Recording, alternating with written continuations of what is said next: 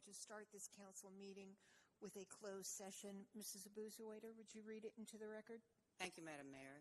I move to go into closed session to consider the qualifications, competence, performance, character, fitness, conditions of appointment, or conditions of initial employment of an individual public officer or employee or prospective public officer or employee. Do I have a second? Second. All in favor say aye. Aye.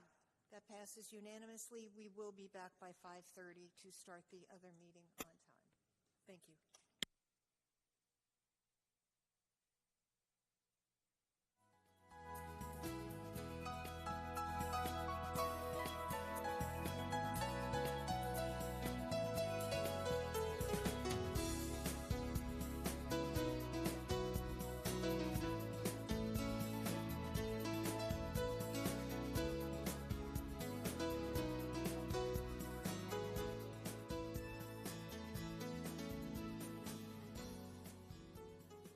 Safety Town is a Greensboro institution. I even went to Safety Town when I was a little girl in Greensboro.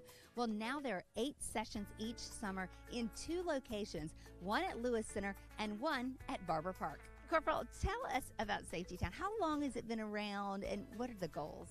So in Greensboro, it's been around about 50 years. Our new location here at Barber Park, this is our 3rd summer. So we're anxious and excited about getting it going. The kids love it out here. It's so much fun. We're out here right now at Safety Town, and this is where they get to ride the little cars, which you'll probably see over here. And we try to help them with the staying on the right side of the road. Red light means stop. We have a railroad crossing to show them how to stop. We even have pedestrian crossings, so we work on crossing the street and things like that. So it's a great program. When to cross, when not to cross, when to wait, all of that. But it's more than the town that we see right here. It is. We have an inside curriculum too. So the kids come out for 2 hours a day for 2 weeks. So they come out and we'll do an hour inside, an hour outside. So one day may be fire safety. The Greensboro firemen will come out and they'll talk to you about, stop, drop, and roll. They'll talk to you about having fire extinguishers, any kind of thing that you would need to know. And then they actually put on the whole fire suit so that kids can see how they are. Because if you're not aware of it, when they have their helmet on and then their air pack, they talk funny and it's a Darth Vader kind of talk. So we need to let kids know not to be scared of that, to come to their voice. They'll explain all that kind of stuff, how that would work. So we do that part inside, and then we come outside and the fire truck's here and they get to squirt the fire hose and have fun with that. EMS comes out and she talks about why you would call 911, why you wouldn't call 911. They show you the inside of the ambulance and what you're gonna be experiencing if you have to go in the ambulance. We do a poison safety, we do railroad safety, Colonial Pipeline comes in to talk about water safety, so it's something different every day. It's a lot of fun. It's a great learning opportunity for, again, 5- and 6-year-olds, right? And you don't work a whole lot with 5- and 6-year-olds, not kind of in your normal routine. Right. So everybody out here, all the officers that are working, we wear the uniform like mine, a little more relaxed uniform in the summer, and then we're all school resource officers during the school year. So it's nice to get these little 5- and 6-year-olds that like police and want to be around you, and it's a nice refresher after a long school year.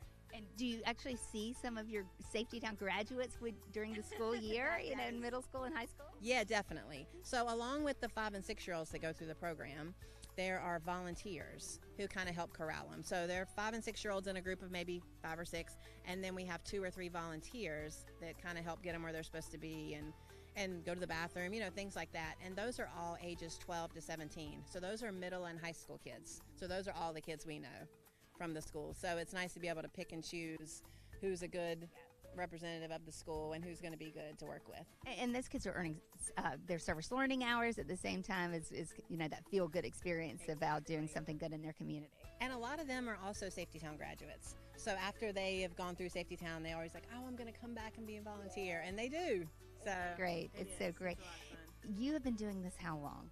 I came in here 2016. So before that, back when I was first at the police department, they had off-duty officers worked out here. So I'd worked it years ago, but then I came into the program in 2016. What do you like most about it? I love hearing the little kids' stories. They are just so funny.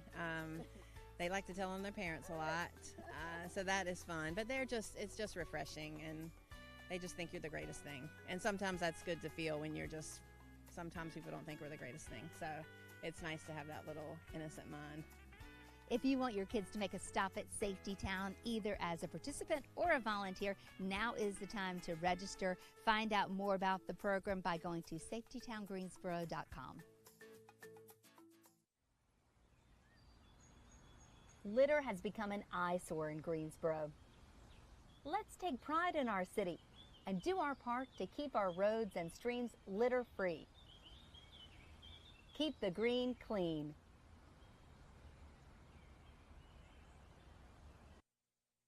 Hello, I'm Greensboro Mayor Nancy Vaughn.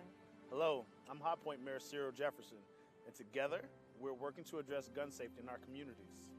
More than 500 guns were stolen from homes or vehicles in Greensboro last year. High Point recorded 75 stolen guns in 2023. As a result of these alarming numbers, we are promoting responsible gun ownership. If you own a gun, keep it locked and unloaded. This can reduce the number of unnecessary injuries and deaths. And if you know a gun owner, remind them to keep their firearms locked and unloaded. Do your part to keep your firearms off the street by securely storing them, and encourage friends and family to do the same. Remember, secured guns save lives.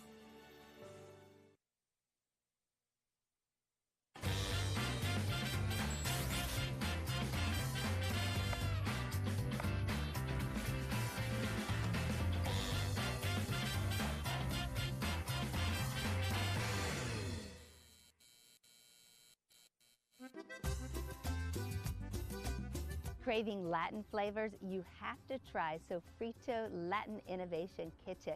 You'll come for the food and you'll come back for the flavor and the people. Hi, my name is Stephen White. I'm one of the owners at Sopo Latin Innovation Kitchen in High Point, North Carolina. My name is Angelica Diarco, and I'm the other owner of Sopo Latin Innovation Kitchen in High Point, North Carolina.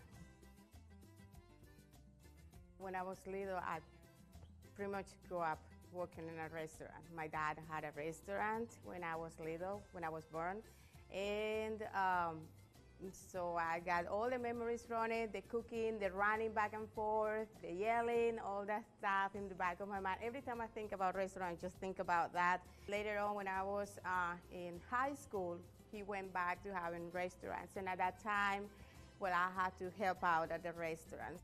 For me, it was cooking in the kitchen with my mom at an early age. She made everything from scratch. I'm the youngest out of 8, so she made bread in-house, cooked breakfast, lunch, and dinner from scratch every day.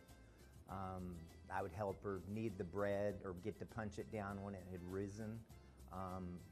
My dad, the thing that my dad taught me was sausage gravy and biscuits, so I still do that all the time today as well. But Southern foods. My dad was from Texas, my mom from Arkansas. I was working at working at River Landing at Sandy Ridge as the executive chef. She was one of the servers there, and she came up to me because she was doing a project on starting a restaurant. So she asked me to be her mentor, and things led from there. Yeah. Mm-hmm. I was sure I was gonna be like the owner of the biggest chain of restaurants in Colombia. That was my thing when I was young, but didn't turn out that way. My dad did not want me to be in restaurants at all.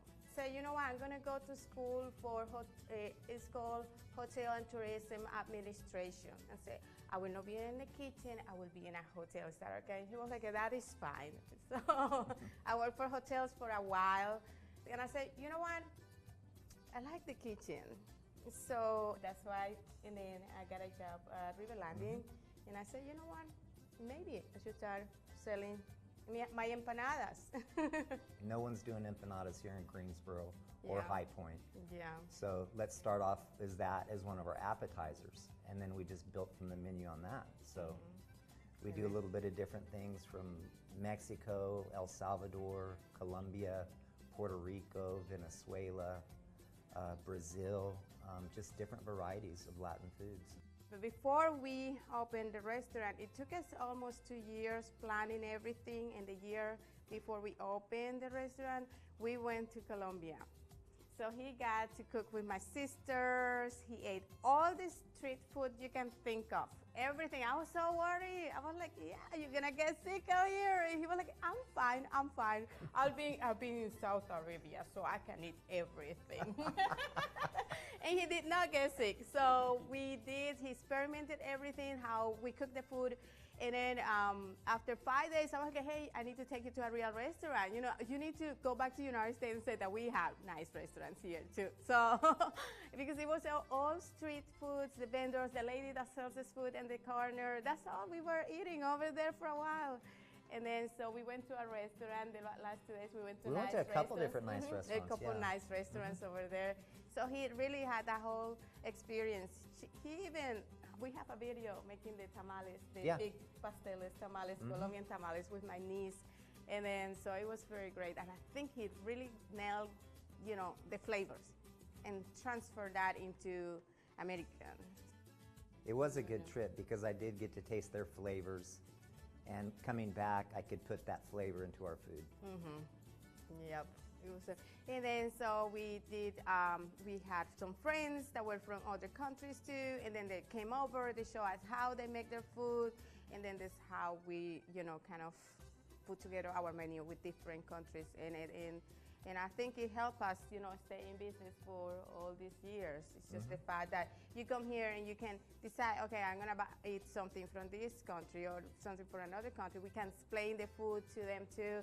We had like the first 3 years of our business at the mall, we spent more time explaining the food and how we make it than actually selling it, right? You do. You have to educate the customer. You really do. It was fun and it was very rewarding because a lot of our customers came back with other customers and then they explained the food to other ones. So it was really cool, and also the names that they would come out with it when they didn't remember the arepa, remember that corn cake thin round that you feel it and say, yes, arepa. I say, yes, that one is good. So there's quite a few favorites. Looking at the menu, empanadas are going to be your #1 seller. The arepas, the Baja fish tacos, bistec con tostones, the bandeja paisa is super popular. We're going to have that prepared for you here in a minute so you can get some pictures of it. But that's the Colombian national meal. We can explain it when you see it.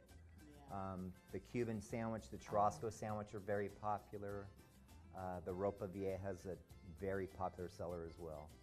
Yeah, ropa vieja sells very well. It is pulled beef. And then, how do you make the pulled beef? Is it like It's basically braised beef. You're going to sear your beef. We saute some vegetables and we braise it in a rich tomato broth. And we serve it with rice, beans, and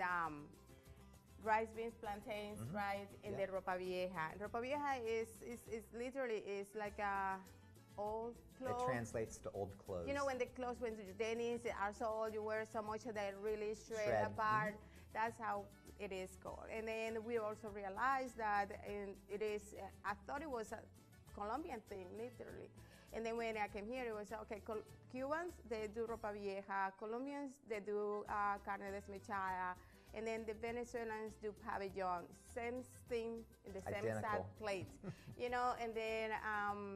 And then the pulled beef, and the pulled pork, they really, really, transfer into what Americans like. So, and he did a very good recipe of it. And then the pulled pork is from Puerto Rico, right? And the pernil. The pernil. And then I think that's the ropa vieja has been favorite just because of how long it takes to cook it. It is slowly cooked throughout the night. And then it's really, really, all the flavors are like inside the meat. It's really good. Yeah. I've been in the kitchen for over 20 years in the back. So the front of the house for me now is just like amazing.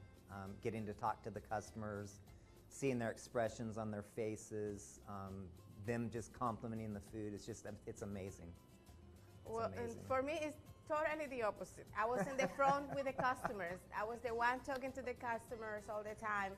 And then now being in the kitchen, cooking, I just totally love it. I love it. I love the smells. I love the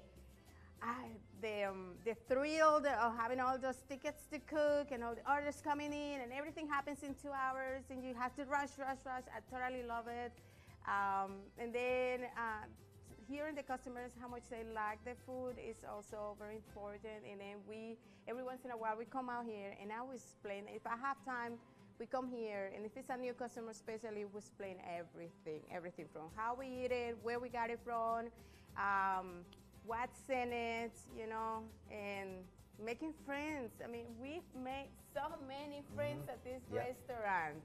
It is, and we have customers that come here from when we open. Like our first customers, they still come here. And they're very proud to be our first 7 years customers later. 7 years later.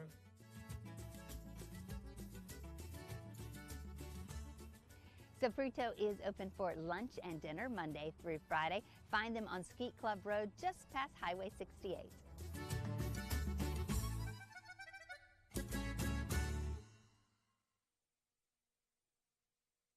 When is chaos a good thing? When it's women's professional basketball. And Greensboro is home to a women's professional basketball team, the Chaos.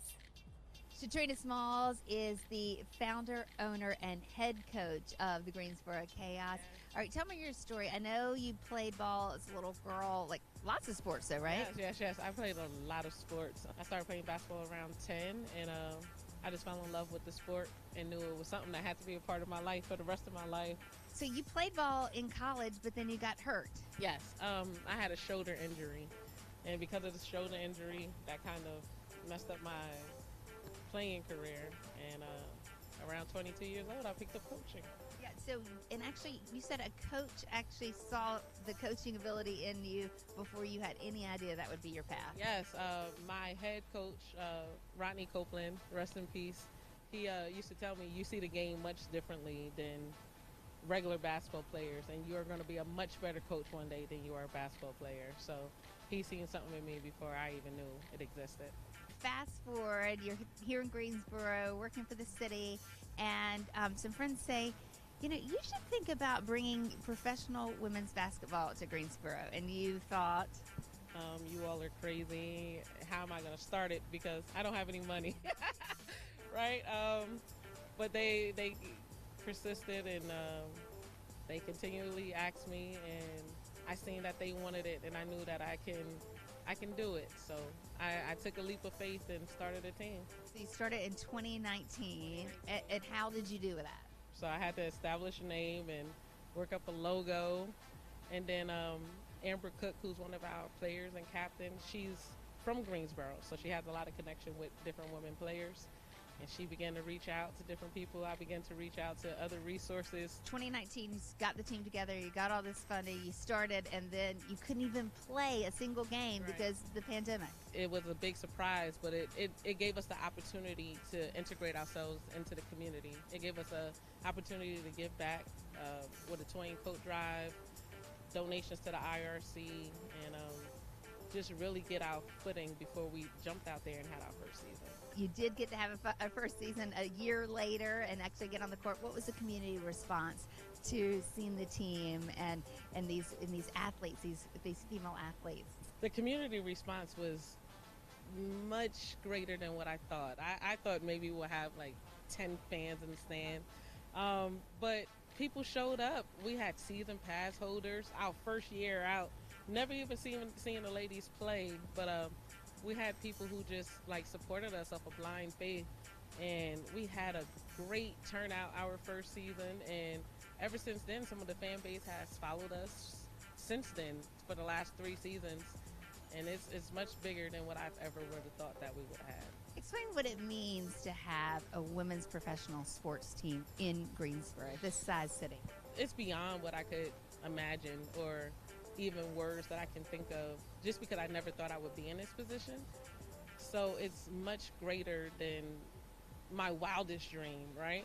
And then to do it in a city that I'm not necessarily from. I'm from New York and New Jersey, and to be able to come down here and fall in love with the city of Greensboro and say, this is where I want to plant roots, and this is where the Chaos is going to plant roots at.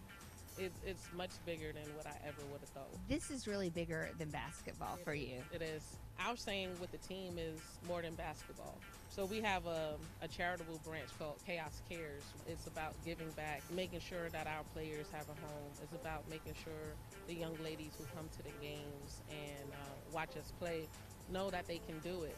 Internship opportunities, coaching opportunities behind the scenes. We like to just give back. Young fans, little girls who are watching the team, what do you want them to get out of this? I want them to get that anything is possible. I tell my players on the court, you could be as fierce as you want to be because that's going to translate to your life, right? So I feel like what we do on the court translates to the office and into our families. Like, because one day as a woman, right, we're going to have to negotiate a salary, and we're not going to be able to just hold back on that, right? Because we're women, we know what that feels like. So I want them to take the same passion into their workspace, into their homes, into their families, and do what they do best, right? Don't stifle your voice here on the court. Don't stifle your voice in real life. I want the young ladies to see that you could be fierce, you still could be a lady, you could still play ball, you still could be tough, tumble, all of those things. I want them to walk away feeling like ladies come in all different shapes, sizes, and attitudes, right? And walk in it, be confident in it. All right, you might normally see her on the court. This is Analza Jordan, Tweet, as you probably know, our shooting guard. Hello. How are you today? So good. Okay, what made you come to the Chaos? What interested you in it? Just hearing so much about how she loves like women empowerment and just wanting to give things back to the community, especially when it comes to younger females.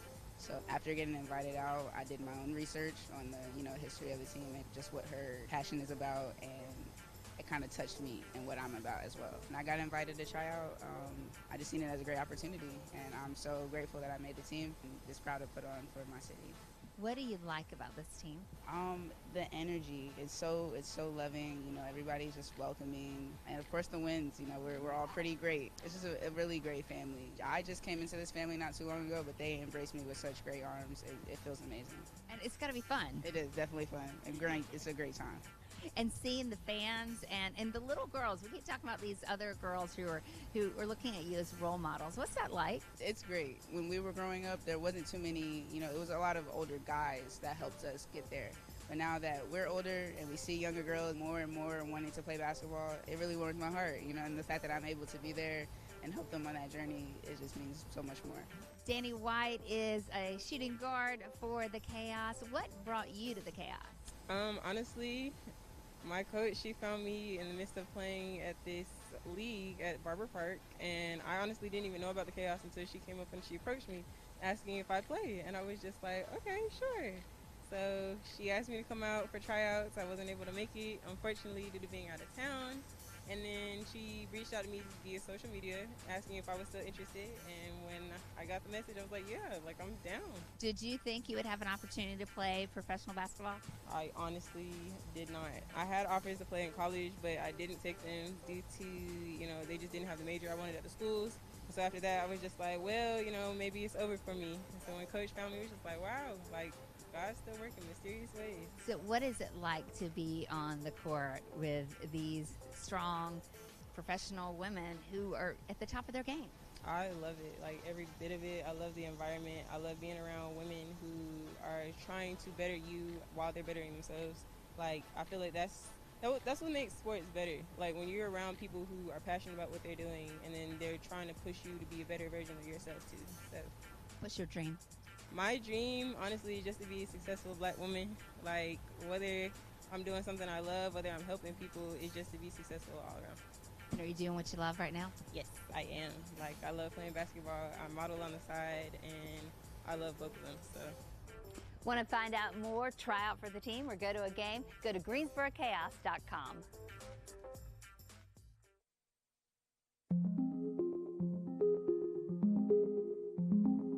We are all aware of the importance of water and how it moves. From the highest points of land, it moves downstream, through streams and rivers, eventually making its way to the sea. Cities like ours collect and treat this resource so it can be used safely by all residents. But this water does not belong to us alone. Once it's been used, it's collected again, treated, and released back into those same rivers and streams, which take it downstream to our neighbors and other towns and cities who depend on it just as much as we do. The City of Greensboro Water Resources collects and treats as much as 11.9 billion gallons per year. Take a moment to think about how you use water daily. As a commercial business, water is essential in service to your customers. From sanitizing in restaurants to cleaning solutions and laundry services, all businesses produce wastewater. As a commercial business, there are national and local permits and standards that must be observed to operate legally. In addition to those regulations, there are additional steps every commercial business can take to reduce the amount of chemicals in their wastewater. These can include regulations on non-industrial businesses at the local, state, and federal level, pre-treatment equipment for heavy water businesses like car washes, laundry, etc., proper operations and maintenance of equipment, and any best practice procedures that can be done before releasing wastewater from businesses. It's important that we consider the safety of our downstream neighbors as we use water in our city. By being aware of the types of products we are using, we can avoid the buildup of harmful byproducts. For example, 1,4-dioxane, which is a byproduct of a manufacturing process called ethoxylation, is found in many common household products. This organic chemical is one of many found in trace quantities in both ground and surface waters throughout the U.S. Uses and sources of 1,4-dioxane include industrial solvent stabilizer found in paint strippers, varnishes, soaps, makeup and personal care products, antifreeze, etc. It also exists as an unintended byproduct in manufacturing and recycling of certain plastic and polyester products. Because 1,4-dioxane is a byproduct of the manufacturing process, it's not listed on the label of household products. Read the label of any product that generates suds. Try to avoid chemicals ending in ETH, for example, sodium laureth sulfate, as well as products that have chemicals ending in oxanol and PEG. Often these chemicals are found in things like laundry detergents, shower gels, and personal care products that create suds. Paints, dyes, waxes, and grease can also contain these chemicals. You can look for unfragranced Castile soaps or wording like USDA organic and made safe as alternatives. For more information about these alternative products, you can visit the Environmental Protection Agency website at www.epa.gov/saferchoice/products. The City of Greensboro's Water Resources Department has been investigating sources of 1,4-dioxane within the city's sewer collection and wastewater treatment facilities since 2015. Considerable progress has been made, and the department continues to work proactively with local industries through the Industrial Pretreatment Program. Greensboro has a long and strong working relationship with NCDEQ and appreciates its guidance and assistance in our efforts. Through these partnerships, the city fully commits to developing a management strategy to further reduce the release of 1,4-dioxane into waterways that may potentially impact downstream communities who rely on the Hall River and Cape Fear River for their source water. For more information, please visit the City of Greensboro's Water Resources Department online at greensboro-nc.gov/water.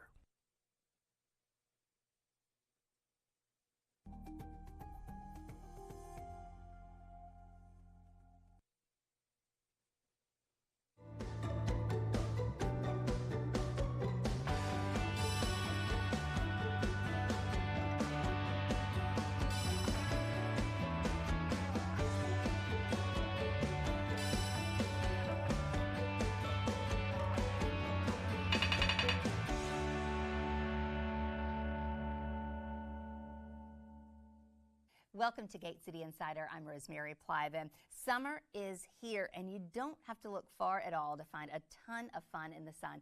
Parks, pools, spray grounds, and a cool corner of the library offer respite from the heat from now through the start of the next school year and even beyond, of course. Today we're going to visit with friends around the city to help you make the most of these all important and so precious summer months. We're going to start with the best park department in the country. Hey, let's just say the best park department in the whole wide world. We'll take it. I'm going for it, yes. Jennifer Hance is Community Engagement Coordinator for Greensboro Parks and Recreation. Hello and welcome. Thank you for having me. So glad to have you. Okay, you know, we all enjoy the parks year-round, and they're certainly beautiful, but summer, there's something special about it. So what changes, what are some of the things going on in the summer that we don't want to miss? You know, the weather warms up and it just makes you want to get out of the house and get moving. Everything is so green and beautiful. It's just really great opportunity to get outside and explore places that maybe you've never gone before in the park system. Yeah, so how do you find those? Like, I have a friend and she's making it her quest to go to every single park. But there are a lot. I mean, how many recreation and park areas do we have? So we have about 137-ish parks alone. And those include our bigger regional parks like Hester, Barber, Country, and Keeley. But then we also have about 133, 134 neighborhood parks. And so there's going to be those smaller parks that you're going to find within neighborhoods throughout the city. There's a lot going on. Okay, so some things that maybe have changed since you visit some of these parks. What are some new features that maybe over the past year, 18 months have kind of gone in that we might have missed? Absolutely. So out at Keeley Park, we are in the process of creating our first adaptive mountain bike trail out there. This is pretty cool. What does that mean? It is so cool. We're really excited. So it's actually a trail where people can take adaptive mountain bikes out onto that trail and utilize that space. So we just got 2 adaptive mountain bikes. So we'll have those, and then the trail will hopefully be finished up this summer. So it will be open to anyone. Anyone can go out and ride, but it will be really nice for people that have those adaptive bikes to be able to get out on the trail as well. And of course, there's already a trail there. There is already a trail. There's a lot of trails out at Keeley. Yeah. There's paved trails out there. There's walking trails. There's dirt trails, and then there will be this mountain bike trail as well. And Keeley Park has the spray ground. They have the disc golf. I mean, there's tons of stuff to do there. Yeah, the spray ground was actually expanded last summer, so the spray ground's a little bigger, which is nice. It has more space out there. We also have our Up in the Air playground, which is a fully inclusive playground. We've got the community garden. We have disc golf. Keeley really is one of those sort of one-stop shops where you can go and just spend the entire day. Yeah, we have a few of those. We do. I think we should stop by Country Park because there's some special summer installations there as well. Yeah, so Country Park, the pedal boats are officially back out. We love those. You can go out and rent those and get out on the lake and explore out there. Favorite animal or favorite boat? I really like the dragon. The dragon. Purple dragon, yes, right? Yeah, the purple dragon's so fun. But there is also Ron Swanson out there. Ron Swanson, yep, he's out there.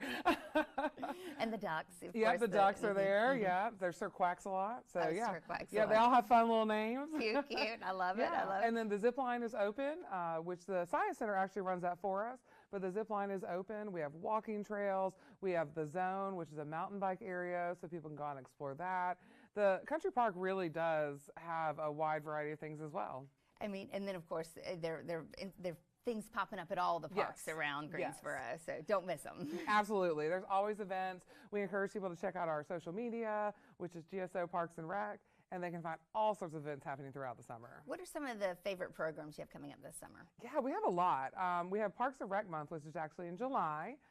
So Adult Recess is coming back, which we're super excited about. Oh, that's popular. Yeah, that'll be on Friday, July 12th from 6 to 9. So it's a time for adults just to be kids again. Okay. So you got to leave the kids at home. You got to be 21 or over to get in. We have access to the spray ground, a ton of different playground games. We'll have food and beverage vendors, a DJ. It's just a really great time to come out and sort of forget about the worries of life and just be a kid for a few hours. That's super fun. But there are kid things going on this summer too. Absolutely, absolutely. The next week we'll actually be at Hester Park, and we're going to have a movie night again. We're very excited about that. We'll be partnering with our police grill team friends to come out and grill hamburgers and hot dogs for us.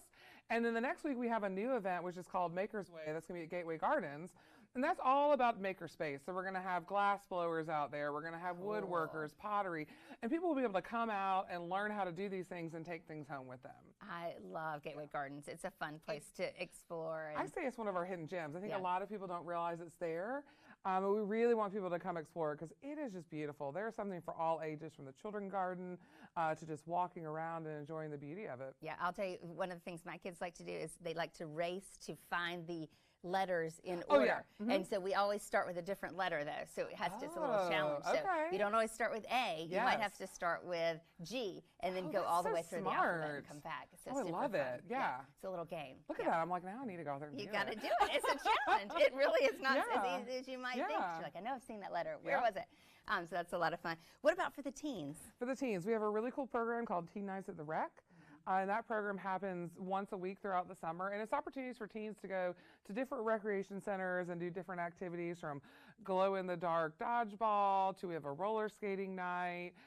There's a kickoff at Warnersville. And then we just have different things throughout the summer for teens to get out and, one, meet new people, hang out with your friends, and just have a place to go and have a really great fun time. Yeah, have a place that somebody wants them to be, Yes. and that is safe for them Yes, to be. and that's we're not really telling them to leave. We want them there. We want them to come out and enjoy and have a great time at the recreation centers because they offer so much. Yeah, they really do. Yeah. And it's a great way to kind of get keyed into things that are Yes. happening year-round, too. Absolutely. And you might find out about a class that you want to take or meet a friend that you're going to go and work out with or run with or whatever. Absolutely. Yeah. What are some of your favorite things to do in the summer in our parks? I always say I'm an indoor girl, which I know is ironic that I work for Parks and Rec and I'm an indoor girl, but I love our gardens. I love to go out and some days I'll just go out and literally just sit and take my lunch and sit on one of the benches and just hang out in one of the gardens and just watch people enjoy our facilities. So I'm a very passive Parks and Rec user, but I love to do that. Also, I keep saying I'm going to go out and start hiking more because we have so many trails. We have over 100 miles of trails and greenways within our department, and they really are for all levels. So you don't have to be an expert hiker to get out there. You can go out on the downtown greenway, which is a paved path. Right. And so our trails are really great, not only for us to get out, but also take our four-legged friends. My dogs and I will go walk at the trail sometimes and have a really great just afternoon. Yeah, and especially this time of year, those four-legged friends like those dirt trails. They because they don't hurt their little paws. Correct. Yeah. And mine always get distracted by all the wildlife. And we see a little bit of that too. There's wildlife. We tell people just let the wildlife be. We've walked into their house for a little bit and we just let them be, and they are most likely not going to bother you at all. Well, does everyone have this much fun in Parks and Rec? We try to. We really do. We do. Well, it looks like a great place to be. And Yes. we will definitely be enjoying the parks a lot this summer. Good. So thanks for spending a little time, sharing a little bit. But there is so much more to do, and you really just have to make a plan for it. I mean, you have to just start now. Go to gsoparksandrec.com. Make a list of all the things you want to do, maybe like a summer bucket checklist, and check it off as you go. And it will probably last you well into the fall because there's so much to do. Thanks again. We appreciate you being here today. Okay, so are you making a list? If you're not, it's okay. You have a little bit of time. Go get a pen, a piece of paper, and come back because we're going to take a walk to Greensboro Downtown Parks next when we come back. Stay with us.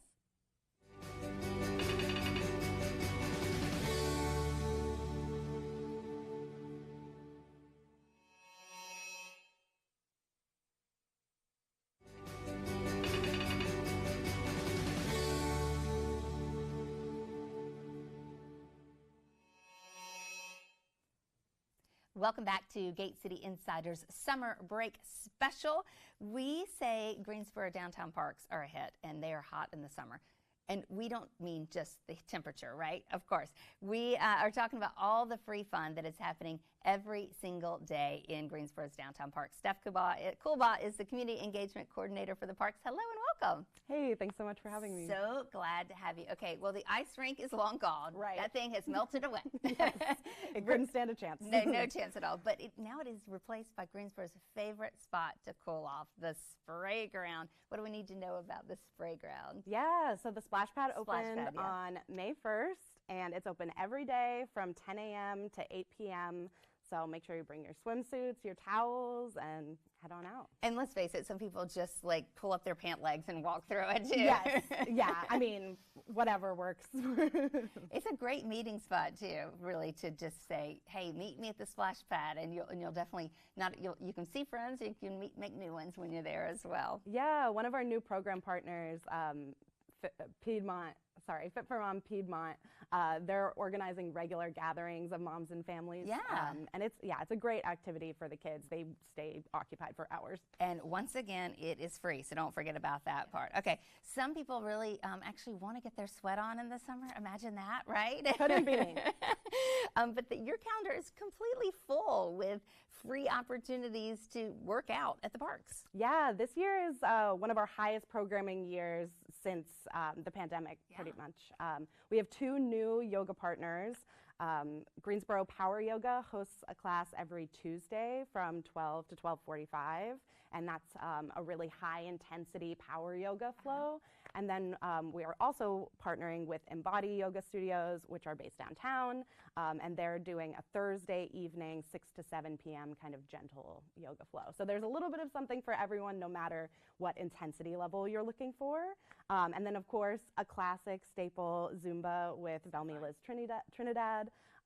So that's going to be every Wednesday.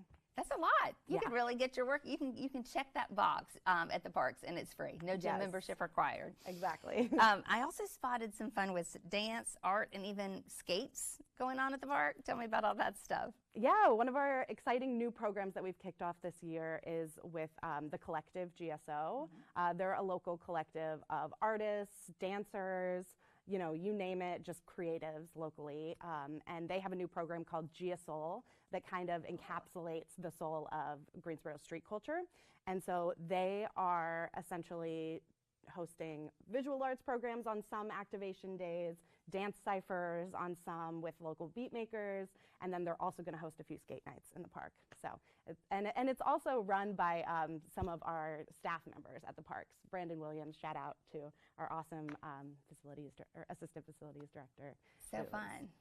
Running the program. That is a ton of fun. I mean, really, you just don't know what you're going to find when you come to the parks, because it's something different really every single day. Yeah.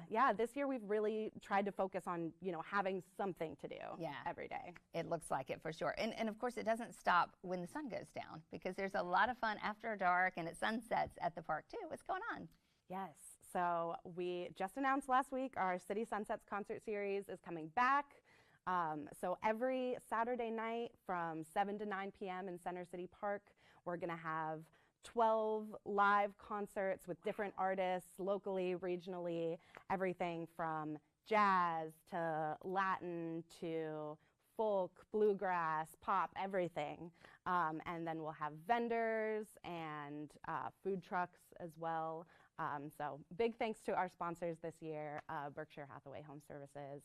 And we've also been partnering with the Folk Festival and Casa Azul and Lawn Service by Little Brother Brewing as well. So We're much kind of fun. putting all of the great music minds together to create a great lineup. Yeah, I mean, and really kind of get people ready for that folk festival. I mean, this is going to build all summer until, that'll be kind of the kickoff to the fall season of fun too. And we'll talk more about that when we get there. But right now, all about the summer.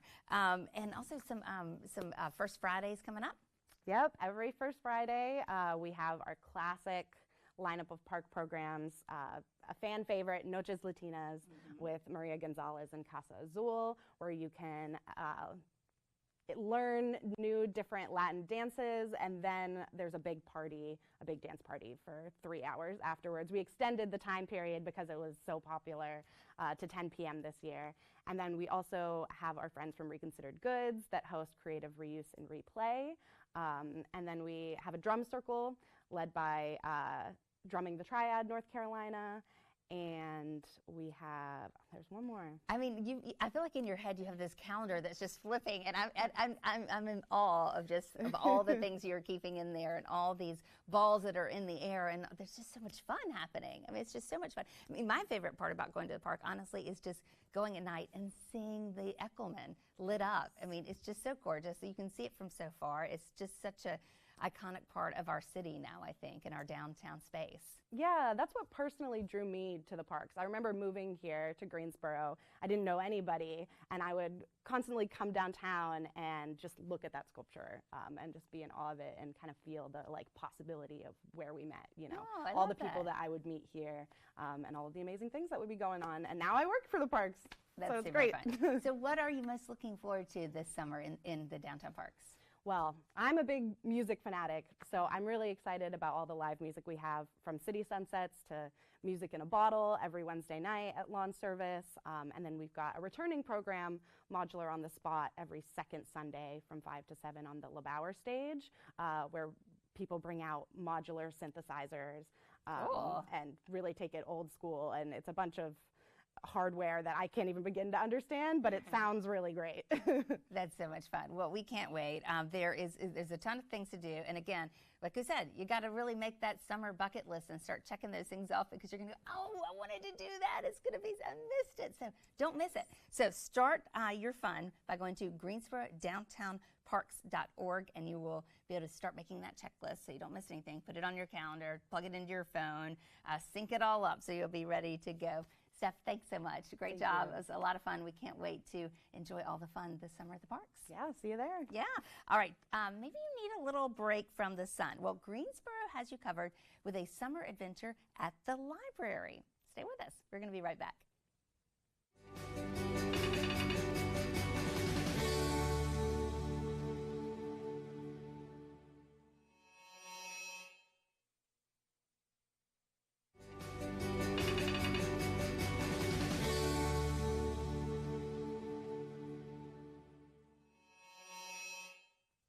Okay, hear me out.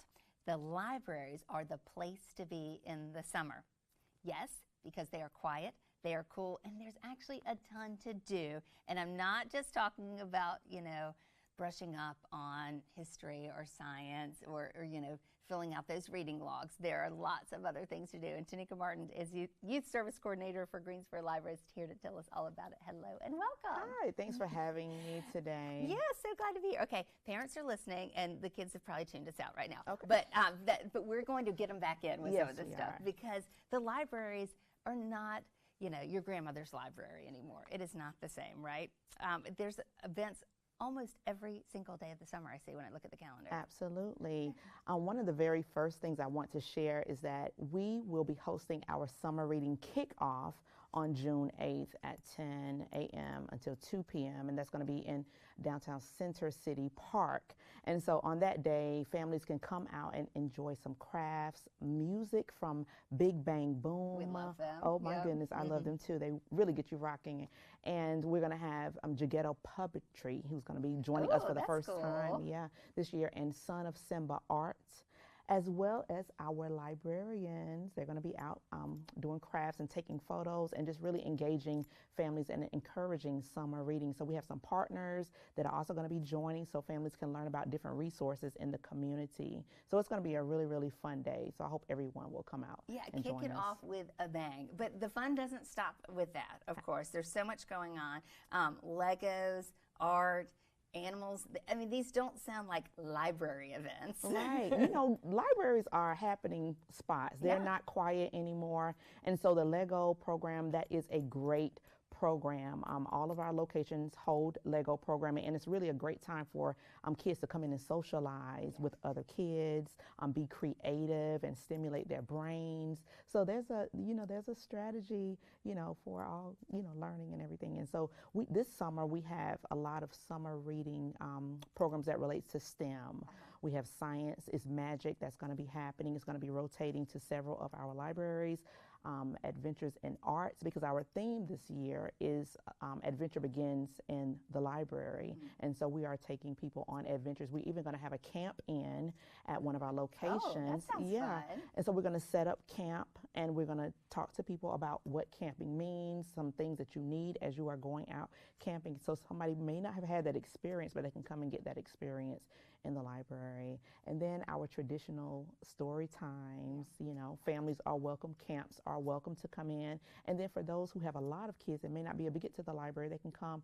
They can sit in front of their computers and enjoy story time online, because we're still going to be offering that. That's a great resource too. Or if you're traveling and you want to stay connected to what's happening here in Greensboro, that's a way to do it as well. Yeah, which is super fun. Yeah. Animals? Do I see animals and things with animals at the library? Yeah, absolutely. We've had some dogs come in, therapy dogs, so kids can read and grow in their confidence, you know, with reading, because the animal, he sits there and kids can read. And the zoo comes out and visit with us, yes. I love that. Movies? Yep, we have movies. What better place to see a movie than in the library? I know. With your friends in a fun environment. Yeah, and so we know that many books have become movies, and so it's really a great way to see the visual of that book come to life. So. And you can read the book after you watch the movie. Absolutely. It is allowed. I know sometimes we would say you have to read the book first, but all bets are off in the summer. That's right. That's right. Watch the movie, then read the book. It's okay. Yeah. Also, music, more music, not just at the, not just with the kickoff. There will be music at the libraries too. Yeah. So Didgeridoo Down Under is going to be coming, and that's going to be an exciting program for those who love music, because we know the didgeridoo is a wind instrument, and it's a very large one. Yeah, it really is, and so it is amazing to see a person, you know, using that instrument. So we're going to have that. We'll also have Captain Jim is Magic coming into the library. Yes, I've loved Captain Jim for a very long time. Yes. So he'll be coming back to visit with us this summer. So, I mean, it's okay to make a little noise at the library. That's what you're saying. A lot of noise. You're not going to shush me? No, I'm not going to shush you. My shush has been shushed Your for a shush little has while. been shushed. That's very good to know. Also, of course, there are opportunities for reading and summer reading challenges. Tell us about that. Absolutely. So families can come into the library. They can sign up by paper, or they can utilize the Beanstack app. And so what they're going to do this summer is they're going to be tracking activities on a bingo card. And once they get bingo, they can receive a free book from the library. Oh, wow. Okay, yep. And then if you want to do more of the adventures on the bingo card, you are welcome to do that, and then stop into your library, and there may be a smaller gift for you. Just to encourage people to be active this summer and visit the parks, visit the Greensboro History Museum, you know, but just to be active. And so we're really encouraging that. Yep, so there you can sign up for summer reading at the summer reading kickoff, as well as any of the Greensboro Public Library locations. And of course, as you mentioned, you're partnering with Greensboro Parks and Rec, downtown parks.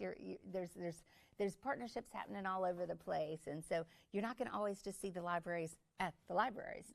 You don't. Yeah, and also students of Guilford County Schools, they can use their student ID numbers to access library materials.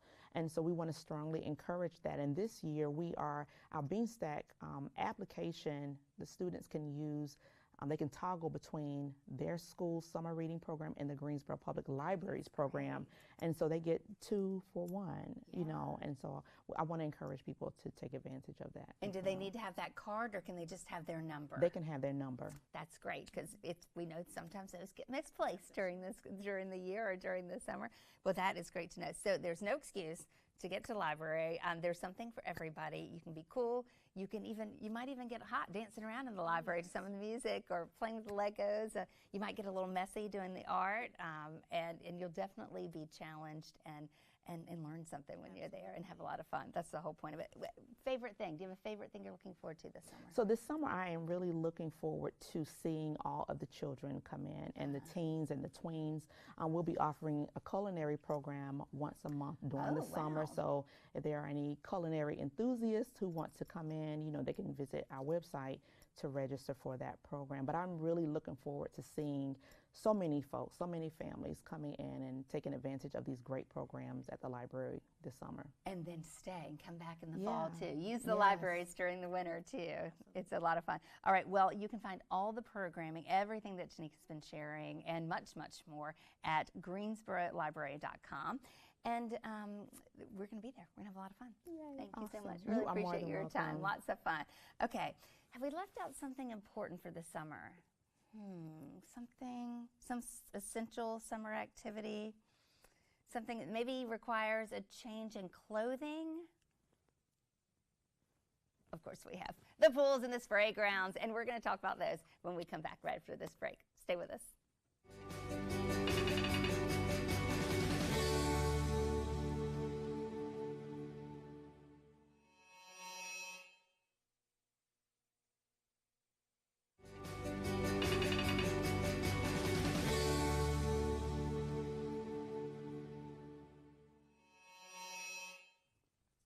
Welcome back to Gate City Insider's Summer Break Edition. It is time to jump, splash, and swim your way to a whole lot of fun. A bathing suit and towel are really all you need for a big cool down. Shamri Stiggs is over special programs for Parks and Recreation. Hello and welcome. Hi. We think pools are pretty special, and in the summertime, they are a must in Greensboro. Absolutely. So we are very happy to have some going to be open this summer so we can jump and splash and have some fun. Tell us what's going on. So we will be opening Windsor and Warrensville's pools this summer, and we also have our spray grounds open this summer at Barber Park and Keeley Park. So we're looking forward to having our families out and enjoying our splashy wet spaces. And Warrensville and Windsor are similar. Like if you've been to one, the shape of them and the setup is pretty similar, right? Not really. Warrensville no. is kind of like shaped like an L, Yeah. and Windsor is shaped like a rectangle. Oh, okay. And so the deepest that Windsor's pool will get is about 5 feet, but Warrensville has a 12 feet deep end. Okay. So those are good. That's good information to know, depending on your level of swimming and where you should be and that kind of thing. So that's a lot of fun. And spray grounds. Jennifer was on the show earlier. She mentioned that one of them had a little bit of an expansion. So that's kind of cool. Yep. So lots of more families and lots of more features that folks can enjoy. So it's always wonderful when we can add more things to the experience of our guests. We love it. Okay, so what does it cost to visit a pool or the spray ground? Sure. So the spray grounds are free unless it's a group of 10 or more. So Okay. if it's 10 or more folks, it's $1 per person. And the pools are free this summer. Wow. So yes, Good you deal. can come in and spend a wonderful day at the pool for free. Well, good. Okay, so what do we need to know about visiting any of these places? Rules or things to bring or just ways to be prepared? Certainly, for the pools, we want to make sure that anyone under the age of 12 comes with an 18-year-old. So if it's the neighbor, if it's the older sibling, a parent, grandparent, they just need to come with an adult. If they have a proper life preserver, that's always great. Definitely sunscreen and staying hydrated. So yes, you're by the pool, but it's always good to apply sunscreen and bring plenty of water to drink so that you're not getting dehydrated while you're sitting beside the pool. Are there swim tests that are required anywhere? Yes, we do offer swim tests. So if you feel proficient in your swim abilities and you want to swim in the deep end, our lifeguards will give you a swim test, and then we'll give you a wristband based off of your level, and that will basically tell you where you can go in the pool. So if you get a green wristband, you basically can go everywhere. If you get a red one, you are going to be restricted to certain areas. And some of it is height dependent. So if you need a life jacket, if you're 3 feet tall, then we don't want you in the 5 feet section in your life jacket. We want you to stay safe. So our lifeguards are really good at making sure that we identify those strong swimmers and some folks that maybe need to be in a life jacket or those who need to stay in the shallower end. Is it okay to bring those things, life jackets, puddle jumpers, those kinds of things for safety? Yes. So the life preservers that go around the chest and the arms are great. The ones that just do the arms, not so much. Right, right. So if it's approved by the Coast Guard, it's perfectly fine, and our staff can check whenever you come in. You say, hey, I have this life preserver. Is it okay? And they'll check. And if not, we do have some on site that people can borrow. That's great. If you want to learn to swim, are there lessons available? So we have a wonderful partnership with the YMCA, and they're going to come in and offer some community swim lessons. It is registration based, and that link can be found on our website. All right, so it's definitely do that sooner than later if you want to get those lessons in, because those go really fast.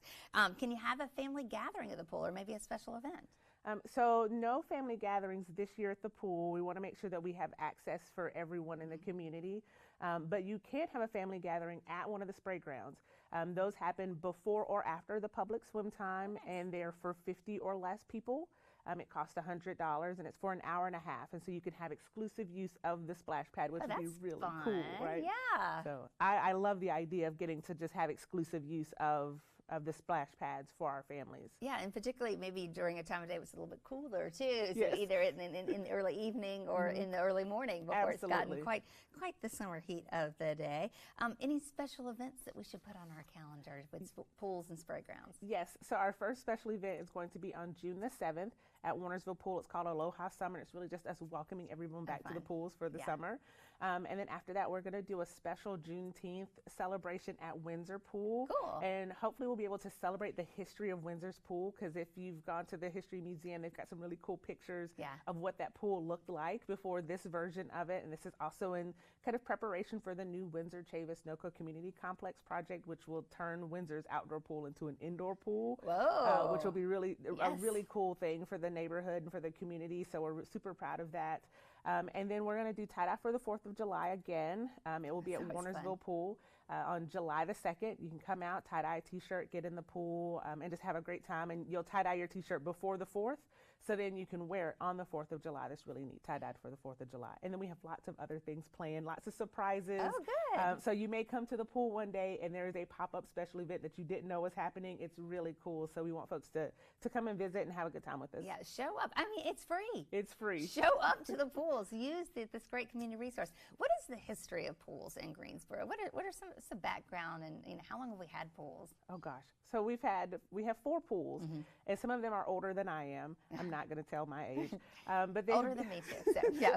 So they've been around for a while. So they've kind of been fixtures in communities and neighborhoods, and so we really love having access to public pools, and especially this summer when they're free. And it's interesting to watch families who have access to a swimming pool and see kids go from non-swimmers to swimmers, and to go from, just enjoying the water to really proficient swimmers, and then hopefully turn into lifeguards or swim team members, or aquatics professionals. So just really cool having access to those types of resources, and really appreciating that the city is committed to the pools that we have. And they're nestled in neighborhoods too, where kids and families can walk to them, and they can have some kind of ownership of them. And I love at Warnersville the mural that's painted around the outside of it. I mean, so there's special community touches, and again, I think that feeling of ownership is really important. That it belongs to you, it belongs to all of us. Absolutely. And we had kids this past weekend who were there every single day the pool was open. They couldn't wait. And hanging out the whole time and just really enjoying themselves. And I don't, they walk there, they bike there. Yeah. So it's really cool. I mean, families with strollers and lots of kids just coming, and they're walking from their homes. Like, that's so special to be so close to a pool in your neighborhood and to get to enjoy it, especially when it's free. It is better than a backyard pool because you don't have to take care of it. Absolutely. We've got wonderful people who will take care of that pool for you. Absolutely. Are there still jobs available for lifeguards and pool techs and other As of right now, we are still looking for lifeguards. We have plenty to get us going, but we always want more. Definitely want our staff to stay fresh, and we want to make sure we can rotate folks in and out as we get them. So definitely, if it's posted on the website, apply, and we will review those applications and get folks in. And we do certify our lifeguards, so no pre-certification is needed. We will take care of that for them. Good to hear. All right, so do you have a favorite way, place, time to stay cool in Greensboro during the summertime? I do love swimming, so the pools are super special to me, but I love being outdoors in general. So I love to hike when the sun goes down. I love those sunset kayaking, because kayaking is absolutely my favorite thing to do. And then I love to do audiobooks. So to lay in my hammock under a big tree with an audiobook is also top notch. So just anything outdoors. And I think you touched on all our things, our parks, our libraries, all of the things. And I use the Libby app with the library, so I get all of my audiobooks from the library. For free. Yeah, for free. And That's so right. it's amazing to have access to that and to get to enjoy park spaces and just relax and be outdoors, and I love it. It really is. Thank you. Thanks for visiting. Always fun. And we did not plan this, but we should have, because we both look really cute. All right.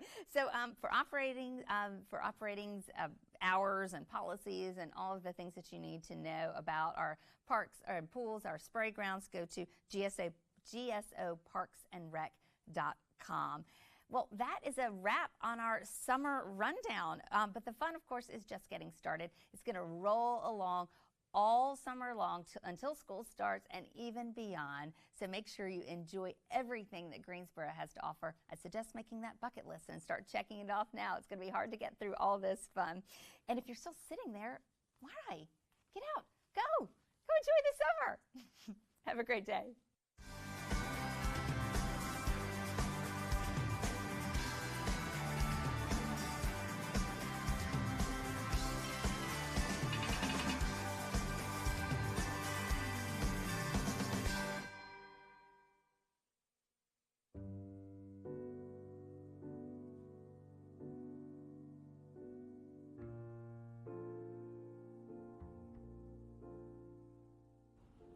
I think history is important. I know history is important because it can tell us where we have been and can prepare us for where we think we want to go.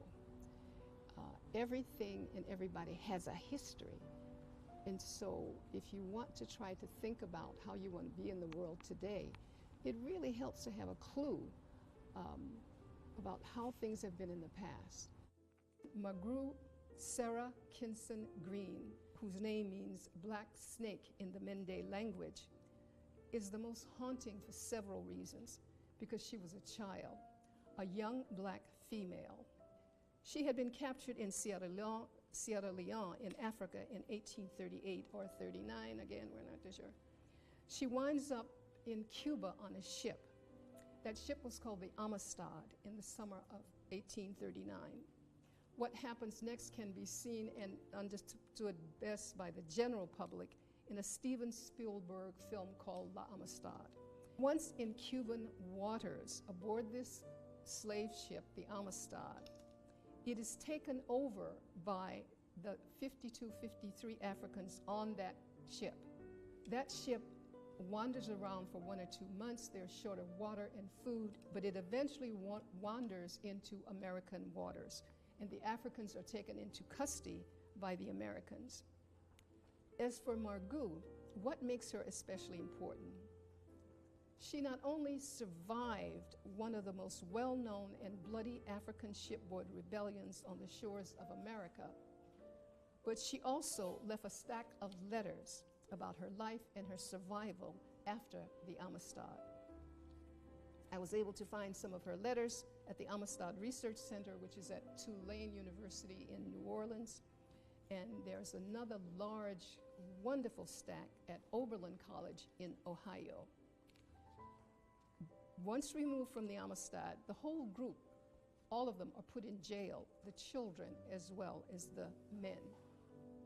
Eventually, the group is declared free, and they're declared free, and the law said at that point that they had been illegally stolen from their own home country. And so they were told that, okay, now go back home. Well, they had no money to get back home with, so they start doing almost a circus act going around the country, the northern states, and in New England, and having the children perform and the adults, Sin-K, show his muscles and how he had dispatched with the men who had captured him. So they get enough money, and by 1841, they are back on another ship and they're going back to Africa. These are among the few African returnees that we can document, and Margot is among even a smaller number of female Africans that we can document having come to being brought to this country and then going back home again. Back in Sierra Leone, she works with missionaries teaching local natives to read. But by 1846, and we think she's about 13 or 14 years old, she's crossing the Atlantic Ocean for the third time, this time as a free person with a well-defined agenda. The plan, backed by missionaries and abolitionists, was that Margot was going to come to this country, attend Oberlin College, come back to Africa, and organize a school for girls. From her letters, we learn some of Margot's thoughts.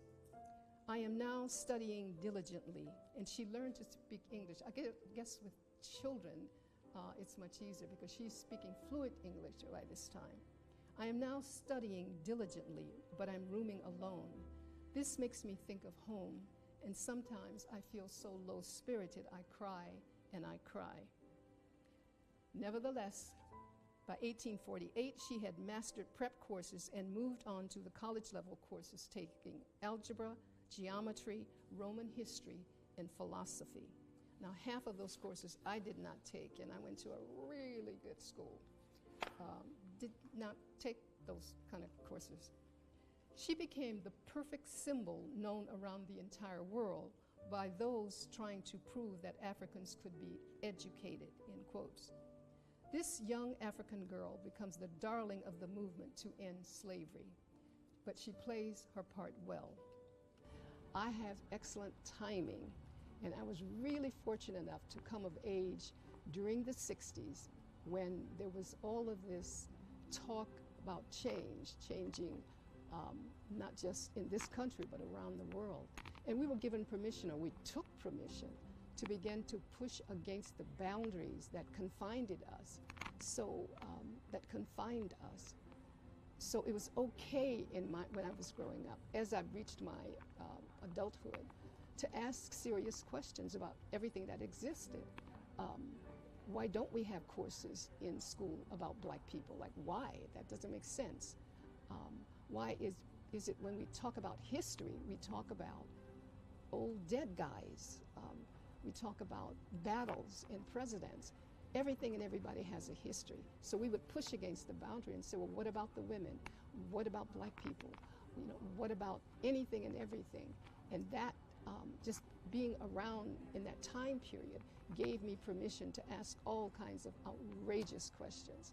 And I'm so grateful for that. Anna J. Cooper, who was born in Raleigh, North Carolina. She's born between 1858 and 1860, just before the war starts.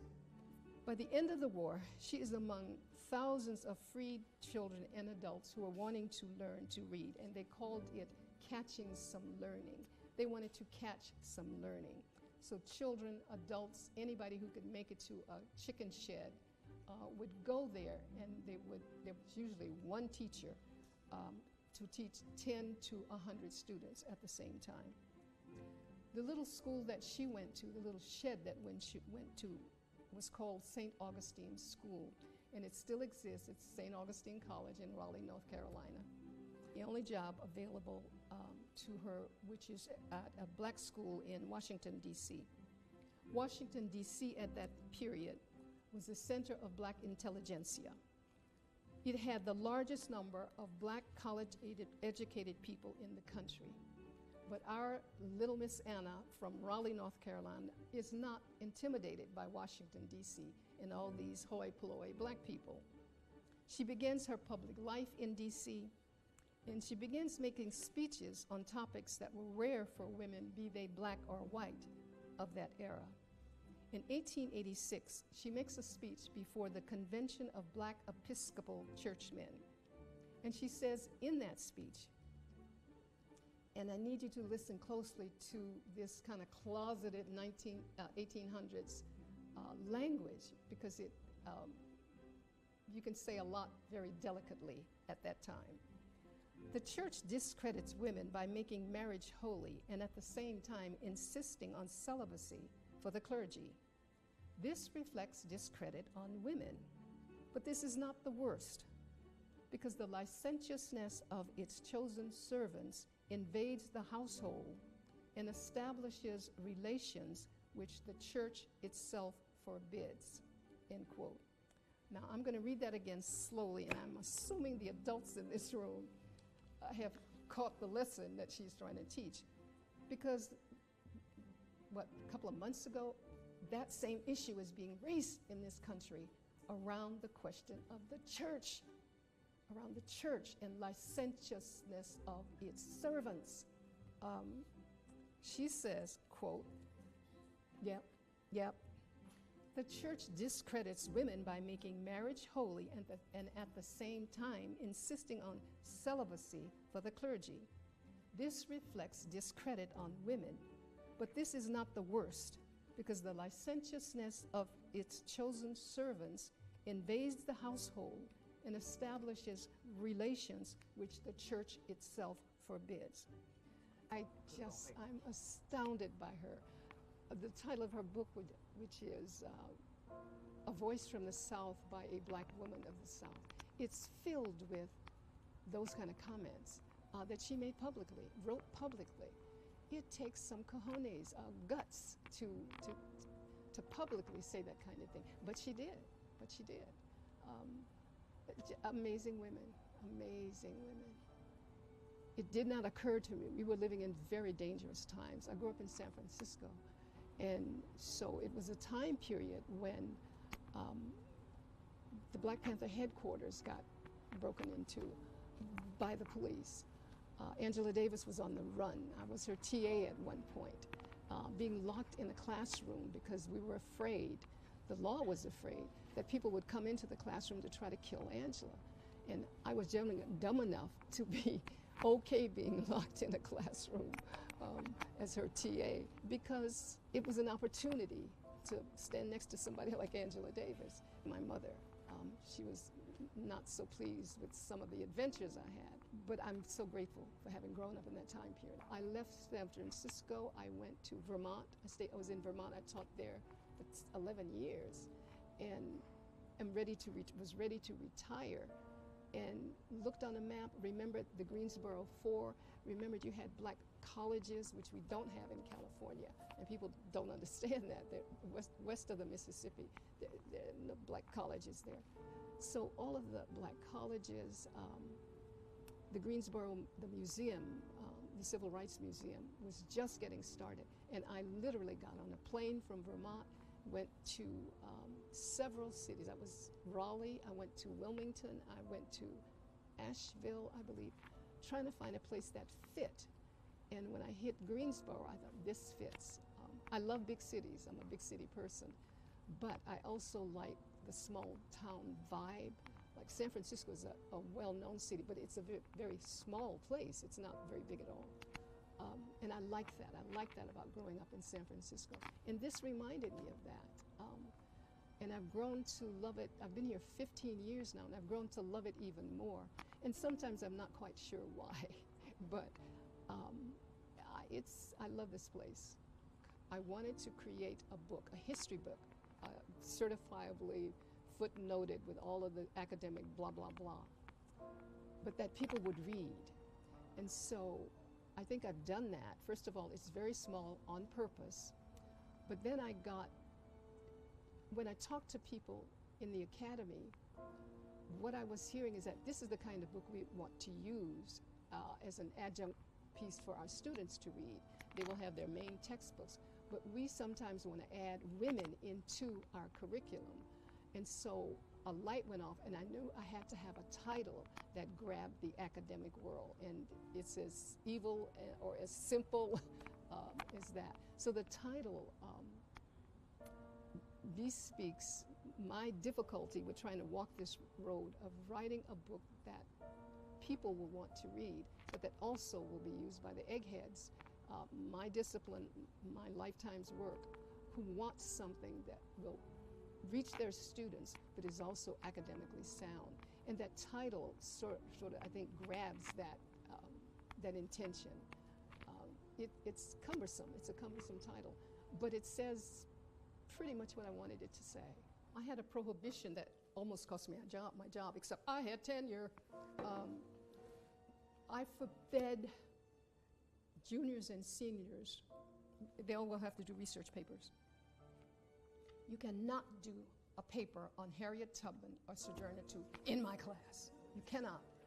And of course, some people chose to interpret that as, I didn't understand how important these. No, I understood, but I also knew there were all these thousands, millions of other women. And you have to go and search it. It wasn't going to come to you like Harriet Tubman and Sojourner Truth. But it means you have to stretch your brain and broaden your questions. You cannot be satisfied with what's presented to you on a plate. Absolutely not. Well, particularly for black women, starting with slavery, of course, enslavement, of course, the intent was to always keep them in their place, not just theoretically, but physically. I mean, they were there to work. They were not there to think beyond what they were told to think. And so what we've developed, fortunately or unfortunately, and I think it's correct, is that 99.9% of black people, let alone black women, got to travel, move beyond their local environment. And I kept running across black women who not only left their local environment, but branched out beyond the borders of the United States. And that is an extraordinary thing for women in the 1800s, be they black or white, it didn't matter. For women to leave their city, state, or country was an amazing thing. It was only available, well, primarily available to the daughters and wives and women folk of the mega rich. Other than that, 90% of women just were not allowed and could not move beyond a local area. And so when I kept running across these black women who dared not only to leave their local area, but to leave the United States of America on purpose, and especially during the era of slavery, that is an amazing thing. Those women are extraordinary women, and we know very little about them. We don't teach them primarily. We just don't teach them enough, if at all. Mary Church Terrell. Anna Cooper and Mary Church Terrell led parallel but very different lives. Their differences and their similarities cautions us against trying to squeeze black women's experiences, past or present, into one small box. Mary Church grew up in the black community, but she did so in a family that was headed by a man who was becoming a black Southern gentleman. With his expectations on how his family should live, he sent his daughter off to college at Oberlin. At Oberlin, she meets Anna from Raleigh, and they both graduate in 1884. They never became friends, but they ran in the same circles, and they knew each other very, very well. While Anna from Raleigh starts job hunting because she has to help support her mother, Mary from Tennessee is off to Europe with her father as a graduation gift. She stays there, they stay there for 3 whole months, touring England, Belgium, Switzerland, and France. And then the father returns back to the United States, and the unimaginable happens. It was impossible for any woman, white, black, rich. This just did not happen. But she has talked her father into letting her live and study abroad by herself. They didn't know people there. They had no connections there whatsoever. And that year turned into almost 2 years. She embarks on what was a rarity for women of that age. She starts out writing anti-lynching articles for magazines, and she gets them published in both black and white publications. Even when she labels Northerners as well as Southerners a hateful and lawless people. She joins and leads local and national black women's groups, and these are not tea and cookie women's groups. These are groups of women who collect food and clothing for the poor. They paid school fees for poor children. They supported a school or a home for the aged. They paid tuitions for nurses in training at Howard University. They organized campaigns against lynching, and they visited men and women in jailhouses, and they harassed public officials. Now, in the 1890s, harassing a public official, if you were black, meant they would ask public officials to meet with them to discuss what was happening to their people. Sarah Parker Remond makes it even more difficult for us to kind of put all black women of that period into one box. Because she was born, Remond was born freeborn, and she was the third generation of her family that had been born free in Massachusetts. And that's very unusual. Her grandparents, her grandfather had fought in the American Revolution, 1776, 78. So these are all black women. It's so easy to say during that period, this is how black women lived. It is not. Even these 4 black women exhibit differences that we should take account of. The masses of black women, if we could get into a history of the masses of black women, because these 4 women are very exceptional in many cases, we would find so many different stories. And that's what I want to do. I want black women to have the freedom of their individuality, even as they embrace being a part of a larger group and loving being a part of a larger group, but embrace their individuality as well. I'm so glad that within the last 6 months, I keep running across these things called Black Joy, because I think we need to see that.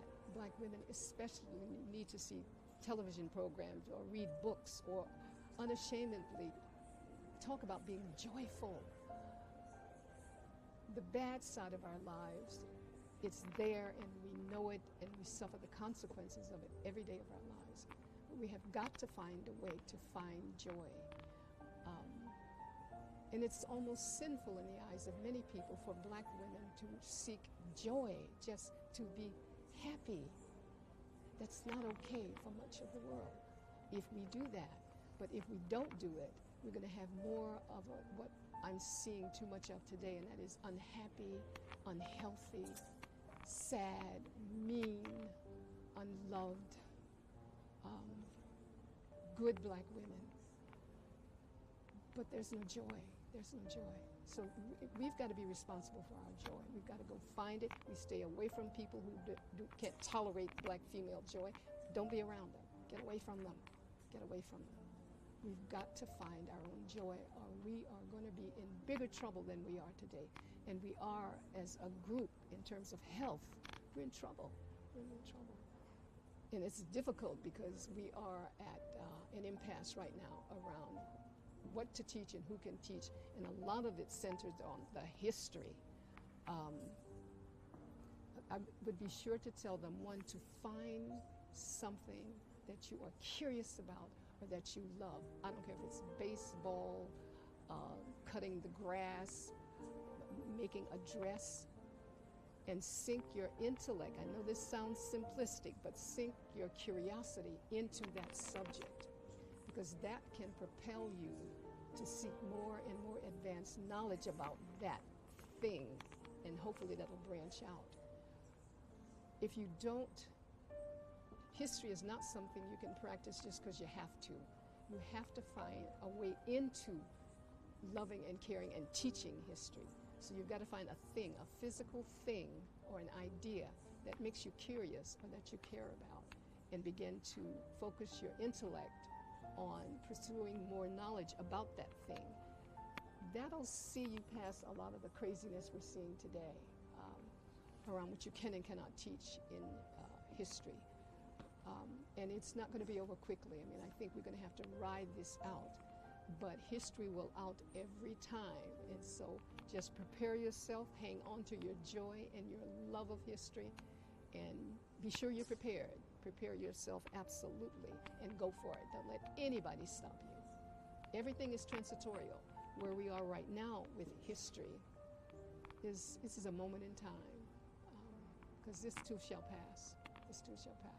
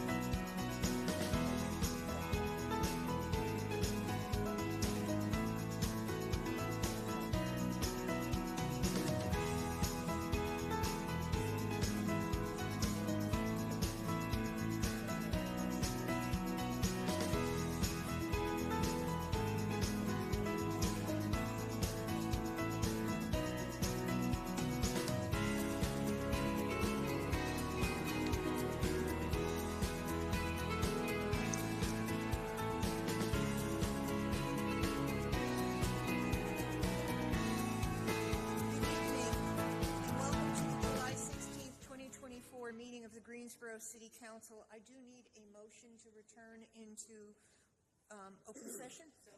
Moved by Mrs. Abuzawader, seconded by Mayor Pro Tem. All in favor say aye. Aye. Opposed? That passes unanimously. We are in the Katie Dorset Council Chamber. Let the record reflect that all members are in attendance. We will begin the meeting with a moment of silence.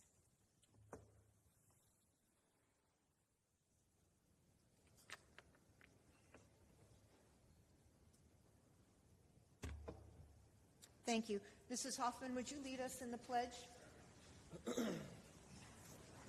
Allegiance to the flag of the United States of America and to the republic for which it stands, one nation, under God, indivisible, with liberty and justice for all.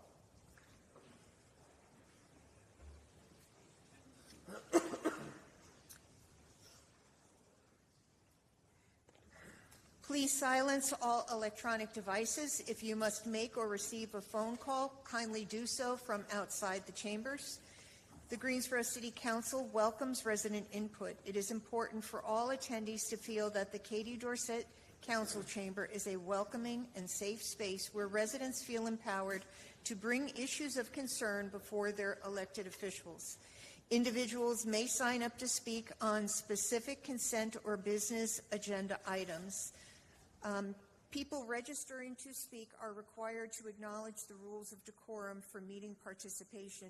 These rules do not limit the content of the speaker's message, but are to ensure that speakers understand that we expect this meeting will be conducted in a safe, civil, and orderly manner.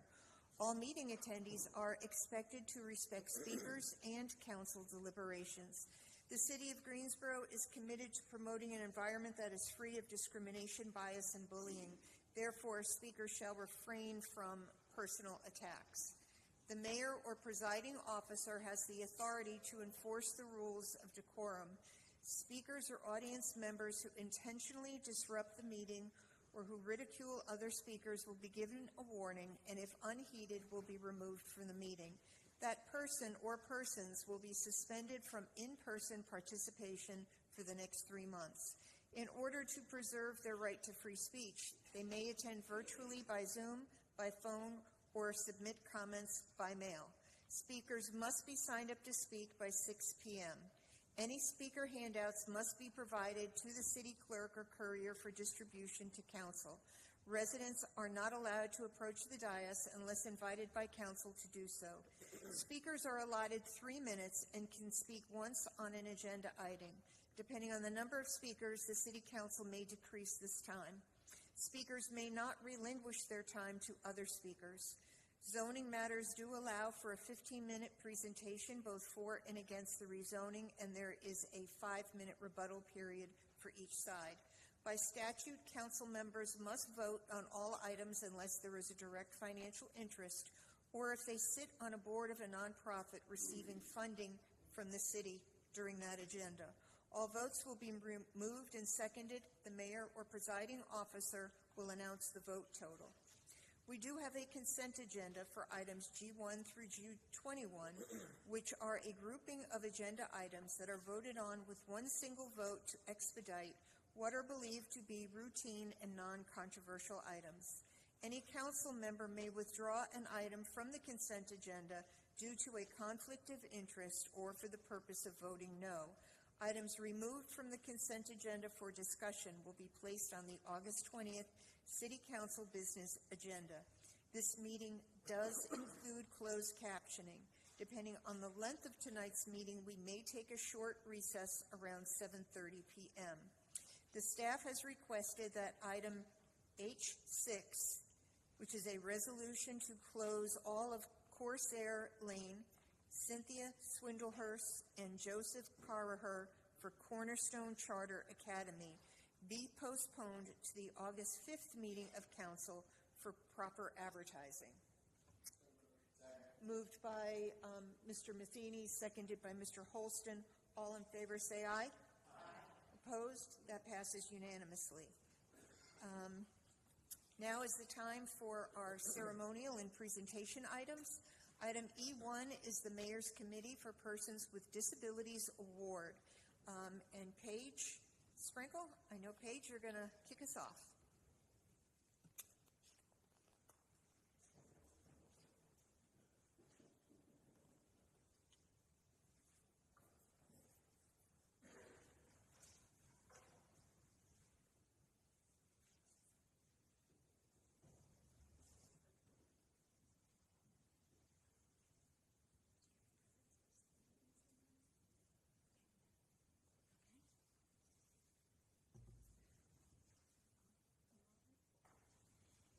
Good afternoon. My name is Paige Sprinkle, and I serve as the secretary for the Greensboro Mayor's Committee for Persons with Disabilities. And as part of our committee's annual activities, it is our privilege to award the Stephen L. Kinnear Memorial Scholarship for outstanding students with disabilities. Today I'll be sharing about some well-deserving students and thanking some of the folks that have helped them along their way.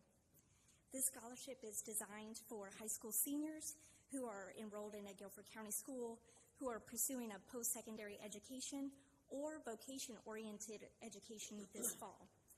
The annual award was created in honor of Stephen Kinnear, who was a lifelong community advocate and active member of our committee. So we will be awarding 3 well-accomplished students in a total of $3,000. So first I'll share about our student recipients, and then I'll invite them closer to the diocese so that they may take their picture with the city council members. So now to focus on why we're here, the students. Our first student recipient is here with me. This is Lydia Cowles, and she's joining us from Cornerstone Charter Academy. Lydia has been described as a determined young person who can bring brightness to the dreariest of days. In fact, her recommendation letters noted that when pursuing her goals, Lydia not only keeps going, but she never stops and she never gives up. Lydia is a lover of sports, being selected as the 2023 YMCA Member of the Month due to her dedication to her strength training regimen. And in addition, she's gone above and beyond in her work as a manager of her high school's volleyball and softball teams. And by above and beyond, I mean never missing a practice, a game, or an out-of-town tournament. Lydia plans to take her love of physical activity and helping others to GTCC, where she'll begin her journey into the field of physical therapy and possibly psychology. And she also has a noted interest in communications so that she can share her story and continue to inspire others. Thank you so much, Lydia. Our second student recipient is Jacob Weir, who is standing here beside me. He's from Northwest Guilford High School. Jacob is described as an exceptionally talented student who is a joy to be around. His academic endeavors include, quote, the most challenging courses that his school has to offer, while also displaying a passion for additional languages, particularly German. Jacob has a myriad of extracurricular activities that he participates in and demonstrates leadership through. He mentions that his participation in acting and playing in a band have increased his confidence, and rightfully so. He's utilized his role as a Dungeons and Dragons club leader to learn how to resolve conflict and to negotiate the needs of others. Jacob plans on attending UNC Wilmington in the fall to pursue a business and marketing degree. Thank you very much, Jacob. Our third student recipient is Carter Spivey, and he's joining us from Grimsley High School. Carter graduated cum laude this year, demonstrating the passion for learning that his teachers wrote to us about. His work is always of high quality, and his teachers indicated that he will always do what he has to do and more. Carter's teachers noted that over the years, he's really come out of his shell and grown into a resilient young man with strong self-advocacy skills. To quote one of his teachers, Carter would be a tremendous asset to any community college or college community because he is curious, compassionate, hardworking, and determined to succeed. Carter plans on joining GTCC in the fall, where he will have the opportunity to pursue his interest and create a career pathway that will lead him to success. So in addition to celebrating our 3 students, I also want to give credit to the people who made sure that they didn't have to do it alone. Behind each of these students, there's also a supportive and compassionate teacher, parent, grandparent, and counselor who have been lifting them up along the way. And I would like for you to stand so that we can recognize you as well.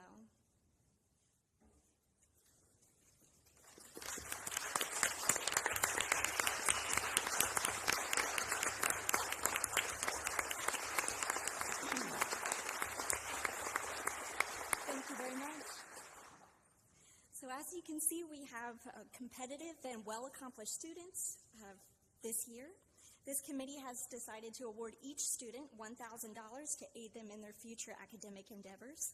And at this time, I would like to welcome Lydia, Jacob, and Carter to receive their Student Scholarship Awards. And please join me in thanking and celebrating these outstanding students.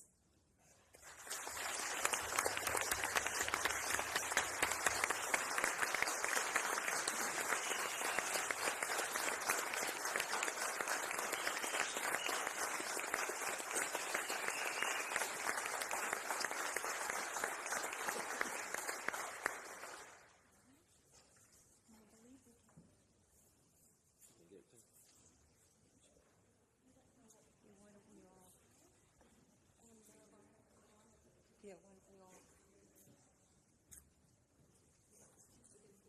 Yeah, why don't we get behind them?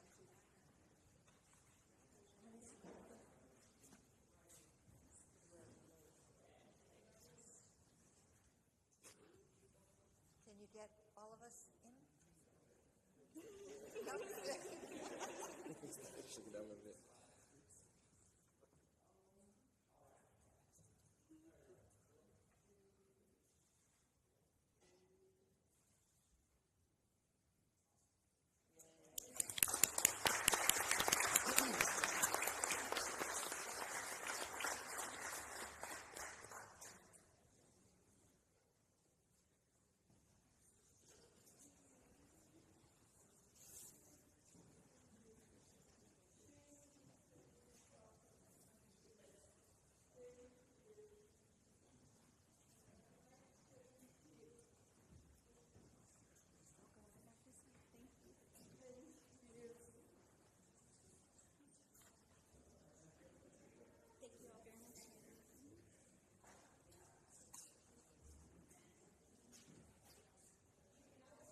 For our consent agenda, do I have any motions to remove anything?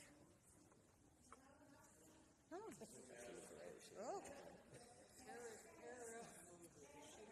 Yeah, Mr. Holston, seconded by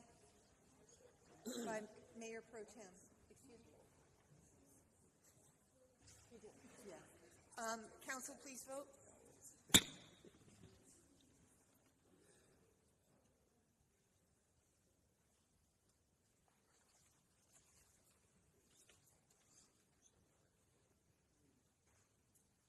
And that passes 9-0. We now move on to the public hearing portion of our agenda.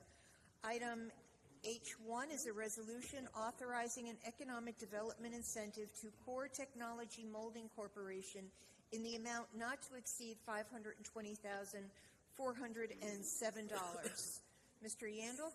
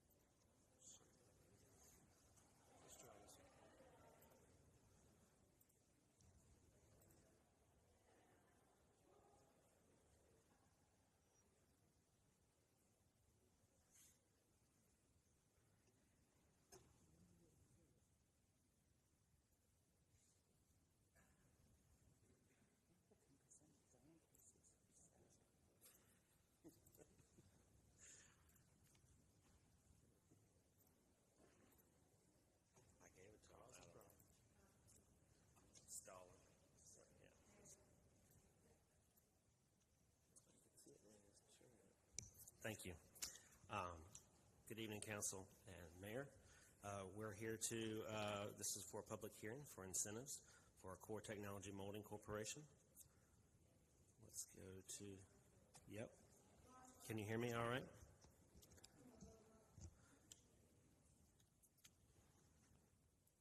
See if I can get to the next page. There we go. Core Technology Molding Corporation is a minority-owned injection molding company located here in Greensboro.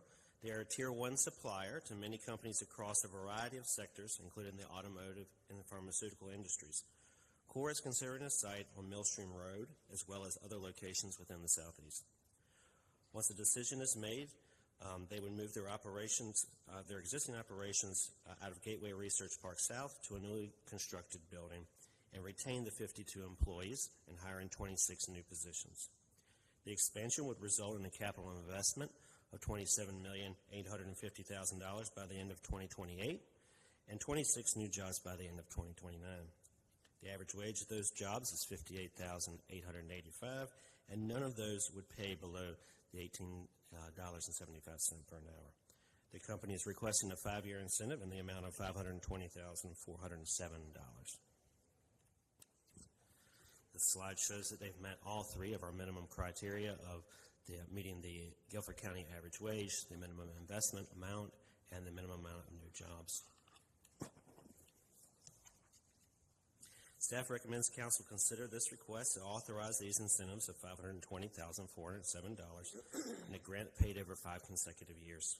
The 26 new jobs would be retained through the installment period and 2 additional years of job retention. The construction portion of the project will adhere to the city's MWBE program, and a representative from the company has already spoken to staff about what would be expected of them. The new jobs will be posted on our Workforce Development Board, and they will be required to host a job fair in each of the hiring phases. With us tonight is Mr. Marvin J. Price and Brent Christensen from the Greensboro Chamber, as well as Jeff and Tanya Foster from Core Technology. Are there any questions? No, move the item. I would like to hear from Mr. Foster, though. I really would, because I think this is really a grand thing that we're doing, that he's being able to grow the way he's growing, and he's intentional about being in East Greensboro, A&T grad, and making sure that particularly minority students are learning about STEM. Yes. STEM is the future, and he has, I know, a Fortune 500 company. If it's not already, it will be. And we are proud for the fact that you are a company that has been growing in East Greensboro, and you're staying in East Greensboro. And so I'm excited that you're now building this and offering this opportunity. And what you do is phenomenal, and I want to thank you for being willing to stay in Greensboro, because I do know there are companies that are trying to get you, from Mercedes to BMW to Honda to other places. So staying here really is a benefit to the city of Greensboro and to District 1 in East Greensboro. So I really want to thank you publicly for doing all that you do. So if you want to. Thank you, Ms. Hightower. I'd like to just quickly say my name is Jeff Foster. I'm the CEO and President of Core Technology Molding Corporation. I'm joined by my wife, Tanya Foster, who's the Vice President of Core Technology. This is our 18th year in business, and we really appreciate the support that we've received from the City Council over several years, and you have really supported our growth. The Greensboro Chamber of Commerce has also been very supportive, and without you all, we could not have grown at the rate we have grown. Since COVID, we grew almost tenfold, and it is because of your support with training, development, but we couldn't have done it without you. We're able now to ship to 150 countries, and with this new facility, we'll be able to consolidate all of our operations under one roof and be more efficient, create jobs, but these are jobs that are careers. They're in robotics. They're advanced manufacturing STEM jobs. So these are the sought-after jobs with our customer base, with the Merck, the Pfizers, the BMWs. These customers have high expectations, but they reward us, so we're able to be competitive and pay competitive wages. Again, we're very thankful for the opportunity, the support we've received, and we look forward to continue working in East Greensboro and the community with our STEM, with our nonprofit, really touching underrepresented children that have interest in STEM. They don't get these opportunities to go to STEM camps. So we're doing that all summer long, and then we have industry tours during the school year. So again, very appreciative of the City Council, the Chamber, and thank you very much for this opportunity, and I yield my time. Thank you. Thank you for your partnership. And if I could say, Jeff, you were mentioning the folks in the back who've assisted you, and I will say that, and you're very appreciative of them. Well, we're very appreciative of you, of locating in Greensboro, for remaining in Greensboro. You have uniquely positioned your organization for growth, and we were Greens booming, and you help us to be Greens booming. And as Councilwoman Hightower said, there are many, many folks looking for you, looking for your services, looking for you to relocate. And I say to my fellow council members that we have a lot of work to do to make sure that we keep you here, not only now, but also into the future. Thanks for what you do. Thank you. We do have a motion and a second. We do need to vote. I think it'll pass 9-0. Yep.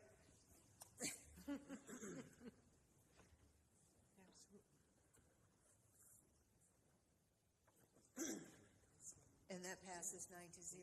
Mr. Foster, thank you so much for the investment that you've made in our community and the way that you have grown your company. And I know you mentioned about how you've grown since COVID, but we have to thank you for all you did during COVID.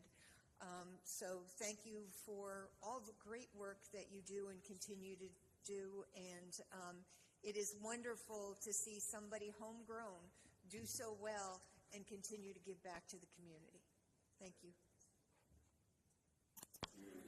I also want to thank you. I think many of us on council were there the day that it was announced that you were doing the program and doing everything with the business. And I just know that, watching it grow and the times we've been out there is just very exciting for the city of Greensboro, and, very excited when a company grows like that. So I think everyone can agree on that. Thank you so much.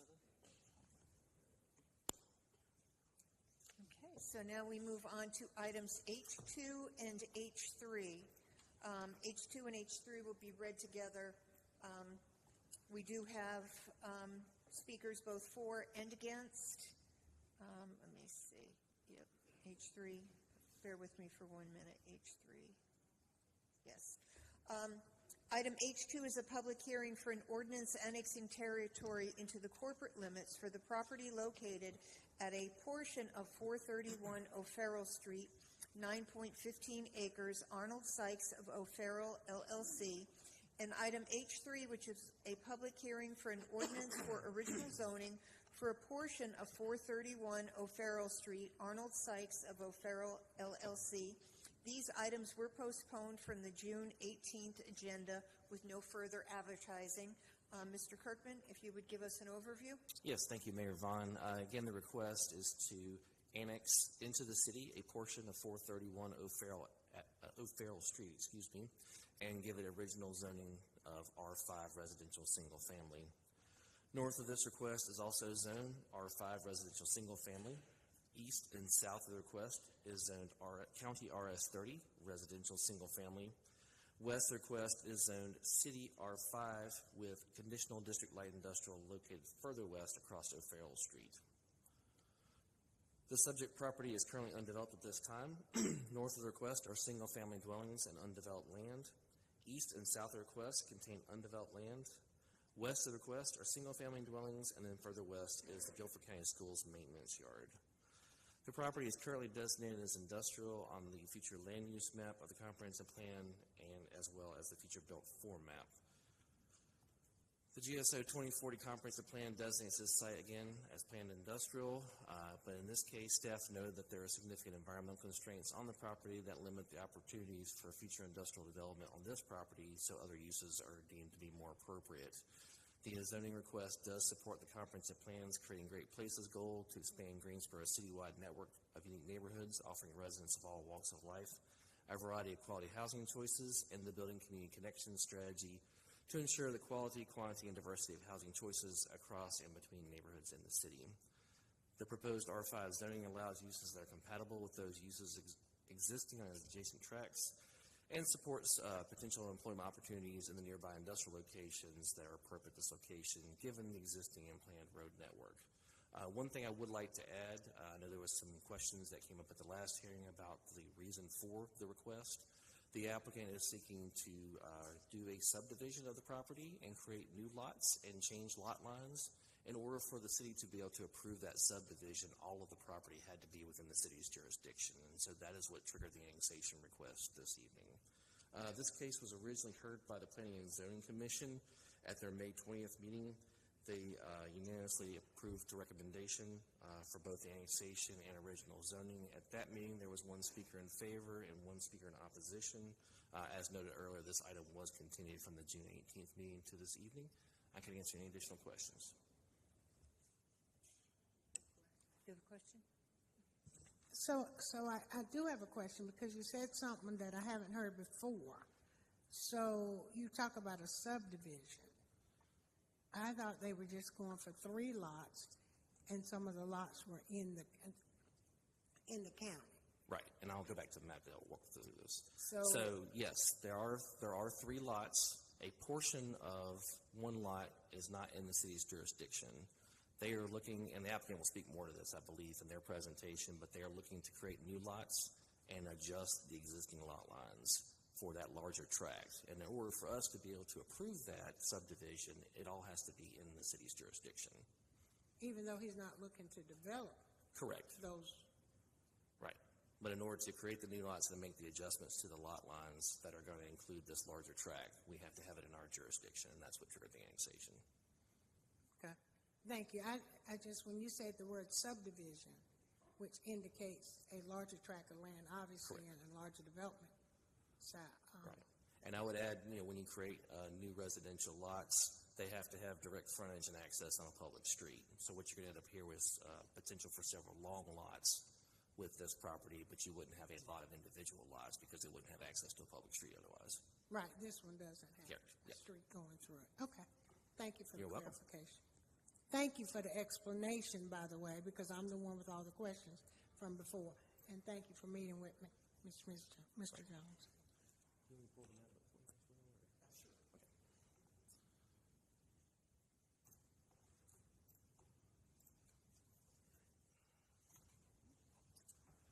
Mr. Sykes, Mr. Jones, you have a total of 15 minutes. Okay, what he said. Yeah. Wiley Arnold Sykes. I live at 110 Elgin Place, and I created this map this afternoon. If you can see it, you can see where the 3 lots are that we're trying to create. And as Mr. Kirkman said, because the rear portion of the property would then be landlocked if we develop those 3 lots, we wanted to attach it to the property, which we also own just to the south, 435 O'Farrell Street, and also take a portion of that side yard. And so because of all this, they required that all of the property be in the city limits, and that's the reason for the annexation. Any questions? Any questions for the applicants? We do have one speaker signed up against the item, Stephanie Collins.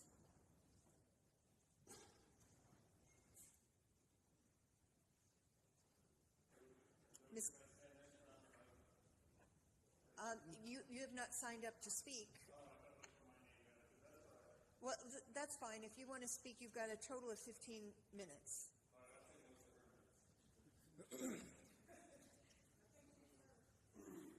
Thank you. My name is Stephanie Collins. And again, if you're here and you intend to speak on an item, please make sure that you have registered with the courier. Ready? Yes. Okay. Hi, my name is Stephanie Collins. This is my husband, Richard Collins. The map was taken down, but we were concerned with the property at 414, them extending it, because we retired here, and we retired to a beautiful community that has the pond attached, access to this pond. And what we noticed, I thank you, and what we noticed is that with this new annex, it was actually breaking down the pond, which now is very dirty. We were told that the owners were trying to get rid of the water so that they could have this new system, this new residential system come in. So we're concerned with the ecosystem and that little area that we retired to. We do have wildlife and foxes and deers and things like that we enjoy in the back along with the other neighbors. But with this new residential system residential properties or homes going in, it was well over 3 homes we were told that would be developed, and we have a feeling that our pond is going to be affected. We're also concerned will our taxes go up with these new residential homes going in. But the ecosystem that's back there that we have enjoyed with canoeing and paddle boating, now this looks like it will be in jeopardy. And if not, how are you going to protect it? Because already we found them poking holes in the pond, and now the water is very dirty. Is that it? Unless you had something All right. to add. Yeah. Okay, so we're right next to the 431 near there, like 425. So we see everything that goes on in the neighborhood. We got about 3.5 acres right in that general area, and it's already congested as it is. You got one road in, one road out. They're doing some railroad work right now, and the detour just takes the entire community in another direction. I don't mean to get off topic, but I'm just saying it's congested as it is. Now, hey, if they say they're not going to mess with the pond or do anything to it, more power to you. But as of right now, we just don't want any disruption in the ecosystem that's going on because, we really enjoy it. And we had some beavers in there. They were removed. Mutually, we agreed to have that done in the pond. There were some beavers. You got to do that the right way. But we got, deers. We have just tons of different wildlife that is in the surrounding area, and we just don't want to disrupt that by some kind of construction or a temporary drainage or whatever. And also, too, the road access is just, I don't know how they're going to do it, but they're going to have to open up a road somewhere, and hopefully it doesn't involve our property. I don't know, but I do know that it's concerning, and it's a big project. They got 9 acres that they're going to develop, and I'm down for Greensboro, growing and becoming a larger community. That's fine, but when it's in your residential area, you're more concerned than just watching the news at night, and then they have all these different plans going, and we're just citizens that want to make sure that everything's done the right way because a ecosystem like it is back there is very unique and interesting. And in that particular area, which is 2 blocks away from a main school, what is it? Franklin Elementary School. You just want to make sure that everything's done the right way. And as for the outline, what they have to do with the project, we just like to be a part of it and step by step and see what's going on, because if it affects us, we'd like to know, and we just don't want any surprises, I should say, to keep it simple. Thank you. The applicants do have a 5-minute rebuttal, and then you will have an opportunity to come back if there's anything you want to say after they speak. Thank you. No rebuttal? Mr. and Mrs. Collins, they did not put up a rebuttal, so I guess there's nothing to rebut at this point unless you want to come back up again. Okay, thank you. I need a motion to close the public hearing. But I have a couple of questions, Mayor. Yeah, that's fine. Motion to move, close the public hearing was Hugh, seconded by Dr. Goldie Wells. All in favor say aye. Aye. Opposed? That passes 9-0. Sharon? So I wish that applicants would have come back up, because I really would like to hear how they plan to handle the pond, because that is concerning, and I did ask them about that, and I was understanding that it was going to remain. But if it's dirty, then I think that is a concern for me on how that's being done. And of course, I think there's, I don't know if they were invited to the meeting. They only got a letter. Y'all didn't have an actual community meeting, which I did express concern over.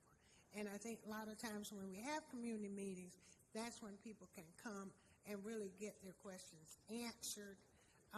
It's great to send a letter and people can call, but sometimes it's better to gather together. So have you heard these concerns before? Because they're valid. I mean, you buy your property, it's got a lake, it is a pond out there, and you say you're only building 3 homes, but there is a potential for more because you're annexing the 9. And I think that's a concern too. So we'll start first with the pond, and then if you can speak about your intention for the balance of the 9 acres beyond the 3 lots. Okay. The pond, we have no intentions to drain the pond now or in the future.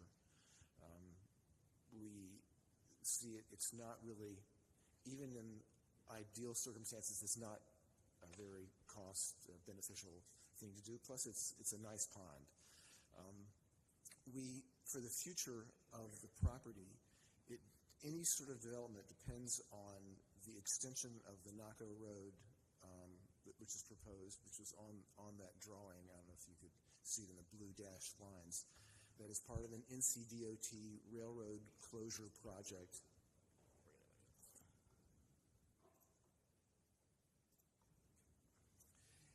And even with that, this property would still, other than access through the future access through 435 O'Farrell Street, does not have access to any road. So it's so far down the road that we don't foresee. We're waiting for something else to happen out there for us to do something with this property. We assume that because the property to the north of it is R5, that this would also, work in well with some sort of subdivision. I mean, subdivisions are out there, residential is out there. So I assume that something would happen with that, but I know that the Landreth property, which is to the south of this, that it is up for sale, and it's I don't remember exactly what how they've advertised it, but I believe it would be some sort of commercial or industrial purpose for that. So again, for the balance of those 9 acres, we don't see anything happening. It's just too far out to see anything happening yet. So with the lake being being there, and you may not know the answer, you should know the answer. Are you required to do any kind of retention pond or anything to worry about any of the water runoff or anything as you're building, even though you say it's 3 houses? So it's going to be 3. For 3 lots, I believe we would not need anything other than silt fence around the development. The property's already at the correct elevation, so there's really no grading involved in developing the lots for the houses. So there's such minimal amount of disturbance, and the built upon area is very low percentage of the total area. So I don't foresee that there would be any sort of stormwater device for the 3 lots. Now, in the future, for the 9 lots, for the 9 acres, if that got developed, I can see that they have full-blown storm ponds upstream of where the lake water would be. Okay. And was there a reason for digging holes in the pond? Is the pond on your property, or just the pond is on several properties, but the dam is on our property. Okay. So it is a man-made pond. Okay. Is there a reason why you were digging it? People were digging in it, or you were surveying it? She said the opponent said it was dirty, so they'd seen somebody digging holes in it. We have not sent anybody digging. We have hired animal control to trap beavers and take them elsewhere several times because they are somewhat of a menace. And so poor beavers. They just need to live somewhere else. Yeah, I understand that. Yeah. All right. Well, thank you very much. And hopefully you'll be able to work with your neighbors there, perfect Mr. thing to Mazzini? do. So thank you. Thank you, Madam Mayor. Thank you all for coming back and trying to clear up the confusion. Mr. Kirkman, thank you for clearing up even more of that. Looking at this map, there's another property owner that has over 120 acres around there. So if it's going to be messing up on an ecosystem, it's not going to be y'all's property. It's going to be somebody else's. And looking on the north and the south side of the school, there are very tight lots on this. So growth is coming on this area. 3 houses is probably not going to move the needle on an ecosystem. So I'll be happy to support this item, move this forward, and make the motion, which is rare for me. Any other questions before we? Okay, we have a motion. Do we have a second? Seconded by Mrs. Abuzawaiter. This is for the annexation for item H2. Council, please vote. And then we will need a statement of consistency for H3.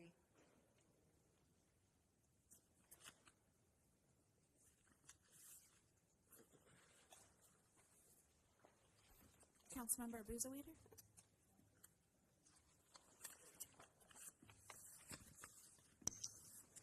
The annexation carries 9-0. I need a motion on. So moved. Okay. Moved by Mr. Mazzini, seconded by Mr. Holston. Can you read the statement? Yes, please.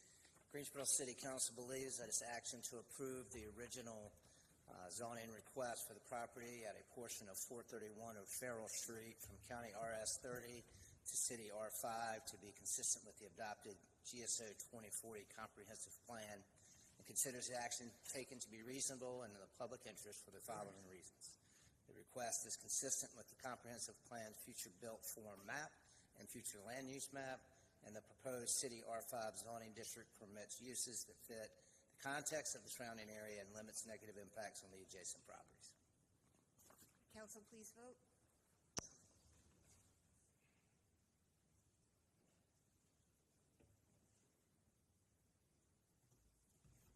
And that passes 9-0. Thank you. We will now move on to items H4 and H5. H4 is a public hearing for an ordinance annexing territory into the corporate limits for the property located at 3196 ZZ Stony Point Drive, 2.426 acres, Hugh Latham of Centurion Builders, LLC.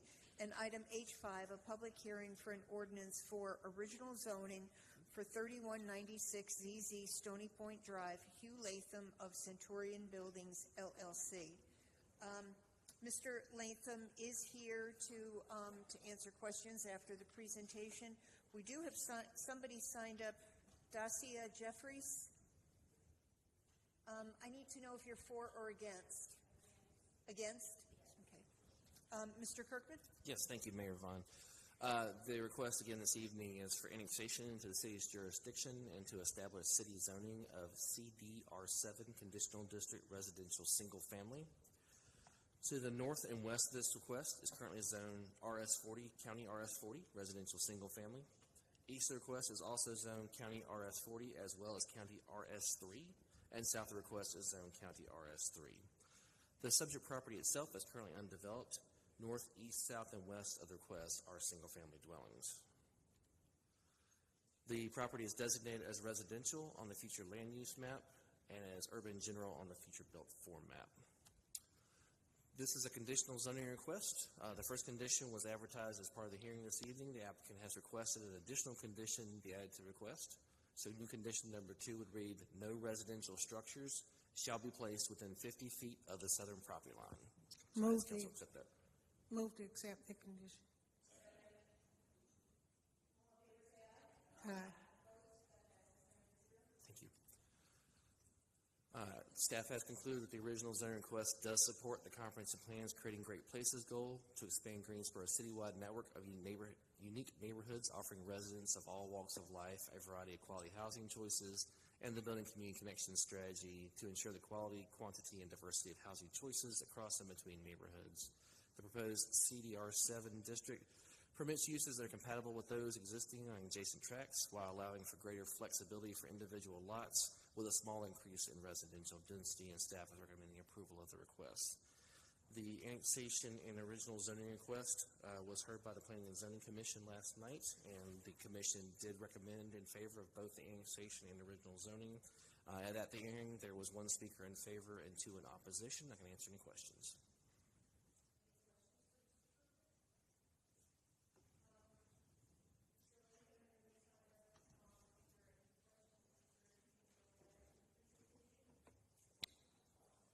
Is there anything you want to add to the presentation?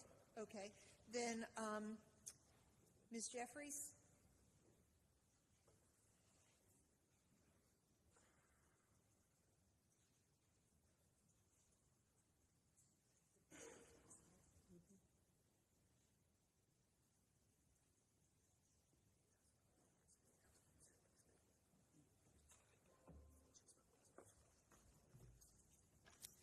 My name is Daisha McCarthy Grant Jeffries. I reside at 3197 Stony Point Drive. So this addition is concerning for me, and just bear with me. I had to write down my concerns just to make sure I hit all my points. Stony Point Drive is already congested with many families owning multiple vehicles. So when you go down that road, it's a one-way in and a one-way out. And it being a dead-end street, most buses, the trash truck, fire trucks have to back in and back out. And it's concerning for me that adding 10 homes to this property is going to cause or increase more traffic, and it's going to damage the road that's already poorly repaired. Stony Point does have a dip and it wavers a little bit, and I'm concerned about the heavy equipment coming through there, continually coming through there, constantly coming through there, damaging the road. Since Mr. Latham opened up this area, there's been cars that's been coming in, sitting, doing I don't know what, but they sit in that space. And the way he has this design for the new space, it's going to have a turnaround or turnabout. That turnabout will sit right in my backyard, and I'm going to have to surveillance that if this goes through. And again, cars or anyone can sit and do whatever in that turnabout. So I'm concerned about that. I did not get a traffic study or anything. I don't know how it will affect the traffic, but it's already congested, so I do feel like it's going to increase the traffic. At the corner of, or at the intersection of Liberty Road and Edgemont, which is only one way in and one way out into the Liberty Valley development, there's been lots of accidents there. I don't have any statistics on that, but I'm concerned about that additional residents will increase that potential for accident. I know it's going to increase the taxes on my home, so I'm concerned about that as well. I have to live there. This was a home that I bought as my forever home. I was proud to be able to move into this community. Congresswoman Alma Adams used to live in this community, so as a single parent purchasing this home, I was proud to be able to do that. She no longer lives there, but I have to continue to live there. So I know this doesn't affect Mr. Latham or possibly any of you all. I don't know if you live in the neighborhood, but it does affect me and my community. Mr. Latham did send out letters after he was instructed to do so. 75 letters he sent out, so he said, and on the Zoom call, there was myself that was on the call and my neighbor right across the street, the two people who will be most affected by this change. Of course, the community in a whole will be affected, and I don't think it was properly advertised, so to speak, to allow the entire community to at least have some say in the potential change.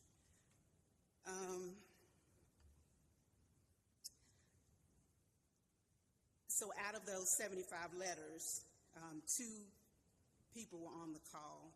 I think just mainly my concern is the potential of this being, he says 9, but it can be 10, and that there's going to be an increase of traffic within that dead-end road, and the repair of that road is already ill-repaired.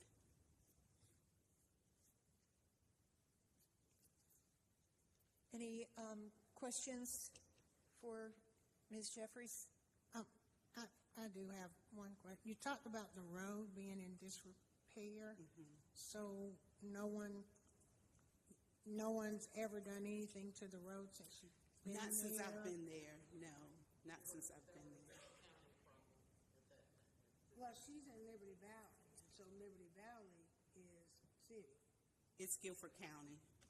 Are you in the county side Yes, of it? yes, and with this change, it'll be annexed to the city. So you'll stay in the county, though, where he's going to put the 9 homes will go in the city side. Okay. So that might be some saving grace, because the road may get some attention, but it may be a state road. Can you tell me, is it a state road now, Mr. Schwartz? Ms. Schwartz? And, okay. Yeah, Hannah's nodding yes. Okay, well, I can't see Hannah because there's a whole podium right I was there. relaying the head nod. So, okay. So it is a state road anyway. It's a state maintained road. So we could help advocate for things, but we wouldn't fix it. So sorry about that. How you say you're right next to? Yes, so I don't have illustration or the blueprints of the area, but the property is adjacent to my property and my neighbor's property across the street. Yes. No, I'm on Stony Point Road, Stony Point Drive. She's 3197. And this Yes, is 3197 yes, that's correct. ZZ. So in the illustration, my home is here to the right, and so that's my backyard back there. And Mr. Latham did offer to purchase my backyard to help with his development, but I was not interested in that. Where is your home in relation to Congresswoman Adams when she? Because I've been to her home several times. I'm just trying to figure that out. So she lived on Spring Mill Road. Okay. Yes. So my home was kind of like directly in front of her. So I'm the first road on Liberty Valley. So when you go into Liberty Valley, there's Edgemont, and then the first road is Stony Point Drive. Okay. Thank you.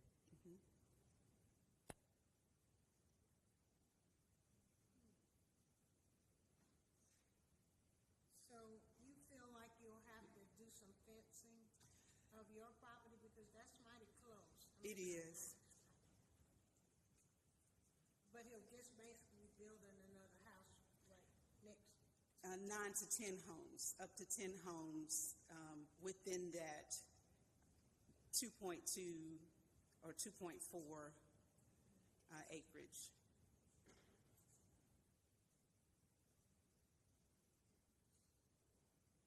Any other questions for Ms. Jeffries?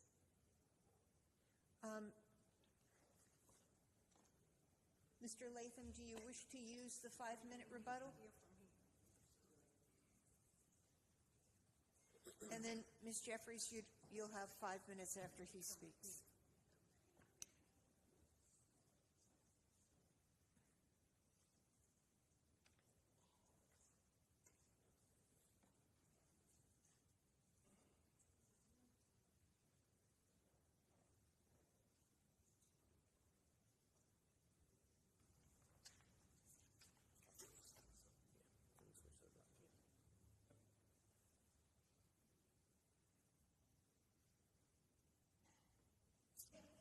Good afternoon.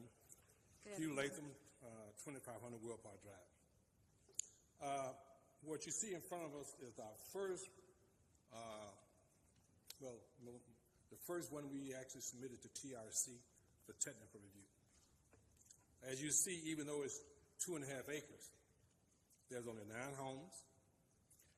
All the way to the right is a mandated sand filter for environmental water filtering from the city. Also, you see there are no homes adjacent to the existing property owners. I added the condition of 50 feet, but it's actually more like 80 feet from the property line to the end of the city easement. A street is 52 feet, I think, is the city easement width. And you add the distance of the green area, you see there's a permanent fire truck turnaround required by the city. And then there's a green space with a maximum width of about 30 feet. And we did add more parking, parallel parking right here to reduce the possibility of overflow. If someone had an activity there, that would overflow into Stony Point Drive. There's a temporary turnaround on the left-hand side. And one thing about this will facilitate school buses and trucks being able to pull into Stony Point and turn around on Stony River and exit without backing down the street.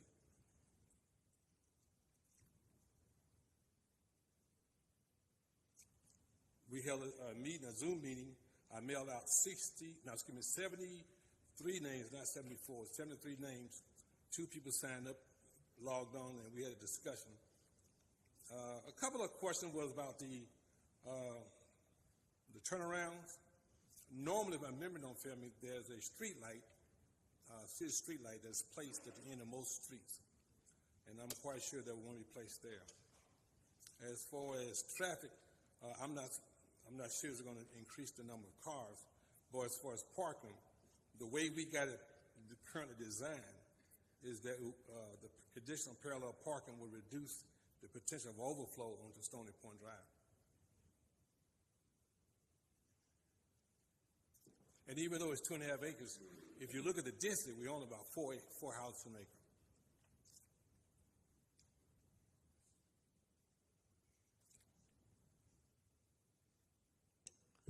So, Mr. Latham, can you address one of the things the young lady spoke about, because you're getting 3197 ZZ and she's at 3197. Yeah, she's right here on the right-hand side. Right. So the house being in her backyard, you're not going to be. There's no house in her backyard. The only potential is the permanent turnaround that's required by the city. I have no control over that. Right. But I guess her concern she brought up about something being in her backyard. Nothing you're building will be there. Nothing is in her back. The closest is the permanent turnaround for the fire trucks, which is required.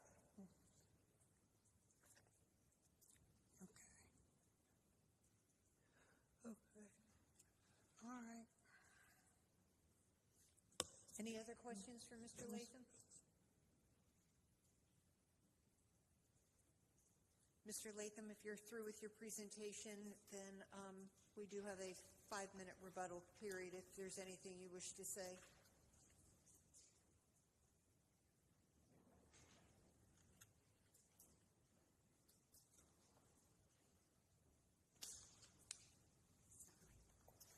Mr. Latham did speak about the buffer, and what I learned last night is that he doesn't have to do that. And with that being said, it has changed several times from meeting to meeting, that it was originally 10, 20, and now he's saying 30. It was 32 last night. So from my vantage point, I feel like this has been rushed, and I don't think the community has had a proper say in what is getting ready to be done and the changes that's going to be done. As he said, he sent out 73 letters, and 2 people were on that Zoom call. The week that we had the Zoom call, it was the week of July 4th. So for me, that's concerning, but just the sheer number of 2 to 74 is just unbelievable. So, and I know you can't control any of that, but I just kind of suspected that it would be more people on the call if those numbers were sent out, which from my understanding, which I can't talk about anybody else, but a neighbor said he didn't receive a letter, and he lives on Stony Point Drive. So I just don't know what to believe at this point as far as what's going to be done.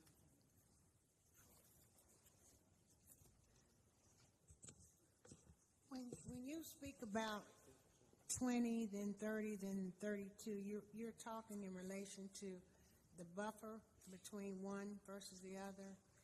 Yes, he spoke of a buffer to, I guess, kind of a natural land to shield the homes that he's going to build from my property.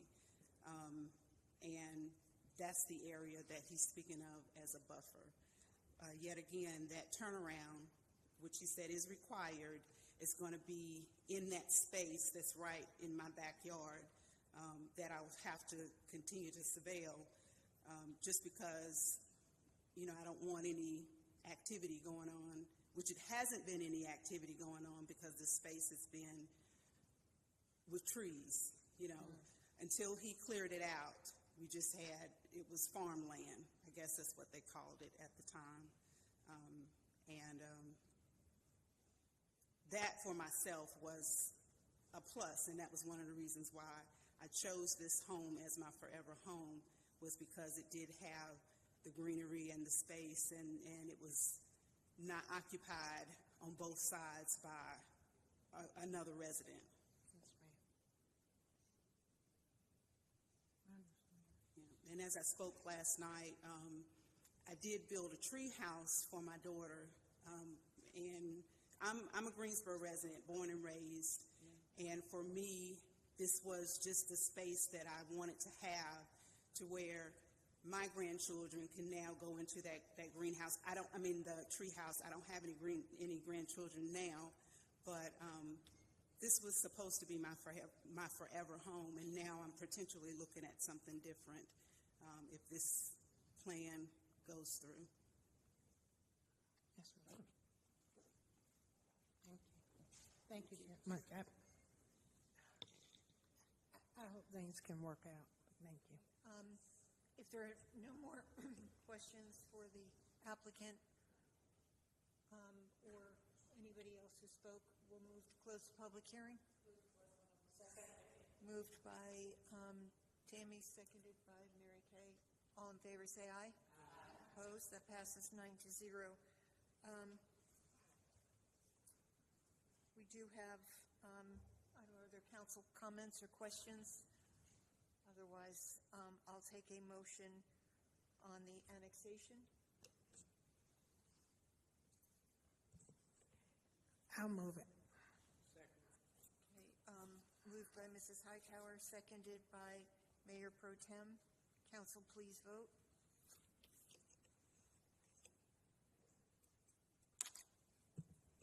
Item H5 will require a statement of consistency.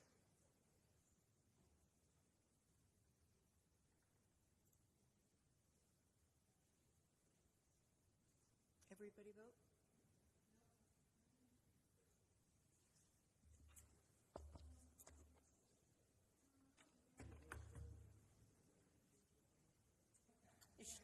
Sorry about that. Okay. That passes 9-0. Now I need a motion and statement of consistency for H5. I'll do it. You want to do it? You can do it. Moved by Mrs. Hightower, seconded by Mr. Holston. The Greensboro City Council believes that this action to approve the original zoning request for the property at 3196-ZZ Stony Point Drive from County RS40 residential single family to City CDR7 conditional district residential single considers the action taken to be reasonable and in the public interest for the following reason. The request is consistent with the comprehensive plan, future built form map, and future land use map. The proposed city CDR7 zoning district permits uses that fit the content of surrounding area and limits negative impacts on the adjacent properties. The request is reasonable due to the size, physical condition, and other attributes of the area. It will benefit the property owner and surrounding community, and approval is in the public interest.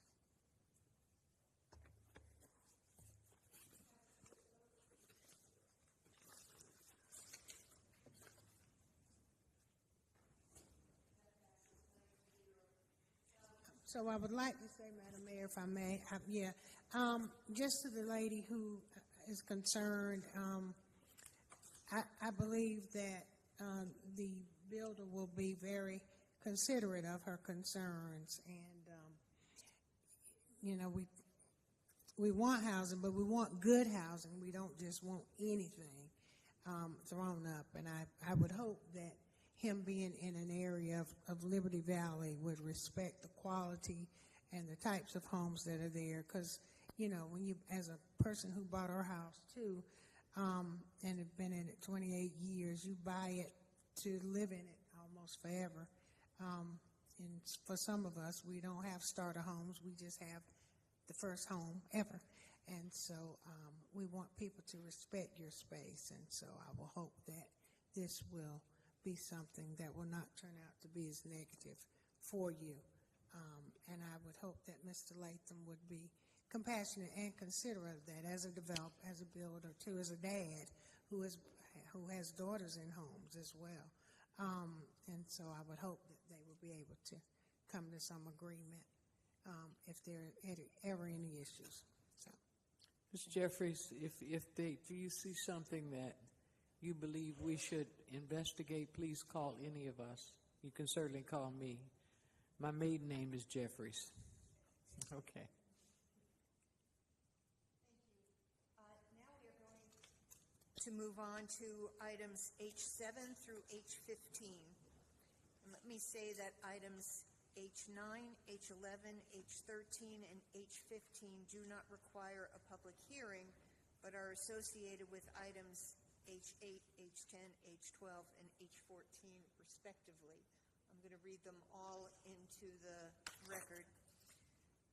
Item H7 is a resolution authorizing submissions of the 2024-2025 Annual Action Plan application for $5,399,320 U.S. Department of Housing and Urban Development HUD funds and the conduct of program activities for the 2024-2025 fiscal year. Item H8 is a resolution authorizing the submission of the annual action plan application for $211,952 emergency solutions grant and the conduct of emergency solution grant activities for the 2024-2025 fiscal year. Item H9 is an ordinance establishing fiscal year 2024-2025 grant project budget activities for the 2024-2025 fiscal year.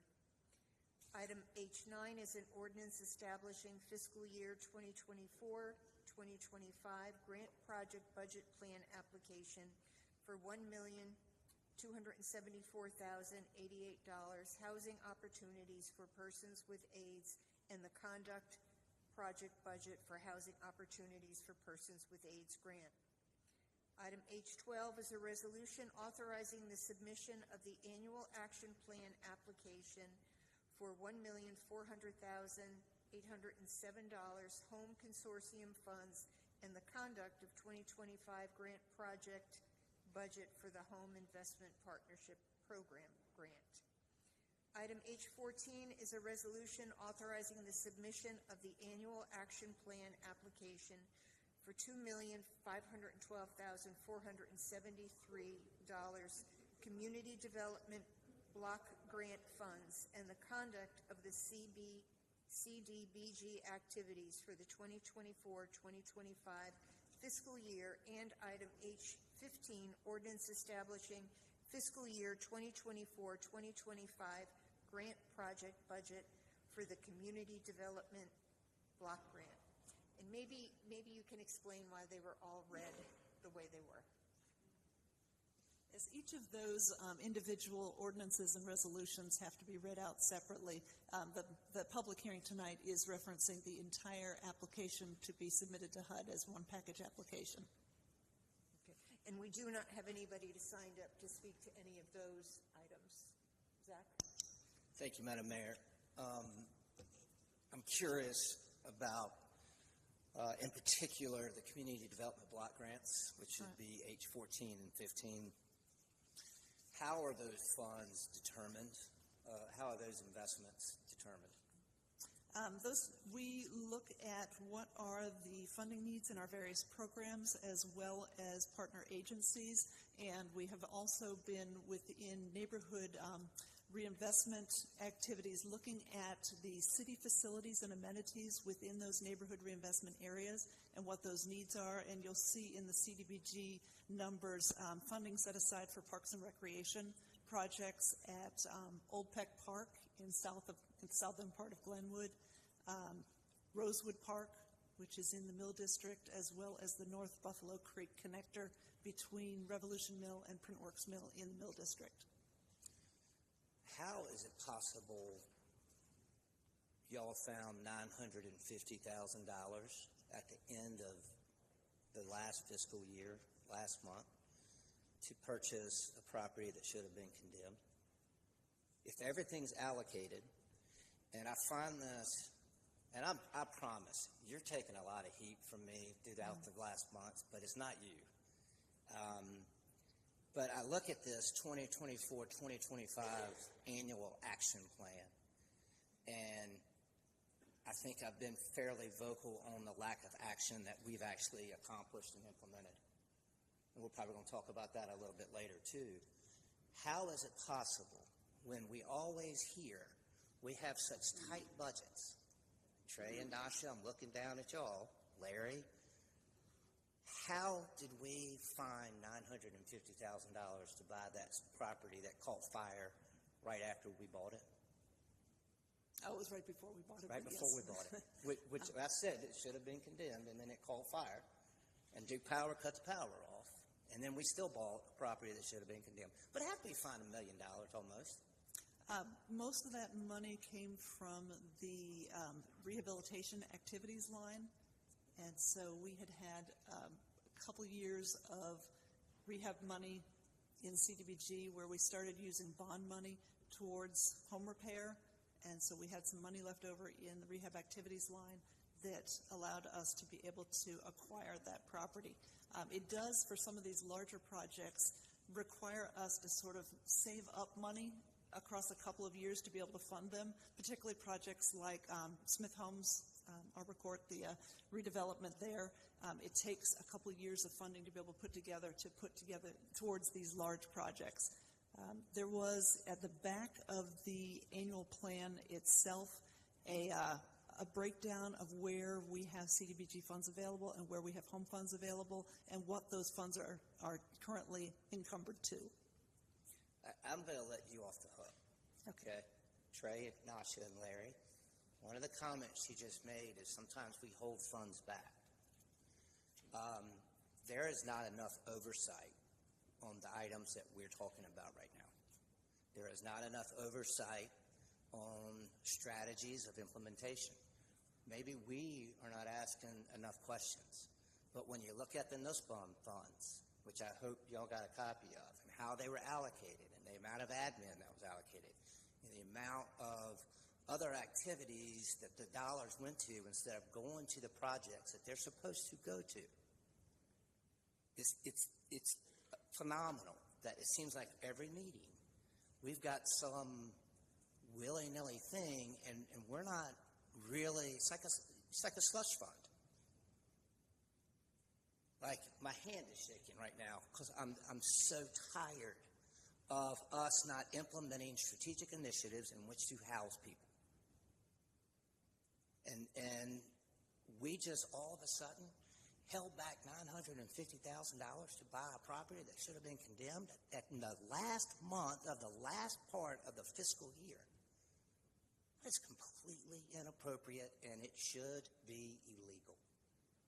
It should be legal, what we're doing. We have to demand more oversight on these items. Now, I'm fine applying for it. Sure, let's get the money in here. I'm not stupid enough to turn down money from the feds or the state.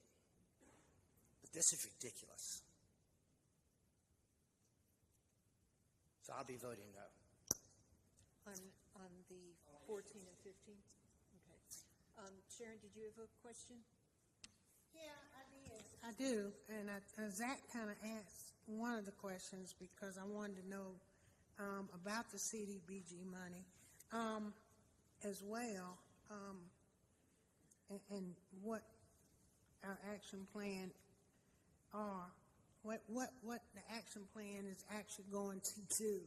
And then, but now I kind of got distracted when you mentioned Arbor Court and Smith Homes. We put money toward that. We have put aside money in 3 previous application cycles in order to be able to fund that project when it's ready to go. When it's ready to go with into infrastructure construction. They've done the demolition work. They're getting ready to get into infrastructure construction. So we are now poised to be able to assist in that project. Okay. So have you had a conversation with James Cox? Because he keeps asking me about infrastructure assistance. Yes, we've had many conversations with James. And apparently he doesn't know about it. We've had conversations with James. And James has also had conversations with the Water Resources Department here at the city. Because he's asking for infrastructure with not just water, it's road infrastructure to reconfigure one side of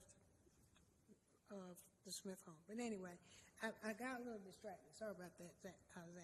But I am concerned about it. And now you talk about this money was for rehab projects, and yet we bought a building that's going to need rehab. So now we're going to take more money that's going to for rehab that's going to go to this project, when there's a list of people a mile long who has applied for rehab. And while some may not, quote unquote, qualify, I think we're losing an opportunity here to assist more individuals to stay in their homes as well. Yes, we got to help create homeownership as well, but we've got to, I get a lot of phone calls from seniors, and they want to be able to stay in their home. And if we've got money that we could be putting toward rehabilitation of properties, that's where some of our investment needs to go. I've put on the screen for you to be able to view the uses for the Community Development Block Grant Program funds.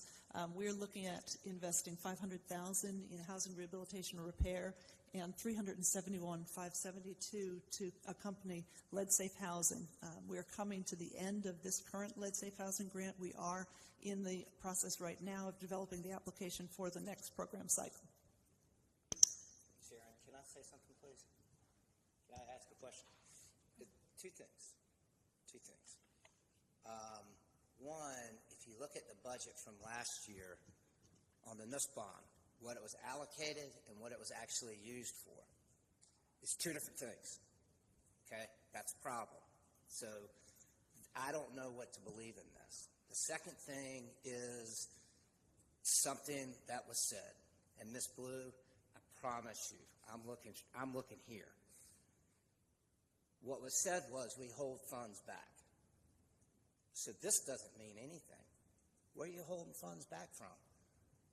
Where's the slush fund come from, and who decides, how is it decided that we're going to hold funds back so that we can rush and a fire buy on a building that should have been used as fire, what do they practice? So A, If you look at the 23-24 Nussbaum proposed budget and what it was actually done, two different things. Two, who decides where we hold money back? And why is it that we don't know up here as our fiduciary responsibility of what the hell's going on? This is really, it's not Miss Blue.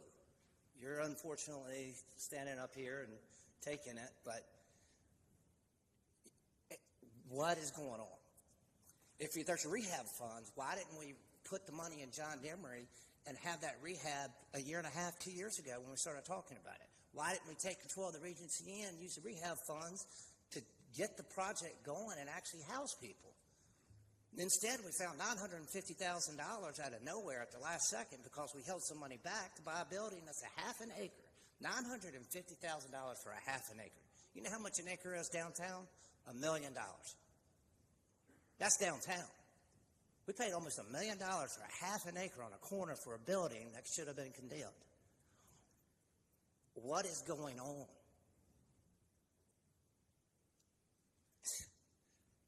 We got to start asking more questions, and we need more answers. So, I think I'm less concerned about the accumulation. I can understand that we might want to accumulate funds over a couple of years so that we have something more substantial. What I am concerned about, like you, is how it was allocated or spent. I didn't hear you, Ms. Hoffman. Can you say that again? You said you were concerned about something?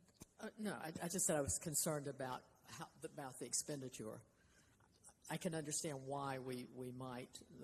There can be some rationale for accumulation of federal funds over a couple of years, but I'm more concerned about the decision that we made in terms of how to spend them. Again, on a property where we overspent and should never have, in my opinion, purchased that property. No, I'm with you on that. I don't know. I guess we just throw it up in the air, and wherever it lands, that's what we spend. But where we spend it, because I do know, even though the Glenwood Church was given to us, it needs repairs. So I guess we'll have some CDBG money to fix it, even though it hasn't been determined. But all the stuff is old in there. Air conditioner, all those things. So I'm just a little concerned about where we're putting some of this money and how we're allocating it. And this is supposedly an action plan for the CDBG money. But I'd love to see a full plan of how we are going to utilize these dollars. A few years ago, couple of years to be, as a matter of fact, started demoing houses, and I asked for a plan. And the reason I supported demoing the houses with $500,000 is because you assured me there was going to be a plan. I've yet to see a plan of how we go about knocking down a house and figuring out how do we replace that home or do something around how do we acquire that property. You knock down something, you take a home away, we're not putting it back, yet we say we got housing needs. And yet here we are continuing to buy stuff that's in disrepair, and taking rehab money from individuals who could really use some help, so their bathroom floor can be fixed and they don't worry about going another winter with no heat, only a wood stove. So how do you determine allocation, I guess? And I guess that's the question. And I think that for the benefit of council's information, this is the final year of the last 5-year plan, consolidated plan. This is our final action plan. We are going into now the planning process for an analysis of impediments to fair housing to see what housing issues we have out there. We are going into the next 5-year planning cycle, so we will be laying out our future plan for funding for the next 5 years, as well as an update to Housing GSO, which will tie back to the 5-year plan and lay out that implementation plan for council for the next 5 years. And that's going to require input from council in that decision making on how we allocate those funds. So when you do that, you're going to do an analysis of what you need to do, even though you know what the needs are. We got to do an analysis of a need. It's a required document This is all we for the do. federal We government. do a study of a study of a study. Mayor and council, it sounds like with the number of items that we're looking at tonight and also some of the questions, there's much more that I feel like we need to discuss. I think a work session I can recommend. I'll touch base with the clerk to identify a time pretty quickly. But myself and the assistant city managers can ensure we get with staff to provide a full view of our housing plan moving forward and not just the items that we're looking at tonight. I think that'll give you all a better chance to see in totality what we're looking at and the approach, but also give us some feedback and give some direction on where we need to go. We do have the 25th on our calendar as a work session. I don't know what is scheduled for that work session, but we do have it, which would be next Thursday. So I think we could, if it's open or not, we can certainly address it then. We also do have a meeting that Tuesday. Yes, ma'am. So, Madam Mayor. oh, Tammy. I would just like to request that, I'm sorry, it seems like there is sometimes a disconnect between what housing sees as their budget and their plan and how it actually drops into line items on the accounting side. And I'm not sure who makes that decision and how the decision is made. But if we could have some more transparency from you, Larry, or somebody in the budgeting office, because I think part of it is, we see something coming from one fund, and it may not be what was planned. That may have shifted in the accounting office rather than a department. I think that's true in all our departments, not just neighborhood development. But I think that's part of the problem of the way we approach budgets, quite frankly, in terms of how much control and say-so departments heads have versus what's happening when we actually build the budget. And I think that's something we need to look at going forward for next year's budget season in terms of making sure that our department heads are influencing the buckets and the amounts and the plans.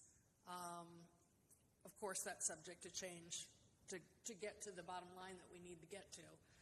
But I really feel like there's a disconnect there, and that creates part of the heartburn here on how we approach things, whether it be this department or any other.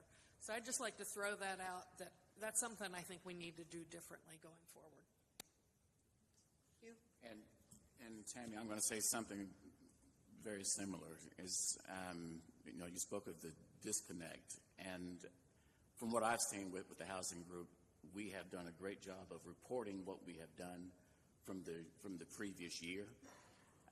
But with the state of housing, with the need for housing, and the importance of us, and the attention and the eyeballs that we have just ourselves, it's difficult for us to look at the budget and determine what made up that budget. In other words, in the corporate world, you start building that budget from the ground up, and that's where your detail is. And then if you have a question about those line items, you can then look at that detail and determine exactly where things are allocated to go.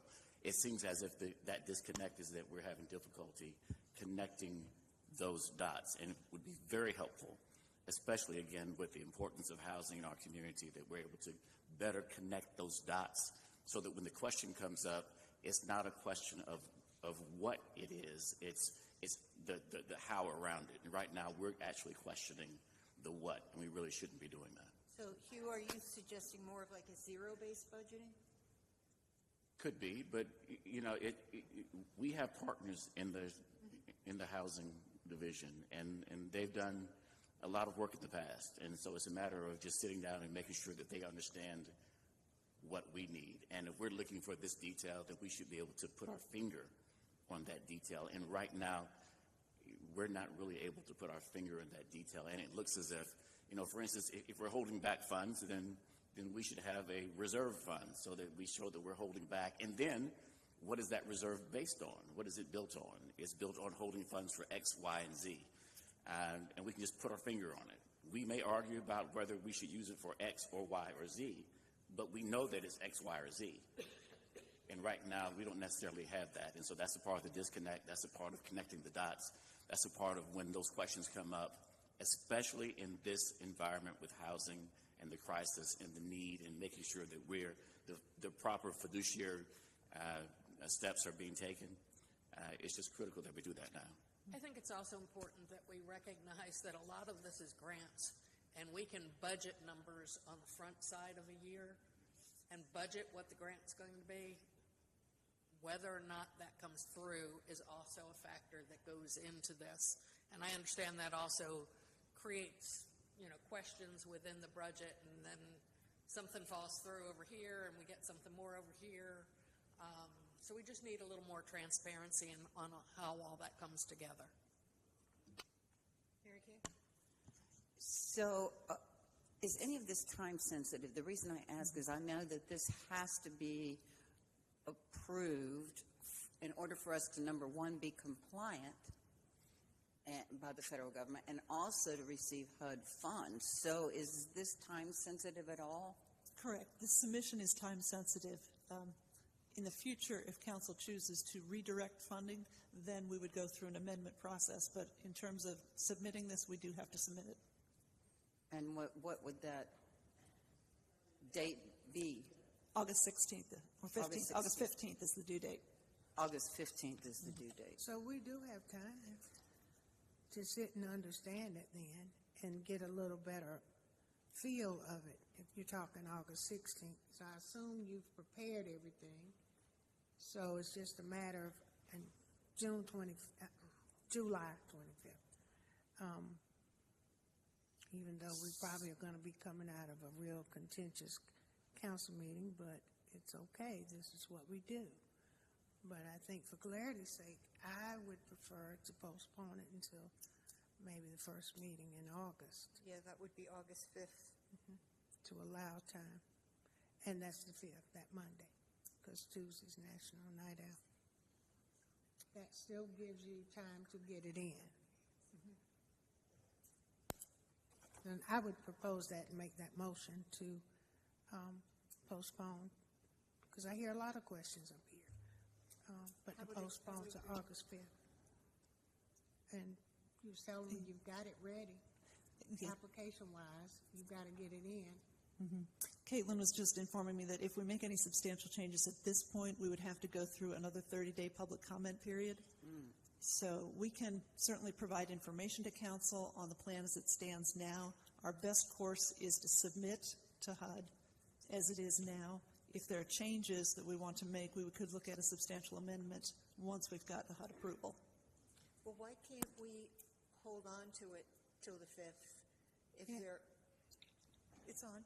If there are no substantial changes, then it could be submitted as brought to us, but I don't see how postponing the decision until August 5th impacts that. No, that would be fine. We just couldn't make any changes at that point because we would be out of time. If we were to go, yes, I understand that. Okay.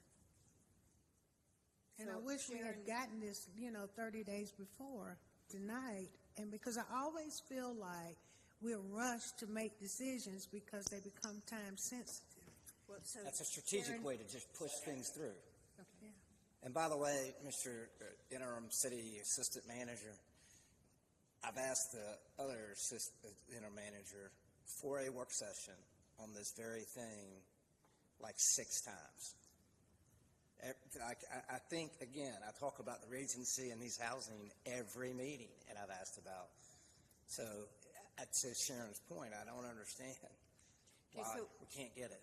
There is a motion by Sharon, seconded by Hugh, to postpone these items until the August 5th meeting. We would be able to discuss them at the prior work session. Right, and put them on the 25th. So, well, that's the discussion. If we make changes, there would be a problem. It would have to be yeah. So there is a motion and a second on the floor. Is this recorded or voice? All in favor? Aye. Aye. Opposed? So that passes 9-0. To bring it to the next work session and then put it on the agenda for the 5th. All right. Thank you. Now we move on to our general business agenda. And item I-1 is a resolution to authorize fiscal year 24-25 contract in the amount of $300,000 with Interactive Resource Center. We do have speakers both for and against it. Is there a staff presentation? No, I'm talking about our staff. Do we? No, we do not have a staff presentation. However, staff are present to respond to any questions that are needed. Thank you. I will call those in favor. Jim King, Del Stone, Louis Medina, Jason Hicks.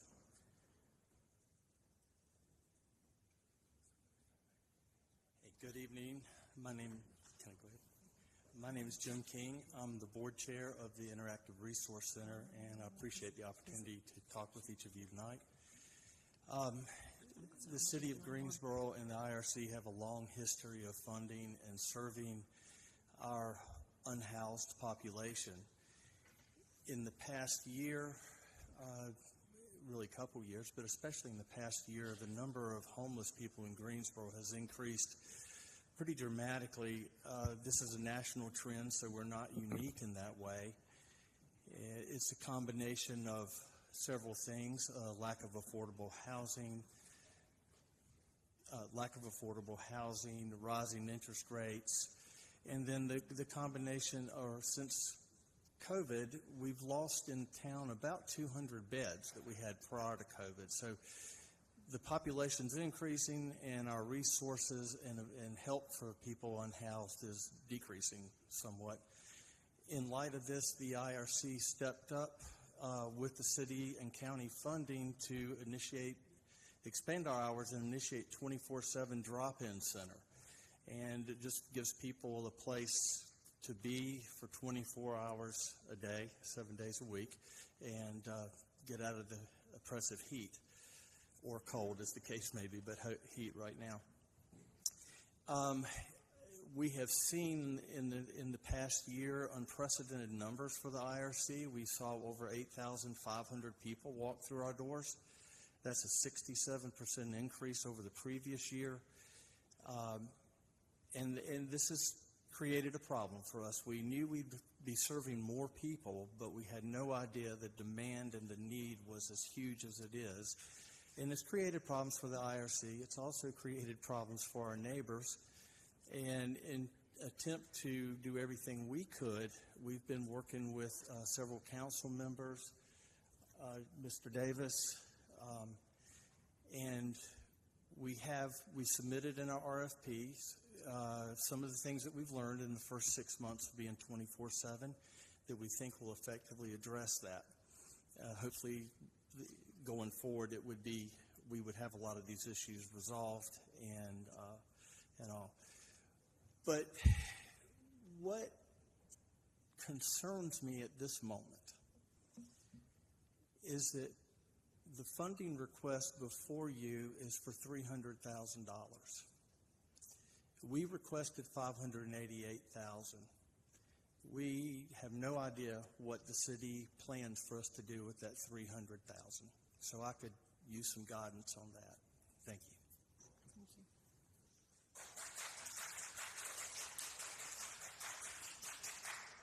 Del Stone?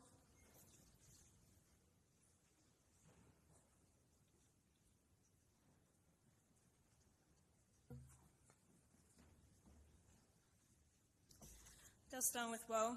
So I'm here to give qualified support to Agenda Item I-1, which is apportioning funding to the Interactive Resource Center. The IRC and every institution that provides low and zero barrier services to people needs more resources. Moving or closing the IRC, as Matheny and others working to behind the scenes, is not remotely the solution. I've seen your emails, Zach. I've seen them. As many, sorry? Yeah, I got a Google Doc right now. Let's not engage. Please stop.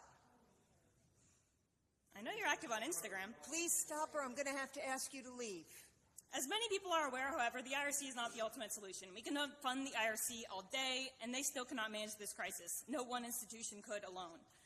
What is needed, the actual solution, is to move beyond this profit-based economic system so people are not incentivized to exploit their fellow human beings. But until that happens, there are some meaningful changes the City Council could make. There are subsidy programs for existing multifamily buildings.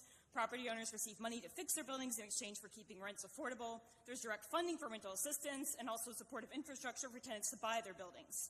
The city's 2024 to 25 action plan has reasonable ideas in it, but it is baffling to read commentary in that plan, such as the city continues to do an exemplary job in addressing the need for short-term rental assistance and care for households experiencing homelessness.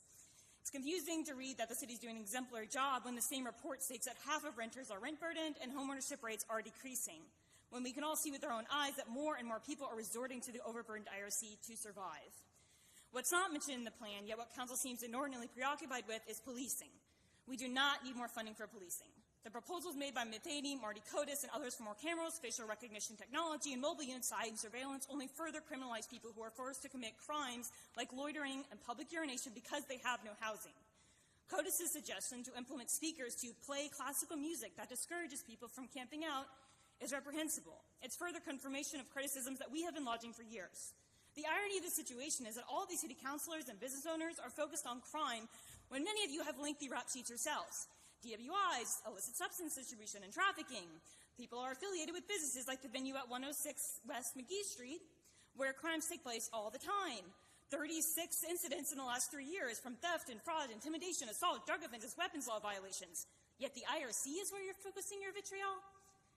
The IRC should receive this funding and more, and it should go to increasing resources, not to quote-unquote security. And whatever policies this council decides to carry out to ease the burden on working-class people, we should all remember that the capitalists and the state are working together, and none of us can be complacent in thinking otherwise.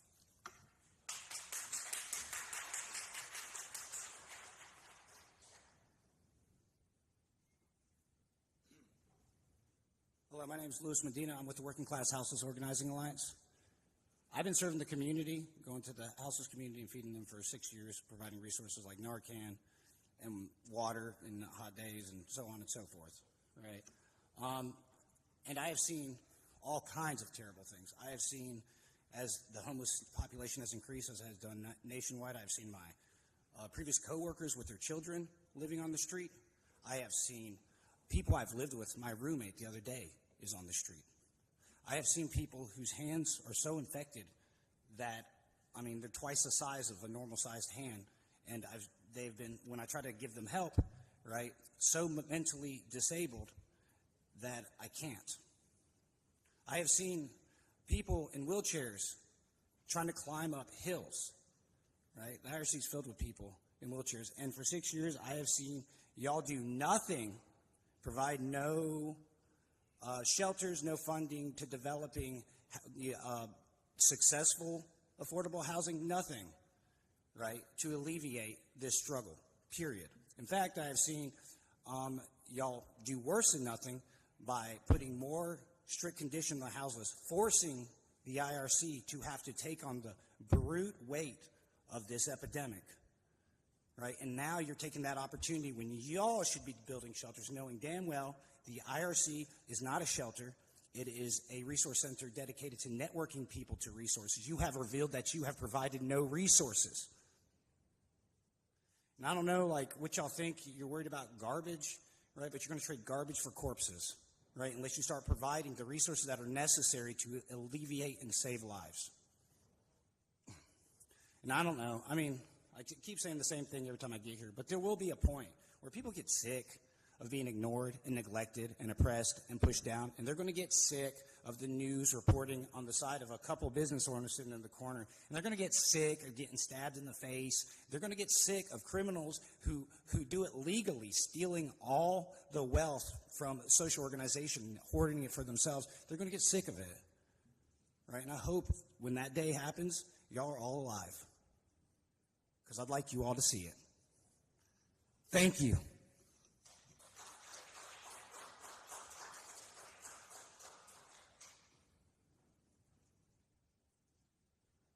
Good evening, Council. Jason Hicks. I will begin by saying, just to cut any confusion, that whatever I say tonight is just a representation of what I feel and doesn't represent any organization that I may work with or represent in any capacity. So today I stand to advocate for a fundamental principle that everyone in the city has a right to the city. And Mr. Matheny, Mr. Scumbag there, and said that. So anyways, as I was saying before I got interrupted by the scumbag there, I'm that I think that you know, we did say that we are not going to attack each other. So if you can continue your conversation. Okay, sure. So as I was saying, to quote Mr. Matheny, and this is quote, "Now I think the best interest is to reach out to the family that donated the building and let them know that their initial intent is not working in the way they desired. In addition, I met with Walker Sanders, president of the Community Foundation and holder of the deed to the building, and discussed the same with him in regards to reaching out to the family.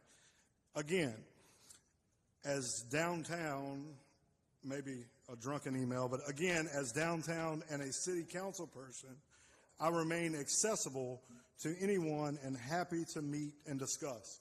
But I'll say that I've reached out to Mr. Matheny several times in the past. I've reached out to Mr. Overman with no success as far as having a meeting to discuss these very issues. And I've reached out in a very civil manner, which isn't the case today. And you can sit up there and laugh and smug behind a dais all you want to, but that doesn't do anything for me, and it doesn't do anything for the city. You know, that's the reality. You're a punk. Ask you to leave.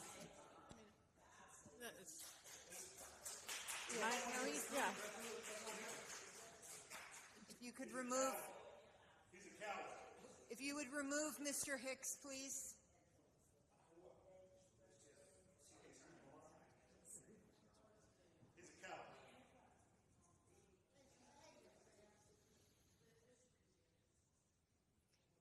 If we could, yes, yes. If we can transition to the following speakers. I don't know what he said. Philip Marsh, Johnny Freeman, and Kim Grimsley Ritchie.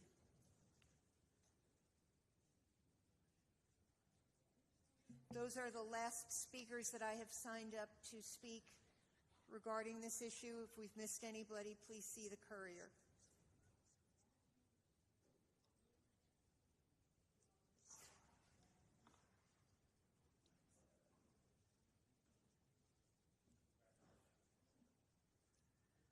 Good evening, Council. I'm Johnny Freeman. I'm the senior pastor for United Institutional Baptist Church, 802 East Market Street. Our church has been right there in that general area for 94 years. And of that 94 years, the church has been a church of spiritual enrichment and community engagement. for the university community, for the citizens in both the housing project areas as well as the universities, the public schools. We've been a presence supporting the disadvantaged, the downtrodden. That's what our mission is. We help people. Of that 94 years, I've been the senior pastor for 29. And so I was here before the IRC moved into their current location. And so I have a little history of the impact of that building, of those initiatives that have been put forward to help champion the cause of lifting people. And I know when they first moved in, it was a well-run operation in terms of its responding to the citizens, the people who were transient, who needed their assistance. We didn't see a negative impact on our side of the street. 5 years ago, I saw the change, the transition starting to occur in the city and the community, particularly in that area where a tent city was built right on the other side of our parking lot. And that's where it started to not be a good partnership, where a different element of persons, and we believe that what the city is tasked to do, what IRC is tasked to do, is not a one-sided thing. It's not just about helping the downtrodden. The city and the IRC are also charged with balancing that with human safety, with safety of businesses, with safety of churches, and all of the. Am I over time? So Reverend Freeman, if I could ask a question of you, how would you? It's unfortunate, I think, that Reverend Freeman hasn't even been at some of these meetings, because I think he offers a perspective I think we really need to hear.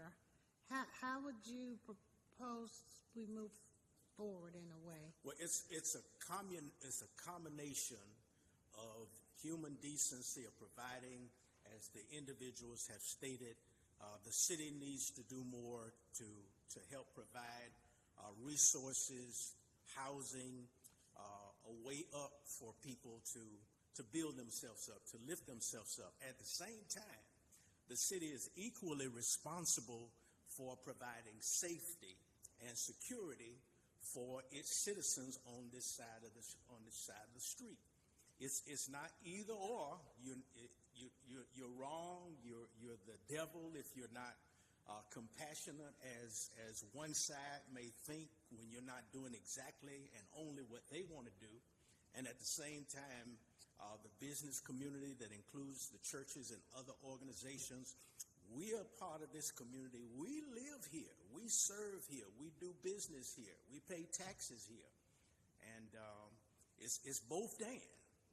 We have to find a way to coexist in a way that everyone is lifted, everyone in the city is empowered, and we feel safe at it, and we can continue. I'll say this in closing, that when you first started the first Friday, it was packed downtown. I brought my family, my children were young, and the city downtown was vibrant. I know we all have seen the change. A way forward has to be carved. Yes, sir. Yeah. Thank you. Thank you, Reverend.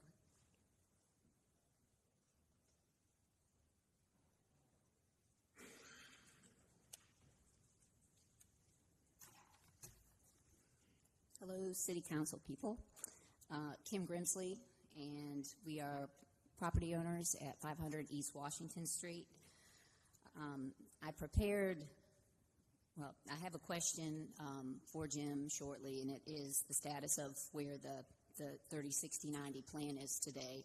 But I did prepare my own 30-60-90 plan, starting with 60 versus 90, since some time has spent. But I'm going to put that off and give information a little bit later on that. But my number one recommendation at this point is to find a new executive director that will be respected by the homeless and the staff. This person needs to lead with conviction. This person needs to be proactive and lead the IRC in policy changes and guidelines that reflects today's IRC, not the IRC from when it was founded. They need to be on the front side of the problems while working with the community to develop alliances. They should be passionate and compassionate and understand homelessness. It's hard to execute change without mutual respect of one another. One of the implementation or things that needs to be talked about at a minimum of 60 days, the IRC should have some type of armed police officer or sheriff stationed there 24/7. And many of the individuals are homeless, and I talk to the homeless. So the majority of the information and people I'm representing are the homeless. And I know lots of homeless by name and place and story and everything else. There are many people over there right now that are carrying concealed weapons, lots of knives, and there's guns. And you are doing the city a disservice, our police officers or our sheriffs or our security people a disservice by not arming them if they're going to provide security for what they're having to provide security for. I would also say that the city could do something for a couple months and then maybe evaluate the process and determine if new measures or additional measures need to take place, or this is a permanent or a temporary solution. But I think it would help, and I think more likely than not, you'll see an immediate change as far as the safety perspective goes.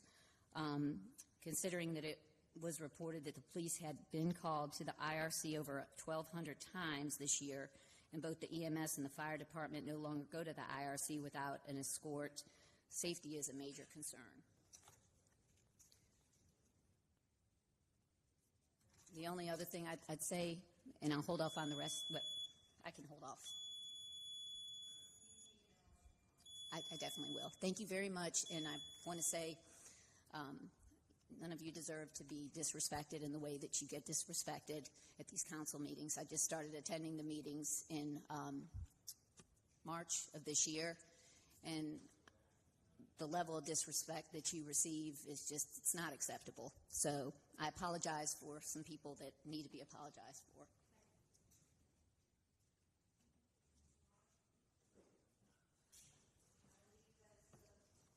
Last speaker on this item. Went to see Sheriff Rogers today, and he gave me a good luck coin, so I'm going to keep it out. Hope I have good luck. I want to start off by reading what another property owner had sent on an email thread, since we're reading emails.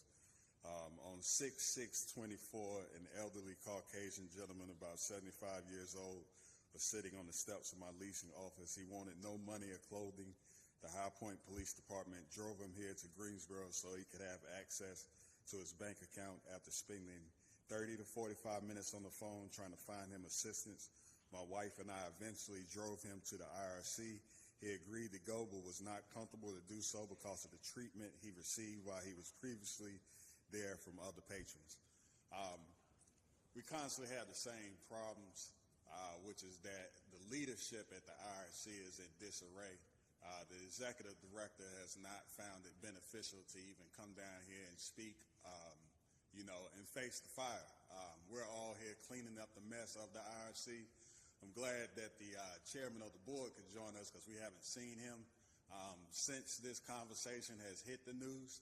I think that is not that appropriate way to handle the firestorm that organization is facing. Many of us want different things to happen as an end result of what this discussion is, but we just cannot have lawlessness in a predominantly black community where those people pay taxes. I've said this once before, and I'm going to say it again. Those people that live around Windsor Rec Center, around Old Asheboro, all of these communities that are adjacent to the IRC do not deserve the disrespect that they're shown by allowing this organization to operate in our community with reckless abandon like they do. Gunfights in the middle of the street by the homeless, a homeless woman being stabbed in the head. These are reported facts. This is not, conjecture. These are things that have happened. You guys have came to my studio. I do not have central air, so it was very hot. The people who frequent the IRC deal with that hot weather every day. They don't get the luxury of going back to an office and being in the air conditioning. And so I thought it was appropriate that that's where we met, because we need to be in those elements too. And we hope that the chairman of the board, while he's here asking for additional money, also finds his time to come and speak to the people in the community that are dealing with the results of the executive director losing control of the IRC. I thank you very much. Thank you. There were two other people that I did not have on my list, Frank Wiggins and Vicky.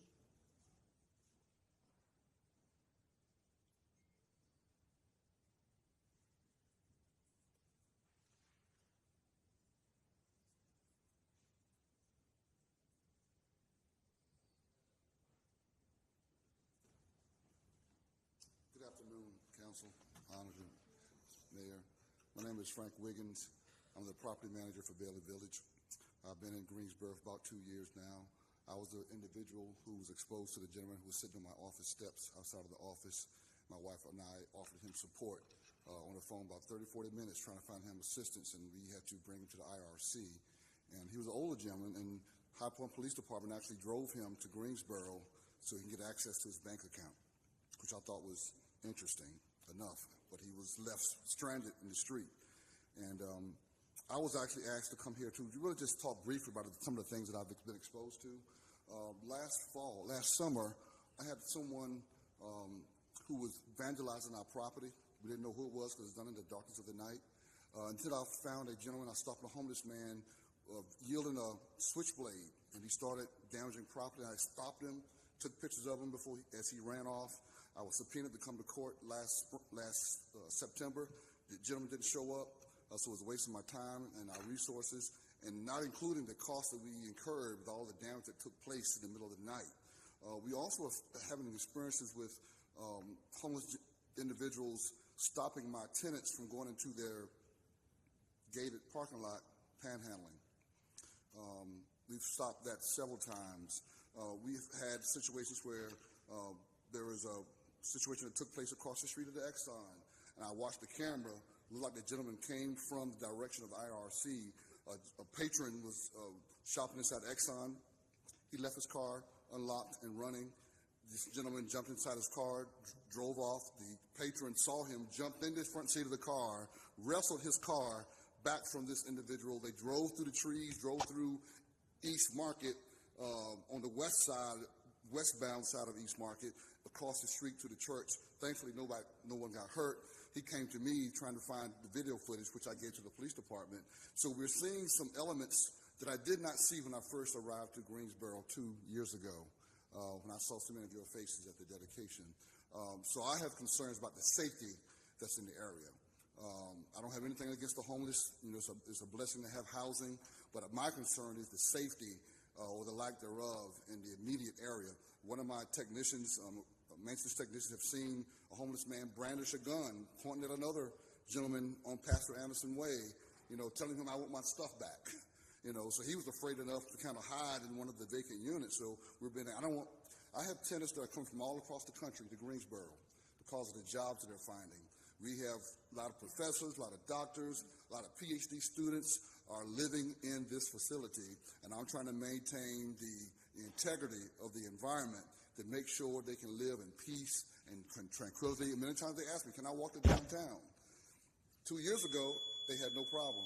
Now I do have concerns if they can walk to downtown safely or not.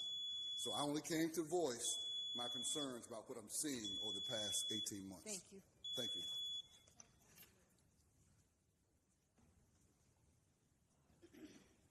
I appreciate your time. My name's Vicki Murray.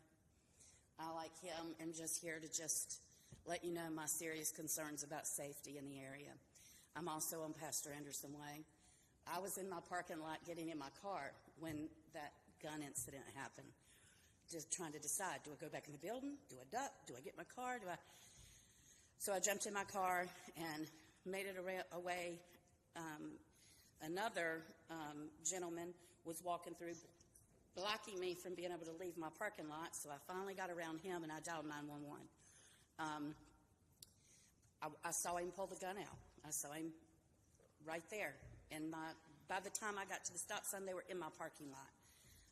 This happens not with a gun all the time, but somebody on our property all the time wanting money, or and they're not our normal people. I mean, there used to be homeless people that I saw on a daily basis that I spoke to.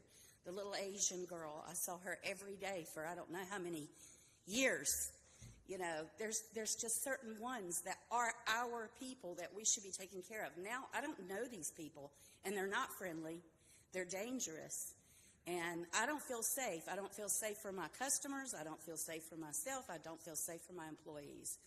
And I know it's just a little bit light on the just the trash, but the amount of trash that my employees are having to pick up on a daily basis, so that somebody can come and pick up a HVAC unit and back up to the dock. And when I say pick up, I mean they're having to clean up defecation off of the dock so that we can load. You know, I mean, it's just ridiculous. Underwear, soiled underwear, panties, feminine products used. You know, it's beyond just trash. It's disgusting. And we should not have to, I shouldn't have to have my employees go out there and clean that. So I'm just here basically just to let you know, we're afraid. We're afraid to go to our cars. We're afraid to, I keep my door locked now at our office. My regulars call me ahead of time because they don't even want to, they call ahead of time and say, here's my order, get it ready. And then they have it ready. I have very few people that just walk in. They call and say that they're coming, and I unlock the door and let them in. That is not good business. I cannot run a good business if I am in fear, if I'm having people come in, and I've had them come in looking for my register, and I've had to chase them out the door. So I just wanted to let you know there is a lot going on in that little area, Washington Street and East Market Street. I watch the drugs that I didn't used to see with the homeless. The drugs are bad now. So, well, thank you for your time. Thank you. I just want to ask you, what kind of business do you have? It's HVAC wholesaler. So, and it's a large warehouse. And we have lost a lot of business. COVID was rough, but this is bad. I mean, when you're having to lock the door for safety, it's bad. I'm sorry. Yeah. Encountered that. Thank you. Zach, so I want. He was. I know Zach. I'm saying after. Thank you, Zach, Madam Mayor. Yeah, This is a challenging issue. I do find it ironic that a couple of the speakers were voicing their desire for us to have shelters when I think I say I want shelters every meeting. So the irony of us agreeing is unique. I've met with Mr. King, been in the same room with him a few times in the last month. I've never said I want to shut the IRC down. In fact, I would tell you that I don't want to shut the IRC down. I think that we've got issues. We've got business owners that have to lock their doors. We've got business owners that, as you've heard, and we've got churches now coming in out of fear and concern. Have I reached out to some members, including meeting Mr. King? Have I wanted to call the family that donated the building? Absolutely. Because what the email said was, we can't let this continue in the rate and the way that it's being handled. We can't. Period. That's what I've said. We have to do something different. So absolutely, I haven't called the family, but I have met with the board. Balancing health of all, decency to human. We mentioned last year, I think it was said that people will die if we don't do something. Well, if we don't do something, people are going to die. People have died. I love that Reverend Freeman said there's a path that needs to be carved forward, and that's right. So when we met with a couple of board members June 5th, just a couple, 6 weeks ago, I requested a 30, 60, 90 day. Let's set a plan. I didn't say close down. I didn't say move you. I said, give us a 30, 60, 90-day plan. What do you need to be successful so that y'all are successful with your clientele and the people around you can feel good and safe and we can continue to grow? Does this hurt East Greensboro and the future growth around that area? Absolutely. The way it is being handled right now is hurting East Greensboro. Does it hurt downtown? Yeah, but I've been saying that for 2.5 years. We've got new people coming up now. Churches. I will tell you about the trash. And I haven't sent as many emails because there's a lot going on. But we talk about, and I'll lighten it up a little bit, we sat here and talked about loose leaf pickup and taking care of our employees for 3 work sessions at a couple of meetings. Do you know what your city employees are picking up every day? They're picking up needles. Do you know how they do it? They take a needle and they put it in a water jug and then they close it up. I would rather them pick up leaves than to have to pick up the needles that they're picking up every day. When we met last Monday, and the chairman and the mayor and everybody was like, okay, just let's clean up the area. I said, okay, I'll do it. So we worked with the city, Clean and Green, and they took pictures. And they're picking up feces, they're spraying down urine, they're picking up exactly what the lady said, and we're putting our city staff at harm. Not only their employees, private businesses, but we're putting our city staff at harm. Now, if everybody cares about our city staff, y'all should know that. I got pictures and needles. I'd be happy to share them with you. The lawlessness that was mentioned. You've got Windsor Center. Bennett College is not represented here tonight via coming to the podium, but Bennett College is right there. Do you think those young women want to walk 3 blocks to come downtown? North Carolina A&T State University. The students, what do they got, 18,000 students? The 2 churches, the residents, as he mentioned, at Bailey Village. The growth. I would submit to you that a lot of comments that were said tonight and directed towards me are completely false. Am I tired of hearing it? Yeah. Can I get over it? Yeah.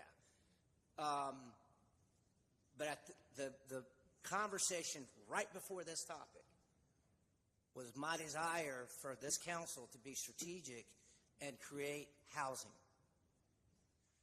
The IRC cannot continue to operate like it's operating. Cannot. We talked about moving safe parking. I think the mayor had a conversation. Hopefully we're going to resolve that. They can't handle safe parking. Let's get it out of there. The pallet homes have been discussed. Let's get some temporary housing. Let's be strategic. Strategic is not buying, overpaying for a building on Summit Avenue. That's not strategic. We should be able to do more housing and put people in housing. We need the IRC to tell us what they need. armed guards, I will tell you, if I'm an officer right now, you think I want to be at the IRC on duty? Nah, I doubt anybody's going to sign up for that every time. It's very challenging right now. We got to clean it up every day. So we've got to work with the board, and figure out a 30, 60, 90-day plan, and then a longer-term plan, which is what I said June 5th.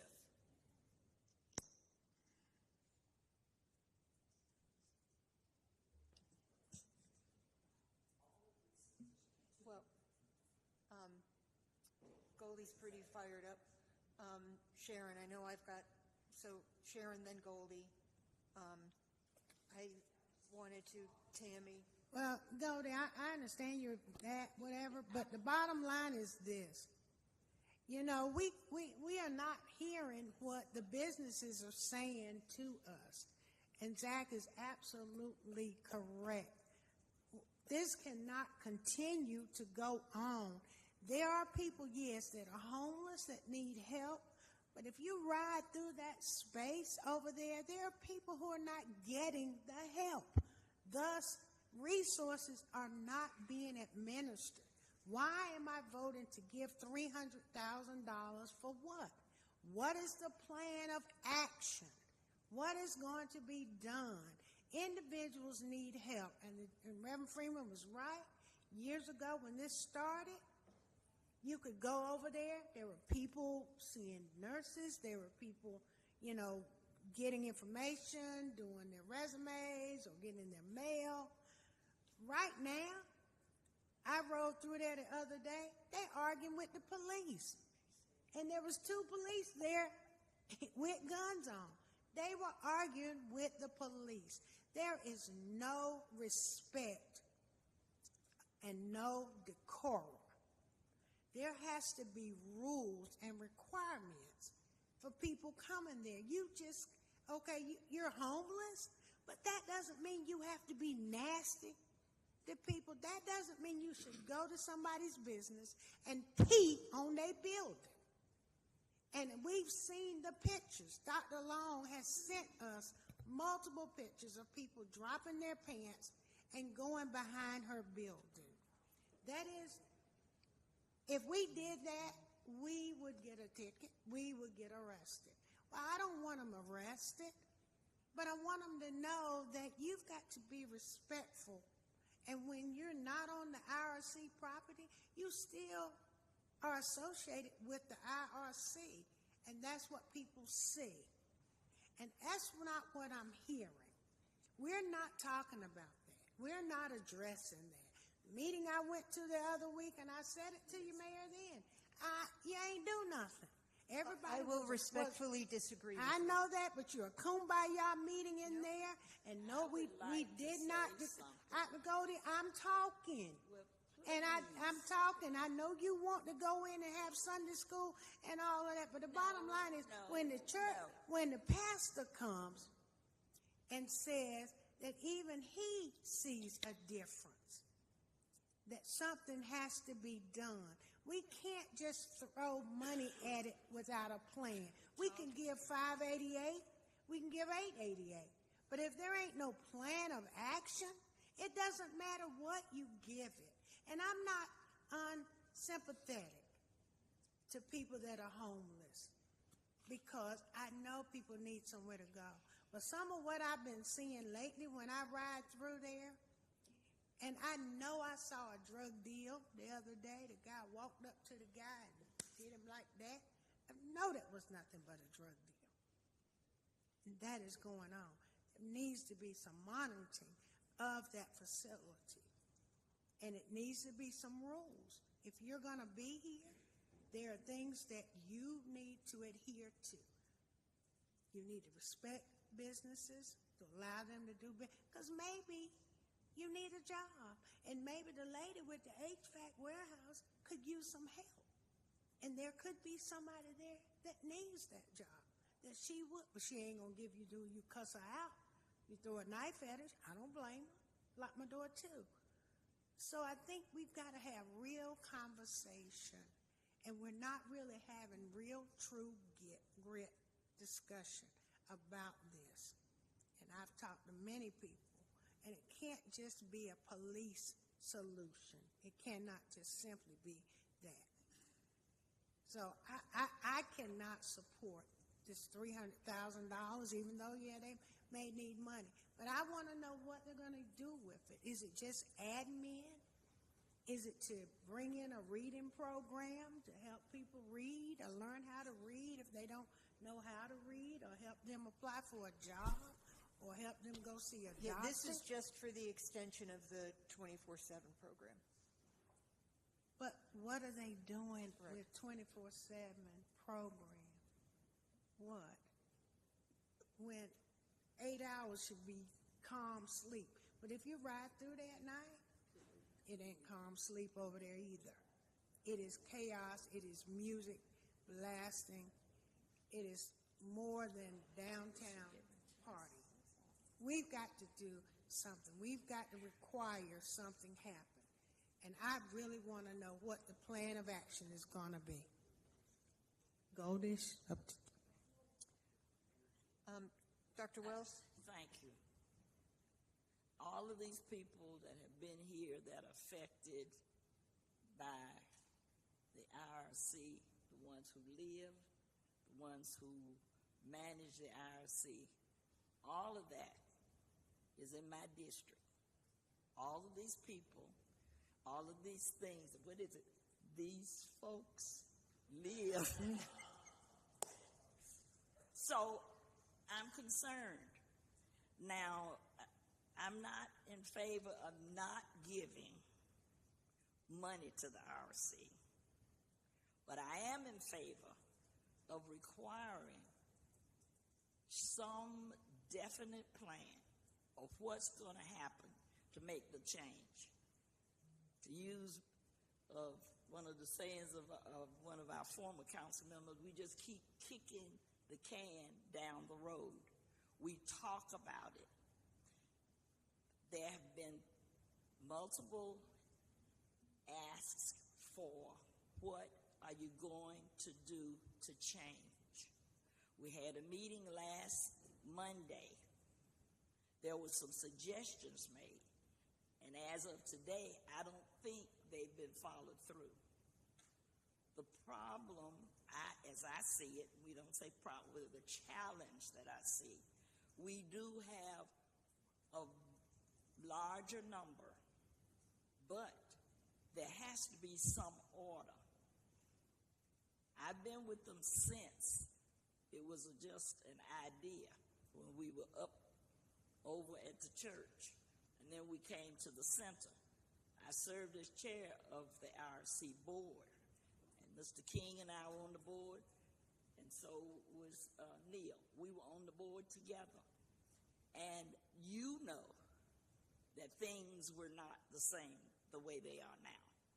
So we've got to look at what the difference is and then make that adjustment and make that change. I'd like for the council members to agree with me. If I'd like to propose that, yes, we give them the 300,000, but not until we see something on paper that says what we're going to do in action. We don't have anything on paper that says by such and such a date. We asked for something we had the meeting Monday, and it seemed like to me it was a simple something that could be done. And I think Monday came yesterday, and we still didn't have it. Now, it doesn't take forever to get some things done. And so as long as, and we do not want to lose the RC. We don't want to lose it. But, and then you say we don't want to arrest, but the law is for the lawless. The people that don't follow the rules and don't follow the laws, then they shouldn't be allowed to come. Even if they are homeless, it is inside of that building. It's warm on the outside and hot on the outside, but it's cool in there. And if they want to come into the cool, they know how to control themselves. They really do. So they do it. They know what to do. So I just think that some demands have to be made. Not only is it affecting Bailey Village, the church, it's all the way over there at the shopping center. My dentist is having problems with people sitting out there. So it just keeps widening. We had a bus stop right there on the corner of Pastor Anderson Way. It had to be moved because people were sleeping there. So we see how it's just going, but if we don't put some kind of stop to it, it's going to continue. We have a heart for the homeless. We love people. We don't want to do any harm to the people, but people have to follow rules. So Goldie, would you consider saying that we do the same thing with this item as we did the last item, that we bring it to the work session, not voted on it tonight, hold it off to the 5th?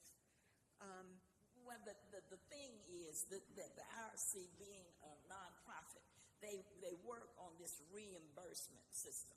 If they don't have money, and this all of the I would like Nasha to address that, yes, if possible.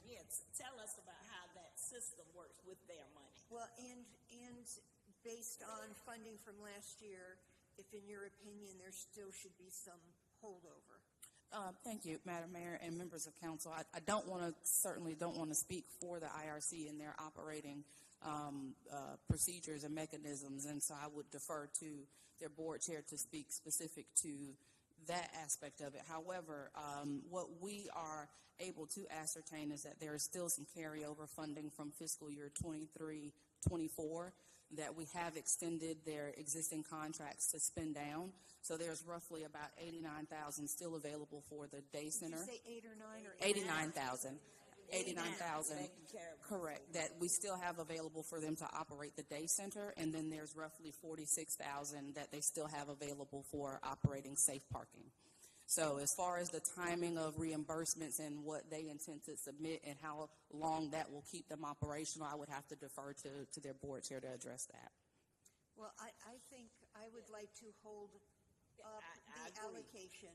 I agree. So would you do a friendly amendment? A friendly amendment and a charge to the board. And a charge to the board to come up with something before we lose the IRC. Come up with a concrete plan that can be executed so that you can get the money you need, so that we can have a better run operation and the people are not all over the community disturbing the business people and disturbing the residents. And that should be done. And I really believe this. If folks don't follow the rules, they have to suffer the consequence. So, Goldie, what exactly are you saying? Are you going to delay? Are we delaying? Is that what our motion is going to be? Well, that was my friendly amendment, that we delay, and I don't know who made your second. And so do you accept that? Ms. Hoffman actually seconded the first time around. But what are you saying exactly?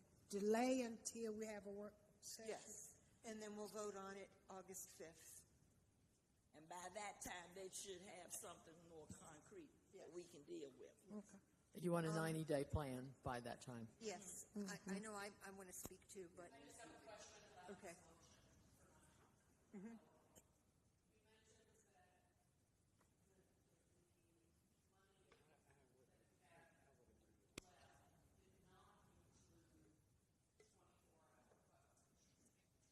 I'm sorry, you mentioned that when you were talking about the two buckets of money that were left, you did not mention the 24-hour or 23-hour, whatever it is, open period of coverage. Is there a way to move funds, to transfer funds so that we could cover that period too for this 60 days? Because this is for the 24-hour coverage. My understanding is is no money left in the 24-hour coverage. So can you respond to that?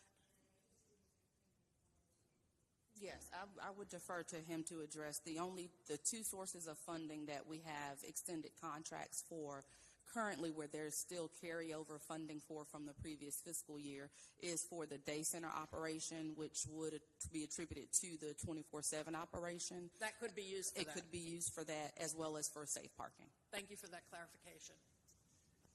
If I may,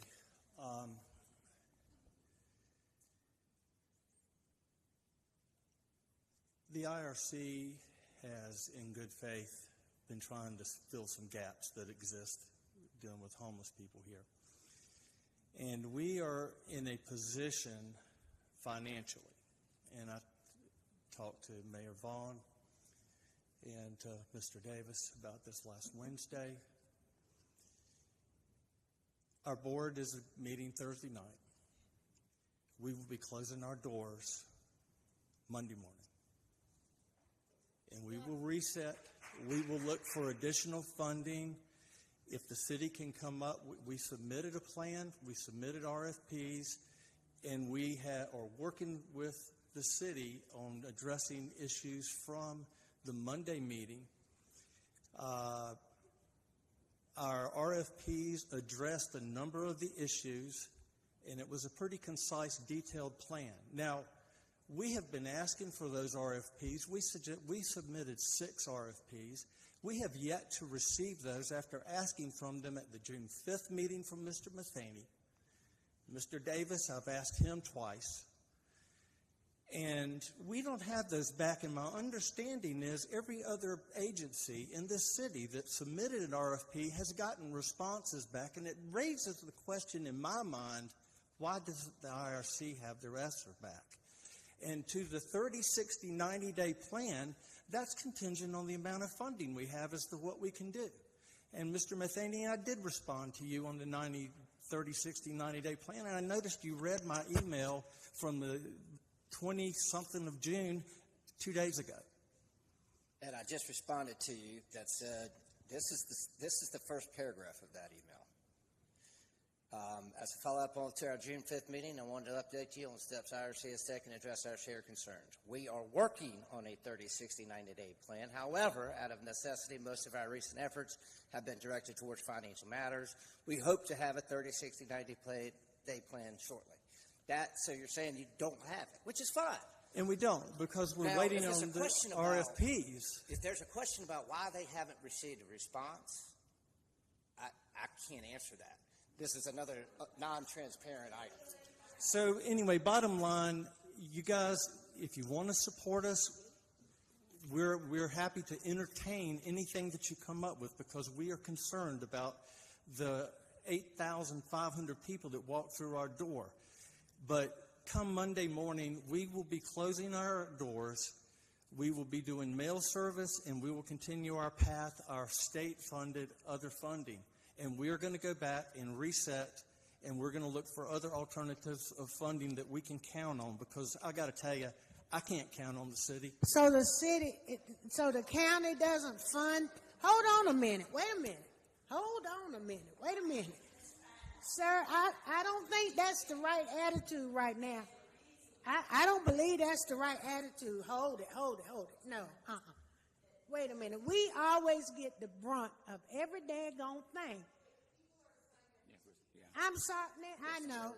I'm sorry. Right. Well, throw me out the buildings, because I'm telling you, I'm about to be rejected. What in the world? Because what in?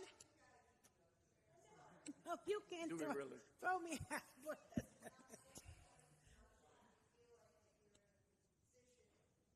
To address some of the comments that were made, or Trey or anybody else, I do feel a little like this is unfair leverage. I mean, we've been talking about, we talked about on the 5th, the 25th, the 8th, there was the inspection.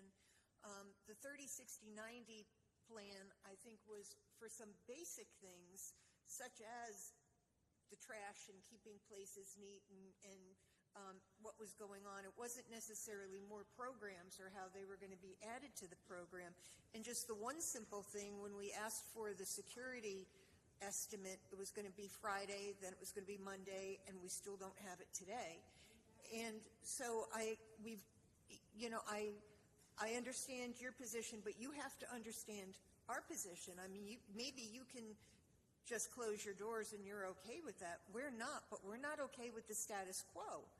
And we've had these conversations on and on and on. And it's not just the IRC. There are other people who haven't stepped up. And I think we also have to reach out to our religious community. Pre-COVID, they were in the discussions.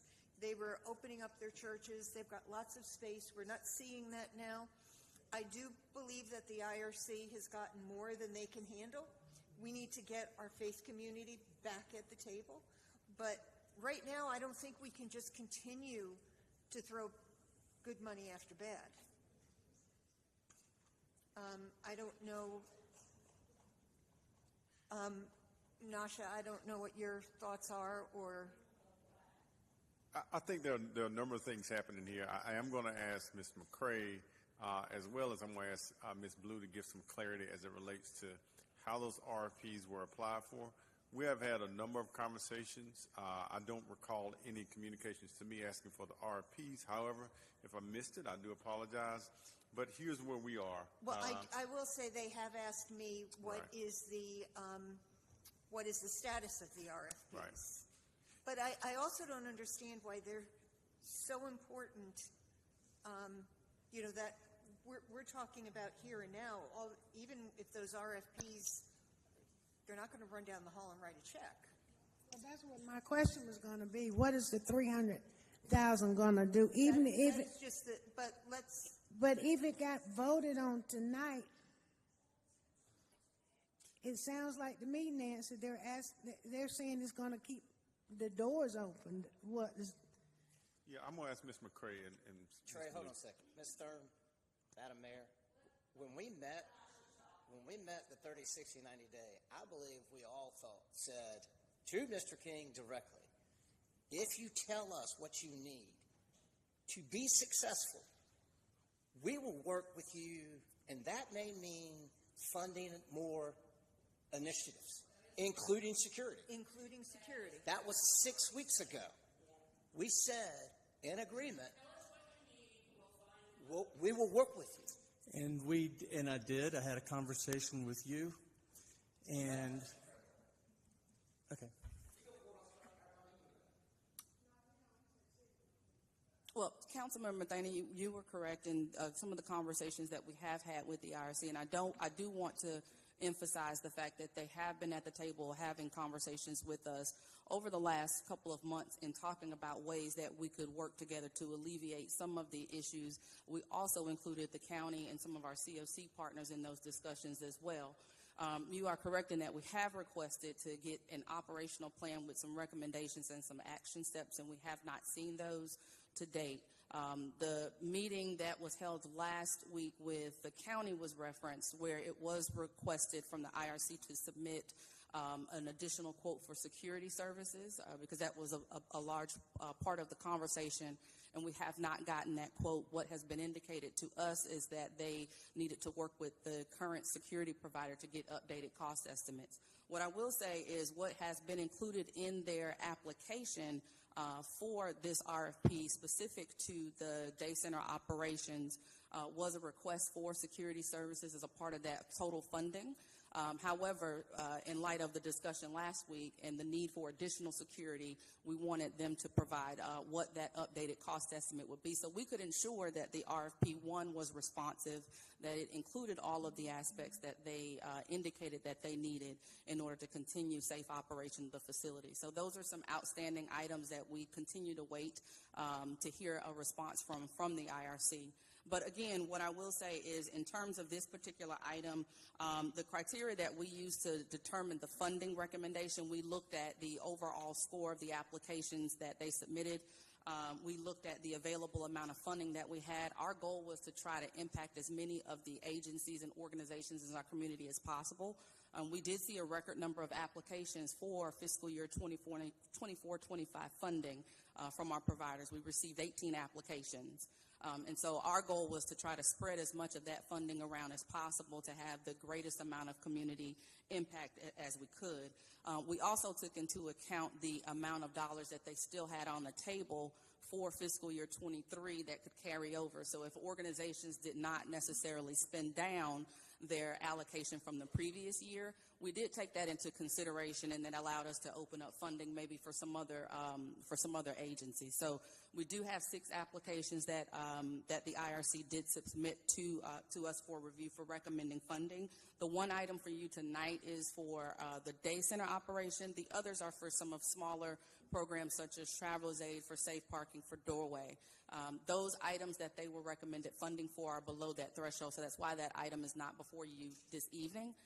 But we recognize that all of this is a part of a larger discussion related to the transparency of the organization and their operations. And the county has money in the 24/7 program as well, and they're on a different funding cycle than we are. That is correct. The Guilford County approved $306,000 towards the pilot drop-in center for the expansion of the services. That was approved back in November of 2023, and that contract went into effect January 2024, and that will run through December of 2024.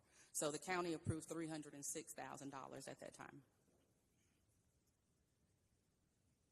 So there theoretically can be county money still left. Yes, in the RFP we submitted for $588,000 takes into factor what the county will be paying us. They're on a January to December schedule, as Nasha said.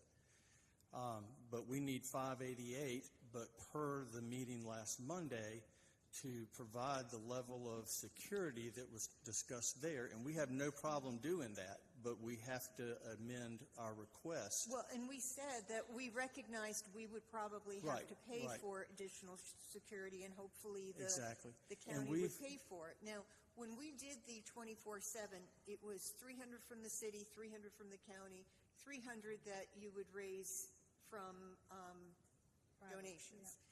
What I'm worried about is that third $300 didn't happen. So now that there's a larger ask this year from the city and the county because of the lack of additional funding.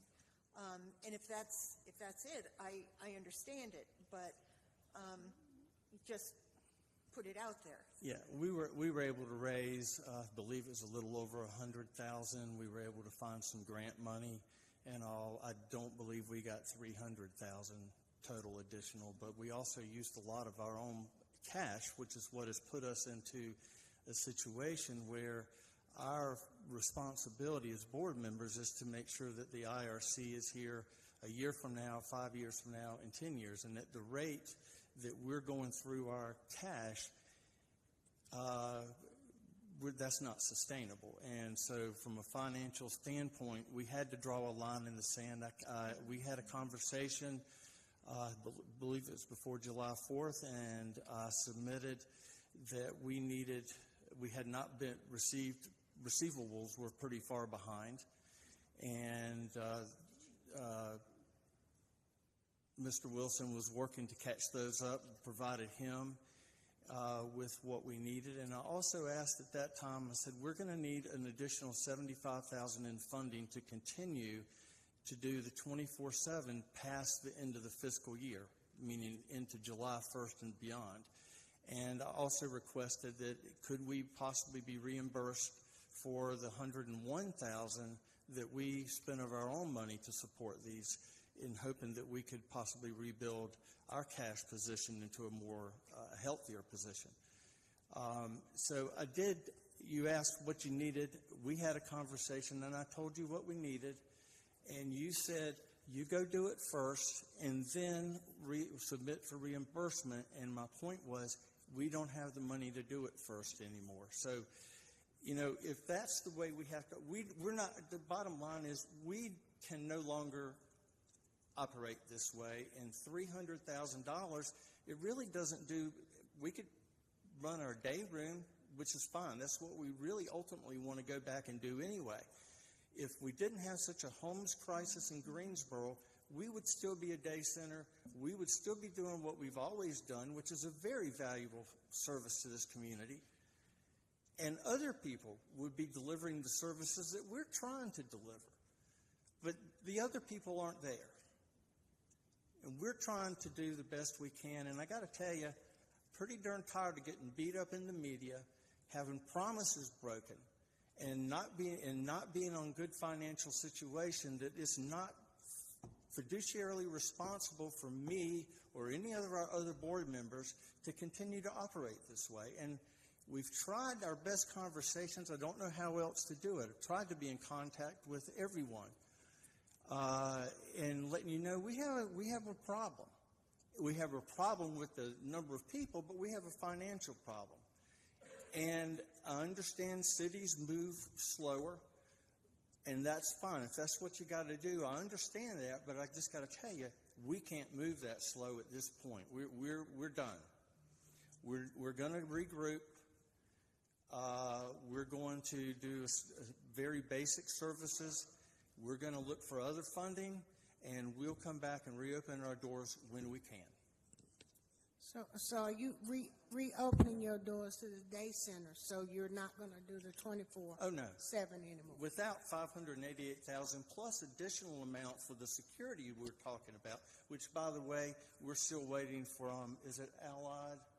We're waiting for the security company to get back with that quote. Well, I could have given you 5 different security companies that would have given you a quote. So you haven't talked to me, and the meeting that Zach and the mayor and Tammy went to was supposed to include me and I believe Goldie, but we were not even told about that.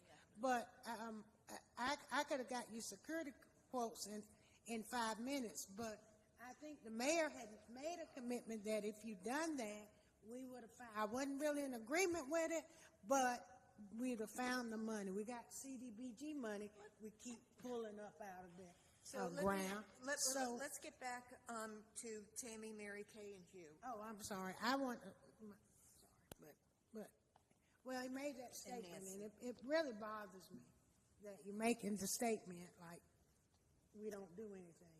And but honestly, Mayor, we're on the hook too, and we're being seen as the one on the hook for everything, and somebody else needs to be. Well, that's why I do think we have to reach out to the larger community. Tammy? Thank you. I think we're talking about a lot of different things tonight, and several things have been talked about. I have been a fan and supporter of the IRC. I told you all that. I told you that when we met. Christina knows that. And I don't think we can hold the IRC responsible totally for what happens with the homeless throughout the entire city. That being said, I also feel like the IRC is home base for the homeless community right now. I don't see the rules and the enforcement that was once prevalent at the IRC still there. Whether that is an issue from the board, from the director, from sheer numbers, don't know. But it certainly seems like from my conversations, the IRC, I'm really disappointed. We told you to come back to us with numbers. You said, I need $75,000. That wasn't a plan, it was just an amount to ask for. And we said, you've got unused money. That money is there. You don't need a bridge grant because you've got money sitting there that was in your last grant that hasn't been used, that hasn't been requested. And that's why there was no additional $75,000 because you needed that for the day room for night services. And you've got that available. You've got 86 or 89. I don't remember what Nasha said. Greensboro has become known for a really easy place to be homeless, quite frankly. We've got people coming here from all over North Carolina, South Carolina, Florida, wherever, come in here because it's an easy place to be homeless and get services. Part of that easiness is us being the community and the IRC, quite honestly, not enforcing rules. This is a minimum standard that we will allow you to be on our property. You are not doing drugs on our property, period. It's not going to happen. You get caught, you get kicked out. You know, if you're having sex on our property outside the building, that's unacceptable behavior. If you're leaving your trash and your stuff around, that's unacceptable behavior. Those have been the rules at the IRC in prior times, but nobody's enforcing those rules now. And quite frankly, I know that the IRC is overwhelmed, but it also feels like the IRC has given up, and that anything goes now. We just can't handle it. You know, I don't know whether perhaps an outside consultant, and we could talk about whether an outside consultant could work with you all on coming up with what does this look like? How do we gain control back of the IRC? I think once we get the IRC back together and under control, based on the perceptions of us, I realize that, you know, then that will impact people. When people are held to a standard, that impacts them whether they're on your property or not. And that will continue to grow, and that changes the conversation then. And I think the frustration from the neighbors is that it feels like you don't care. You're going to blame the city, you're going to blame this, you're going to blame that, but that you're not holding up your side of the bargain either. And that's why we said, give us a concrete plan. Tell us how you can hold up your side of the bargain. And it doesn't cost money to enforce the rules. You know, it requires staff to maybe do things differently. It may require different staff. I don't know. But it just can't go as is. Now, in terms of this, you're going to close Monday. You sent us an email that said, if you don't vote us on this, for this money tonight, we're going to close on Monday. Well, if that doesn't feel like we're being held hostage when we have tried and tried and tried to work with you all, that's not fair. You know, Nasha, do we have outstanding receivables where we have received the documentation that we need to pay? At this time, we don't. We paid out all the documentation that we have received for reimbursement. We don't have any outstanding at this time. Okay, so we've paid everything up to date. Wait, but that doesn't mean, I can't imagine that being paid up to date means that you've already turned in your receipts for the past 30 days, because I know you need bank statements and all that to turn that in. There's $89,000 plus that you could stay open for 2 more weeks if you turned in the receipts and what you need to get funded from the last few weeks. And so it really feels like when we're sitting up here that you're like, okay, we know you need us. And so we're just going to be spiteful about this. And it doesn't feel good, and it doesn't feel like a partner. It doesn't feel like a partnership where we called you in over a month ago and said, tell us how to help you. Tell us what you need to have help. I don't know how else to tell you than what we did. Obviously, we're not communicating well. You know, one of the things we talked about was we needed regular information from you all and stats. And Jim, you and I talked about this on the phone. You sent all that great information out on a fundraiser. I asked you, send it to council. Council needs to know what you're doing. We said that in the June 5th meeting. When Christina was there, we need communication from you on what you're doing. Tell us your success stories. Tell us what's going right, because all we're hearing is the negative. Haven't heard a peep. And at that time, you had just hired somebody new that was going to be able to do that marketing and put those numbers together. It's almost 7 weeks later. We still don't have that data. We have the data that you sent us, I think, last night on how many people, unique visitors, have been there. That doesn't tell us really anything other than you've got a lot of people coming and we know that your census is up.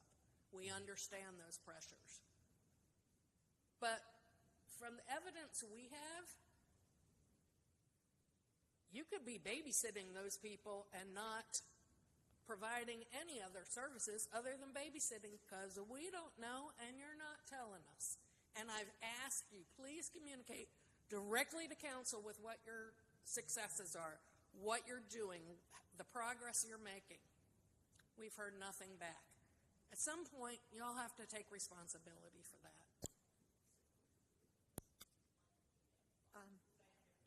Mary Kay?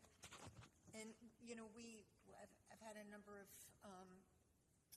asks that we break because closed captioning is an hour over. Yeah. So I know that this is a horrendous time to break, but I think we've got to give closed captioning a few-minute break. So can we take 10 minutes and and then we'll pick up with Mary Kay, Hugh, Nancy.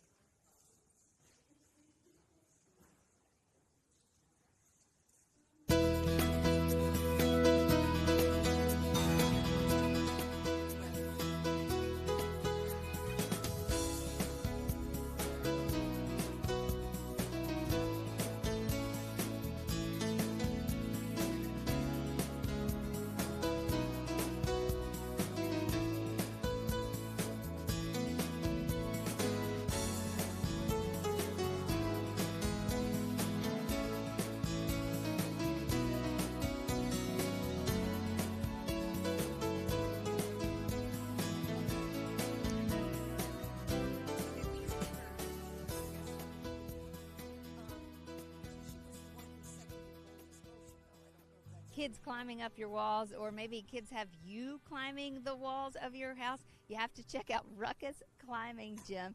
It's a brand new full-service workout center with a fitness room, classes, and of course, lots and lots of climbing. So, John, when was the first time you climbed something, anything? Oh, anything? As a kid, like everybody else, right? All kids get into that stuff, right? But outdoor climbing probably when I was 18. Up in the mountains near Brevard. So Looking Glass Rock was the first traditional outdoor climb I did. And then you kind of took some time off from it, but then you had a little girl who you suddenly noticed had a knack for climbing. Had a knack for it. Loved to get up anything, no matter what we told her. It was just always climbing things. So yeah, we took her to climbing gym, and then she loved it. Okay, so tell us about what you've created. What is Ruckus Climbing Gym? So Ruckus Climbing Gym is a 13,000 square foot gym that basically has bouldering, top rope, lead climbing, all disciplines of climbing.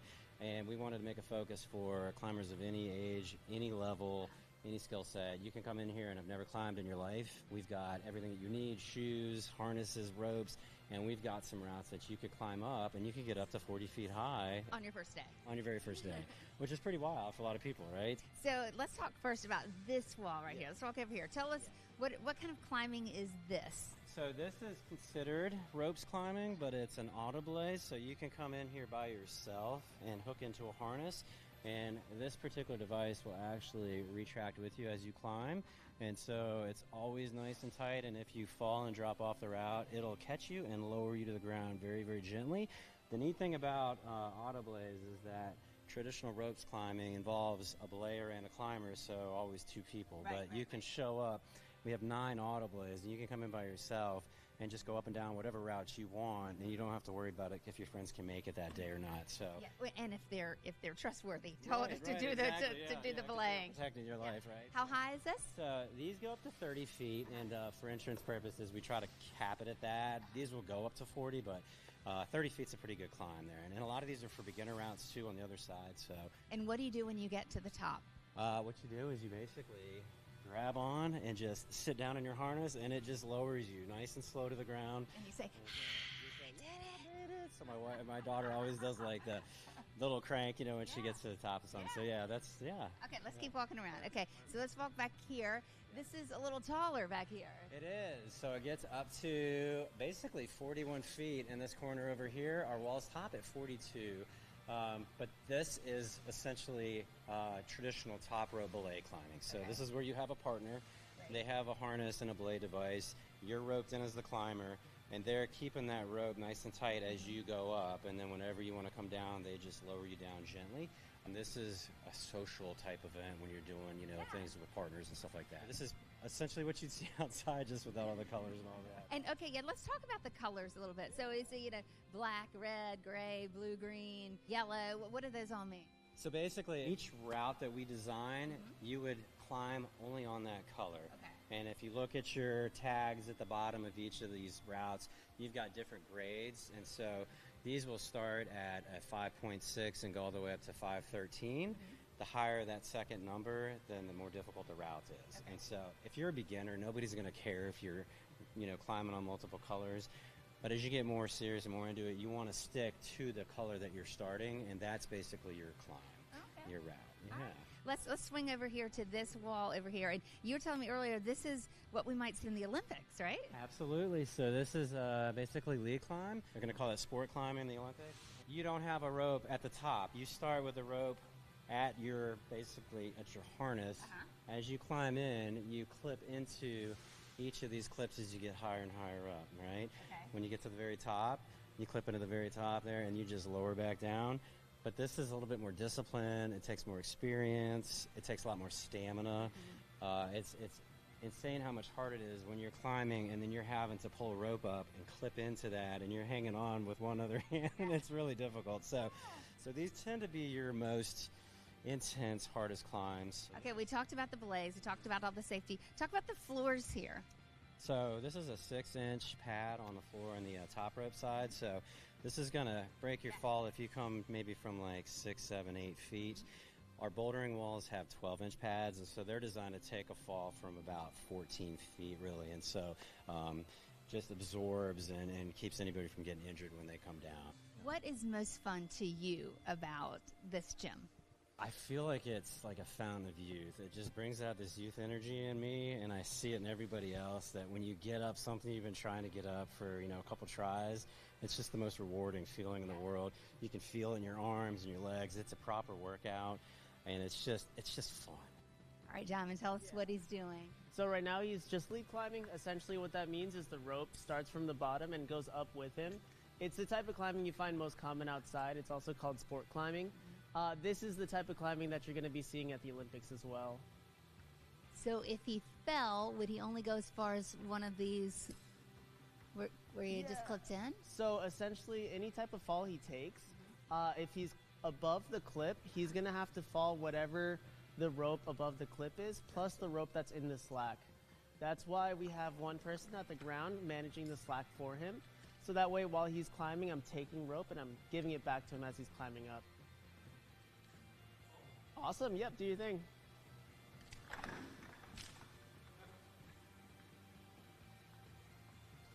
Are you ready to come down? Yep. Perfect. The weight is put onto my harness instead of being put on my hands. So essentially it's not like I'm holding his weight or anything, but the weight is always managed between the two of us. So you need to kind of have at least close, similar weights, or at least the person down here needs to be close to that person. Yeah, I mean, you wouldn't want to have a child down here. Of course. With that, there's different tools and stuff to be able to manage those weights and stuff. But for the most part, you want to be able to know your partner, know how much you're working with, like weight-wise, and be able to communicate with each other. I think that's the most important thing. It's the start of every good relationship. So, yeah. Well said. Yeah. Diamond, how did you get started climbing? I started climbing in college about 8 years ago now, and I was enamored. My biggest thing with climbing is the community that climbs. I love being able to come in and meet people at the climbing gym. Most of my friends climb for that reason, and it's just a type of sport that you can take anywhere with you. I have plans to go to Mexico to go climbing, Thailand to go climbing, essentially anywhere and everywhere that I can. I always take my friends with me to do that, so Yeah, it's a good time to bond over something. And a good way to see the world. Exactly, for sure. Not a lot of people get to see the world from 1,000, 1,500 feet up, on the side of a mountain, so. Upside down. Exactly. So this is the kids area / birthday party area / beginner wall. That's what I'm going to do. And it's just another part of the gym where you can have a whole lot of fun and practice your skills.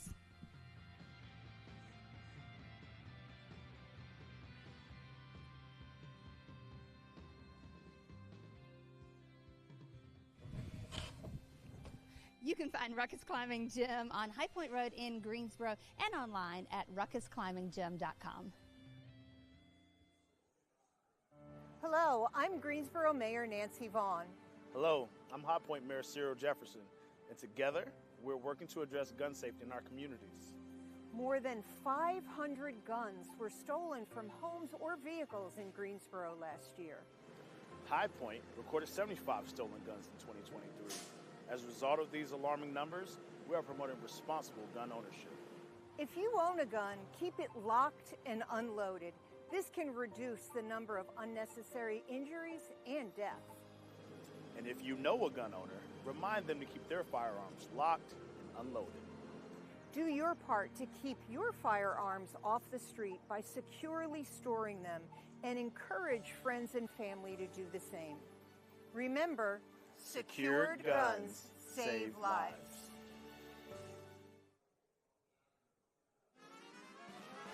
Most of us think of the Tanger Center as a great place to go for entertainment, but it's also a thriving business. Mr. Kaplan, we talk so much about what happens on the stage at the Tanger Center, but it's really pretty impressive what's happening behind the scenes, too. Can you talk about the dollars and cents and how this works? Yeah, I mean, it's really amazing. The Coliseum staff, led by Scott Johnson and Matt Brown, and the team that they lead creates an extraordinary experience here at the Tanger Center. They booked extraordinary events, not just the Broadway series, but other events. We have had an operating surplus every single year, which is remarkable for any performing arts venue, and things look like we're going to have even a better year in 2024, 2025. So everything is extraordinary. The important thing is to continue to be able to maintain the quality of the Tanger Center and the events that we're having, and to make sure that we have events that are good for the entire community. And I think we're really working on doing that. This is not the norm to make a profit off something, a performing arts center like this. When we look at places around the country, how does it work so well here? What are we doing right? Well, I think what we're doing right is that the community is supporting it in terms of coming. They're bringing the right programs and events. The Broadway series has brought the best in the world here to the Tanger Center. And we also, I mean, when we say we have an operating surplus, that doesn't include the money that we need to be putting aside in reserves to make sure that the facility stays world class. So it is unusual because generally communities are investing in their coliseums and performing arts centers because they generate revenues by having visitors and in restaurants, and sort of the secondary revenues are significant, which is happening with the Tanger Center too. But here, because the programming has been so good and we built the right facility with the right number of seats, we're actually running a significant surplus. It's exciting. And all of this done without burdening the taxpayers too. All right, well, the whole facility was built without taxpayer money.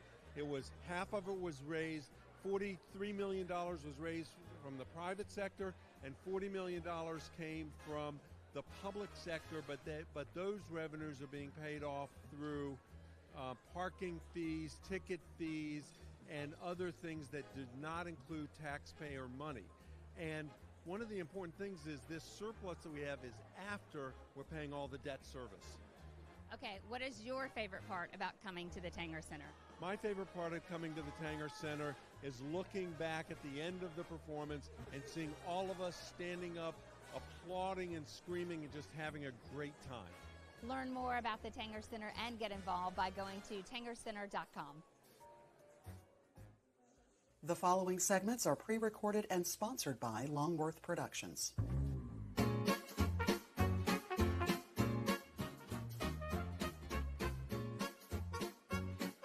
Back now on this special edition of Try Today, as we meet and talk with lots of great folks who work behind the scenes to improve quality of life for all the folks in the city of Greensboro.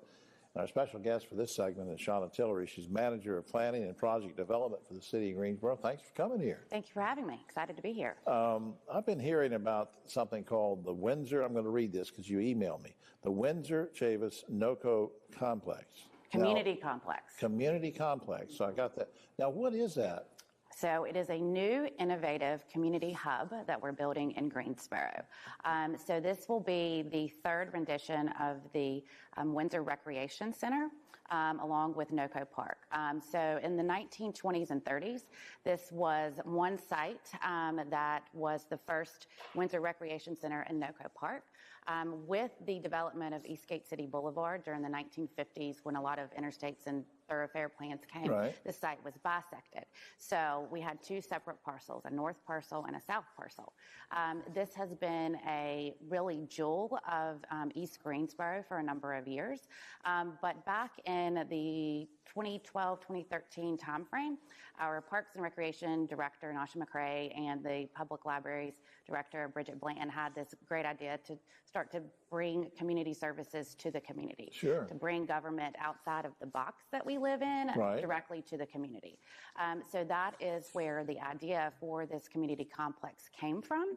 And so we've been working on this with bond funding that was approved in 2016 to start the planning for this facility along with public engagement for the community. So the planning sort of started the vision in 2016, but I mean, is your vision for this exactly what you're talking about? So it's sort of a one-stop, easy access sort of a center? Is that your vision? That is the vision of the city and the community residents. So when we started engagement back in 2019, so right before COVID, we went to the public and said, okay, what are the programmatic elements from both a library, a recreation city, and a community services, city services perspective that you would like to see in this facility? So it's just not a building. We also have a park component to it. So that was part of that. What kind of outdoor recreation opportunities would you like to see revitalized?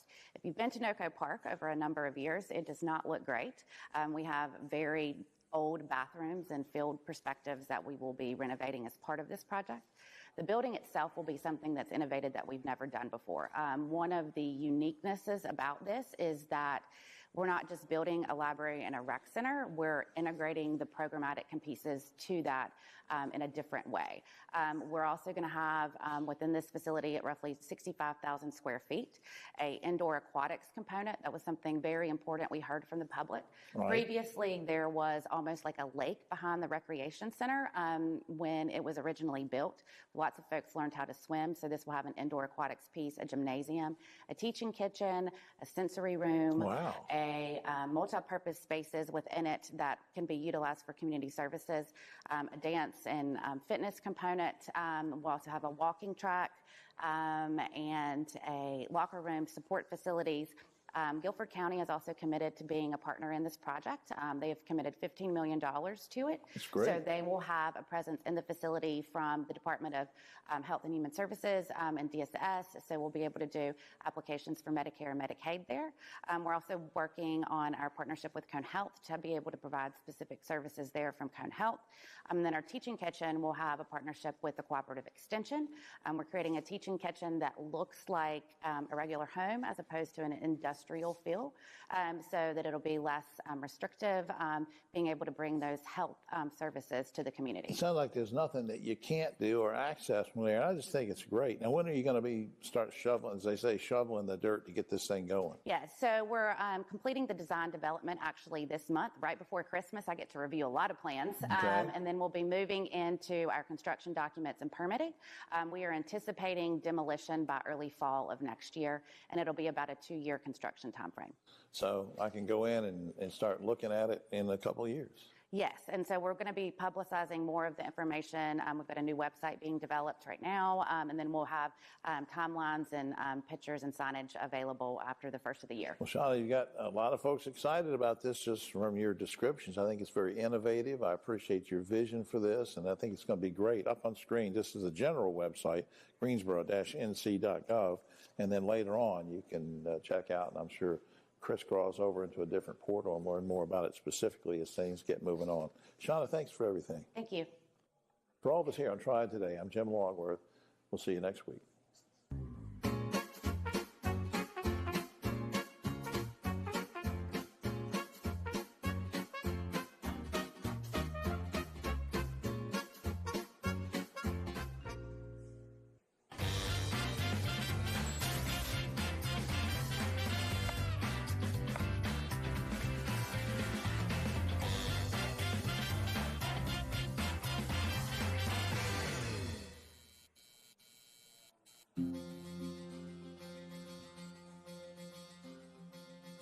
You might guess by the name that when you visit Jerusalem Market on Elm Street in downtown Greensboro, you're going to enjoy delicious Middle Eastern food. But you might not know from the name is that you'll be treated like family. So our father started Jerusalem Market, the grocery store, the deli, in 1989. And frankly, as soon as I could reach the counter, I was helping Dad, just doing what I could, whether it be running the register or just stocking shelves. But you know, we always observed them cooking because my dad loves to cook and my mom loved to cook too. So growing up, we were always around a lot of the food and exposed to the recipes. And we weren't necessarily like right there helping, but you got to watch and see what goes in everything. And you learn by, you know, osmosis. You learn by just picking it up. So that was always, it wasn't really asked of us, but we wanted to help in the store. And it really got us going, and really just that's what got us started, with the love of the food and the love of the food, like the culture through the food. Growing up, meals were important. We always ate together as a family. Always made it a point on Sundays because my dad worked nights a lot of times running the original store, working night and day. So a lot of times during the week, we'd just be eating with Mom and eating with Dad, and always on Sunday. It was like you had to be there for Sunday dinner. But it was, mealtime always meant just basically sharing your day and sharing some food. We made it a point to sit at the table, and when you're younger, you don't always appreciate that, but it's really awesome, and I'm glad that we were kind of forced in a good way to do that. But cooking was always important in our family. A lot of us, a lot of my family likes to cook and would always bring food over. A lot of times we had aunts and uncles that lived close proximity. If they made a dish that they had extra, they'd always bring some to share. And that's always like part of the community too, just sharing the food and sharing, if you got it, you share it, and that's what's cool. So just working with our dad all those years, we always had a limited kind of menu at the deli there, and it was something we wanted to expand on because there's so many recipes like the one I shared with you earlier called mashi, kusa mashi, which means stuffed squash. It's yellow squash, like a spring squash, hollowed out and stuffed with a meat and rice, like ground lamb and beef mixed with just basically white long grain rice cooked with spices, and then you stuff the squash in there, and you can cook it in like a light tomato sauce or even a yogurt sauce, and you just eat it like that. Get a few squash on your plate with the sauce, and you get that way you get the sauce when you cut it open on the rice. And you could even if the season is right, have really small grapevine leaves that you blanch really quick and then put that same meat and rice mixture into and roll them. And that was a really special thing because you didn't have those all the time. And that was something like almost never made it to the table because everyone would end up munching them as the other food is being ready. Like the stuffed grape leaves were sitting there and everyone just, kind of squirreling them away. So yeah, that's my personal favorite thing growing up, and still really to this day, actually. Another favorite dish growing up, it was something very special called msaken. It's a Palestinian roasted whole chicken, or even use Cornish game hen if you want to be really fancy. But it's served with a highly reduced mixture of sumac. Sumac is a lemony, tangy, purple-colored spice. Sumac and onions sautéed down so the onions are super caramelized and, nice and creamy. So you take some fresh pita bread, or my dad's oldest sister would make a very special bread that she cooked on rocks, like stones. So it would have an awesome cratery texture, and she makes a nice big loaf of that fresh bread. And then after you roast the chicken, you put the sumac onions on top of the bread and the chicken on top of that, and then finish in the oven for 5-10 more minutes. And it comes out and it's served family style, so it's intended, everyone just kind of, back home you eat with your hands, and this is definitely one of those dishes. It's best served that way, where everyone just kind of tears into it. You dip you tear the chicken off, you dip the chicken into the onions, and you get the bread and just eat bites of it like that. It's really intensely flavored and just awesome, just clean, crisp flavors. And it's something that always reminds me, because my aunt's bread is super special, and it's good with the pita bread, but that was always taking it to another level, So yeah, when people enjoy the food and really appreciate where it comes from, and if my grandmother's recipes, you're eating the same thing like we used to eat, it really opens, it really touches our heart, because it's really, that's kind of the deepest, especially in our culture, it's the most genuine way to show gratitude, is to feed somebody and to share something that you prepared for yourself with them. And the fact that our guests can appreciate that on the same level is really awesome. It feels like we're almost feeding you in our house, in our home, and that's one thing we really like to focus on here, is keeping that personal touch and being able to interact with our guests and really see how much they appreciate and enjoy. All right, we need a motion to excuse the Mayor Pro Tem. Second. Moved by Tammy, seconded by Mary Kay. All in favor say aye. Aye. All right, she is excused. Tammy, I think you were through. Mary Kay? Yes, so I just wanted to thank Tammy for her comments, because a lot of the things she was saying are things that I was thinking as well. I want to say this.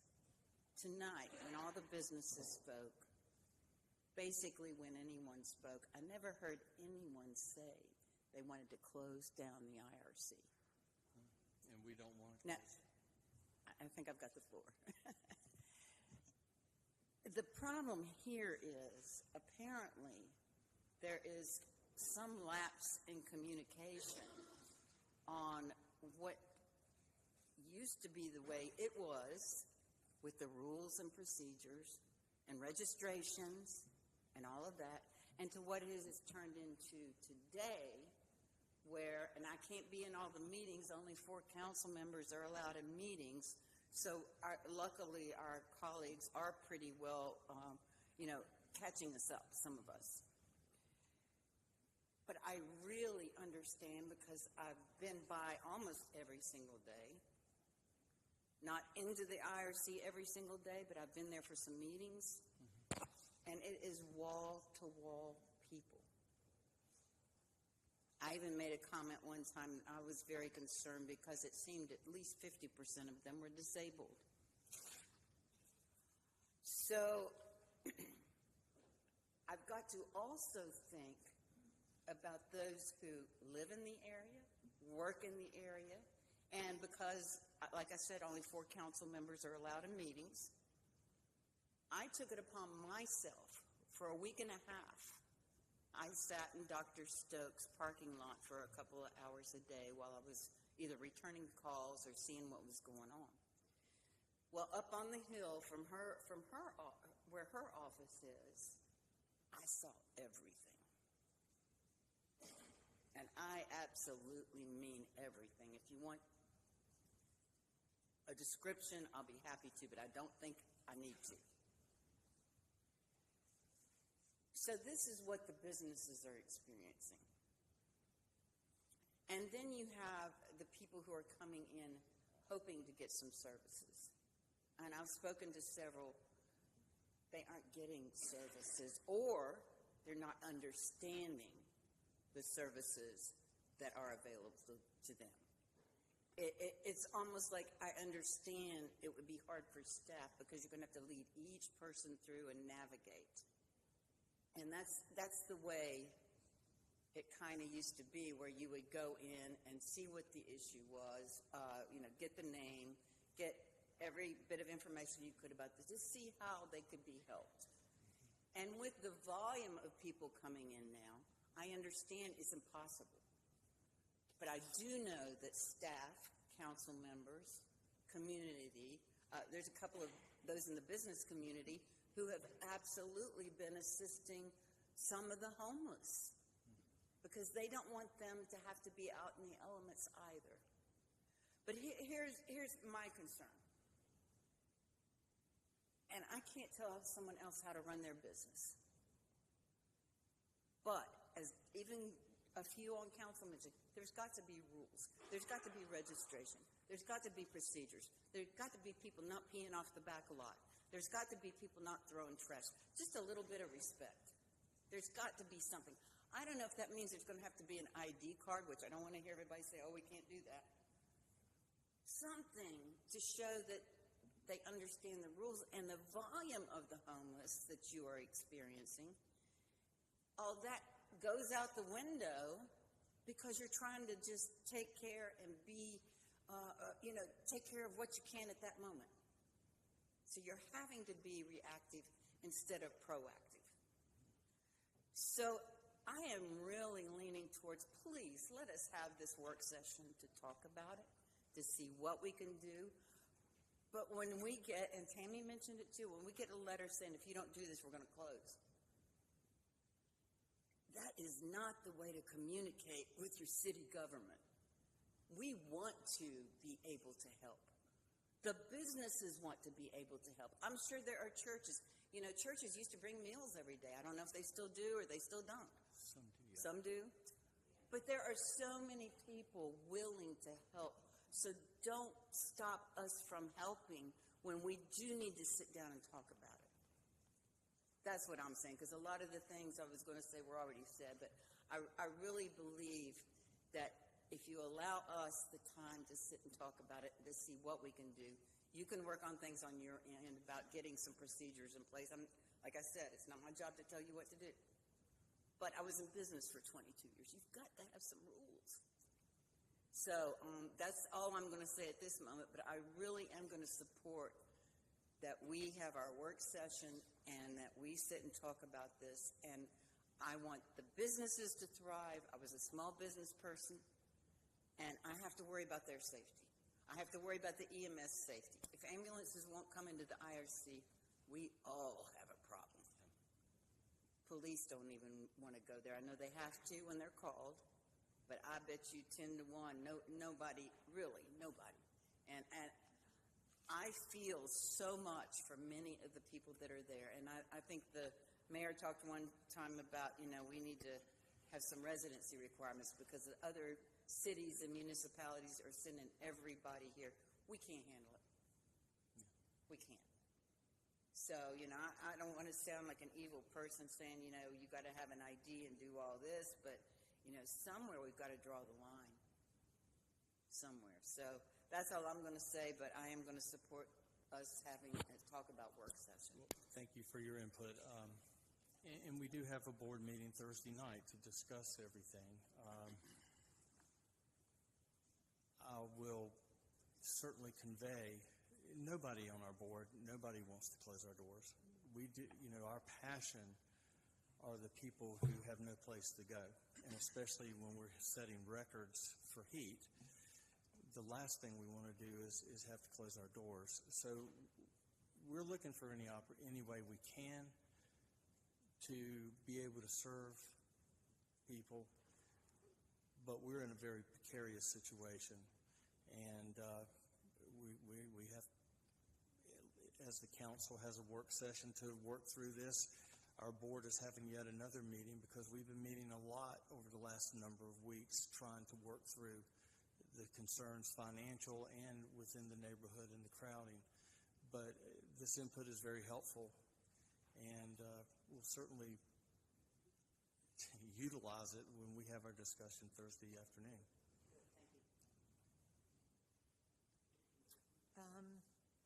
Next is, I think it's you. Yes, thank you, Madam Mayor. Jim, I am a supporter of the IRC. I truly believe that the IRC plays an integral role in our community regarding those who are unhoused or those who are in between those who are transitioning. And but I have to ask you a question. Did you say that on Monday, if nothing changes as of right now, that you're closing your doors?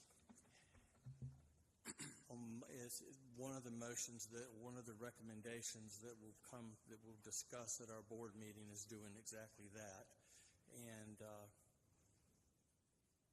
if we can figure out any other way that we can keep our doors open for a period of time, and it may be, we've got maybe 2 weeks of funding on the 24/7, but understand it costs, we have to use our own funds every day we're open 24/7 because what the city, county, and so forth provided us isn't enough. So what we're looking at is, do we have enough of our own funds remaining that we can continue to do 24/7 through the month? And we're just trying to figure out any way that we can. Our hope was that we could do that through the month and that our funding would be in place August 1 and we would be able to continue on.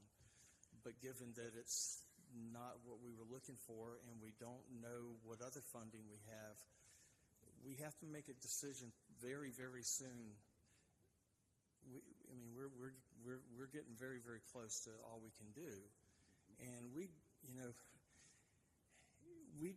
the last thing we ever want to do is close our doors. But at the same time, we have to look at, we don't want to be homeless ourselves. We want to be,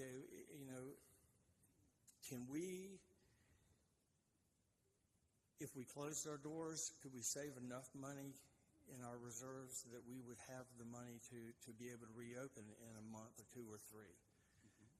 Well, probably not a month, but could we open in the near future? But the path we're on right now, we probably wouldn't make it we would not make it too much longer. And then there would be nothing left of the IRC. So our goal is to try to, the problem a lot of people have when they go bankrupt is they try to pay off all their bills and they pay down every penny they have, and then they go bankrupt and they have nothing to come back with. They needed to save themselves while they still had something left so that once they got all sorted out, they would have something that they could rebuild their life. And that's what we're talking about is at what point can we get to where we can rebuild the IRC? Along those lines, since you mentioned that, at the top of this conversation, when you made your first statements, I think you said something that this resolution is for $300,000, but we did ask for $588,000. And then you said something. You said, "What do you want me to spend the $300,000 on?" How do you contrast that statement with this statement now? Well, we asked for $588,000 is what we have budgeted and we need to do this program with addressing a number of the issues that we have learned from. That's what we need for 24/7 for 12 months. As I read the motion that you're voting on, you were going to provide $300,000 for 24/7 for 12 months. And I'll be honest with you, we can't do that. So what do you want us to do with the $300,000? We have no direction from the city council. You're going to fund us. You're not funding what we asked for, what we told you we need to do 24/7 for 12 months. So what are you funding? Do you think that could be a temporary stopgap until you could figure out the long-term funding source? Yes. Yeah. I mean, if we're agreeing that you give us $300,000 and we try to work on what do we do next, and but $300,000 is going to, we're probably good till maybe sometime in December, I'm guessing. And does that mean that if there were an ordinance passed tonight for $300,000, but those funds didn't come to you until 2 or 3 weeks later, would you still be closing your doors on Monday? No. No, if so, then that was hyperbole. If your expectation was that 300,000 didn't have to last for a year, does that? Well, I'm just trying to follow. Where does the closing on Monday come from? The closing on Monday. Is that hyperbole? Is that a threat? What is that? No, that's something that will be discussed and possibly voted on, quite possibly voted on. But you do have the funding. You're saying to last beyond Monday, but you may vote to close on Monday. We have the city.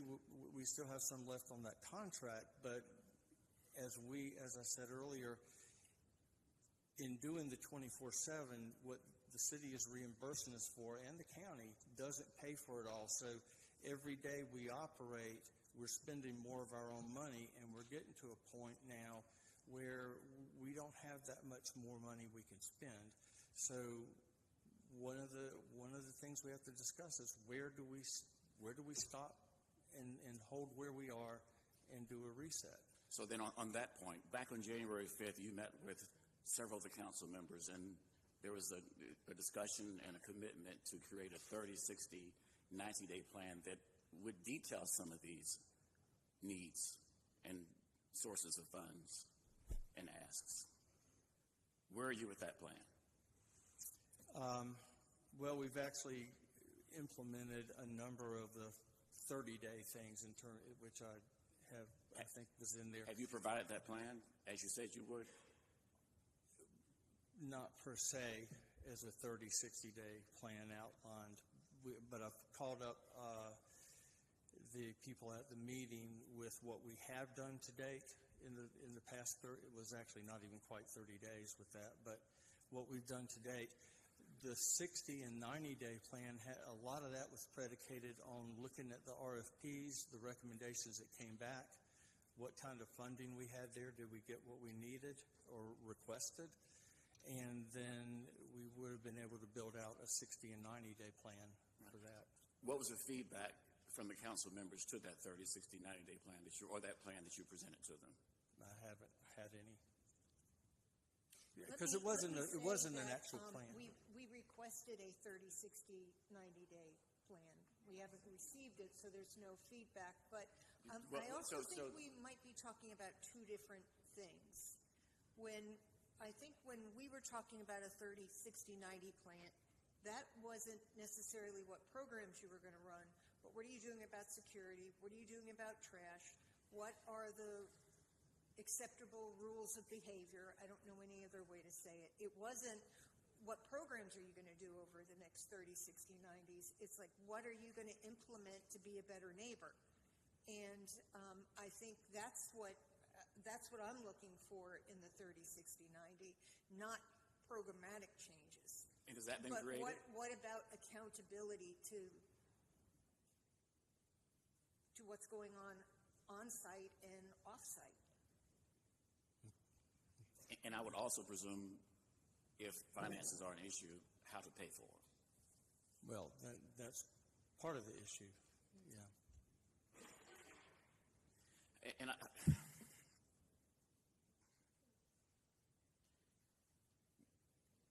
I think a lot of this has already been said and asked and answered, so to speak. I am disappointed. I am concerned.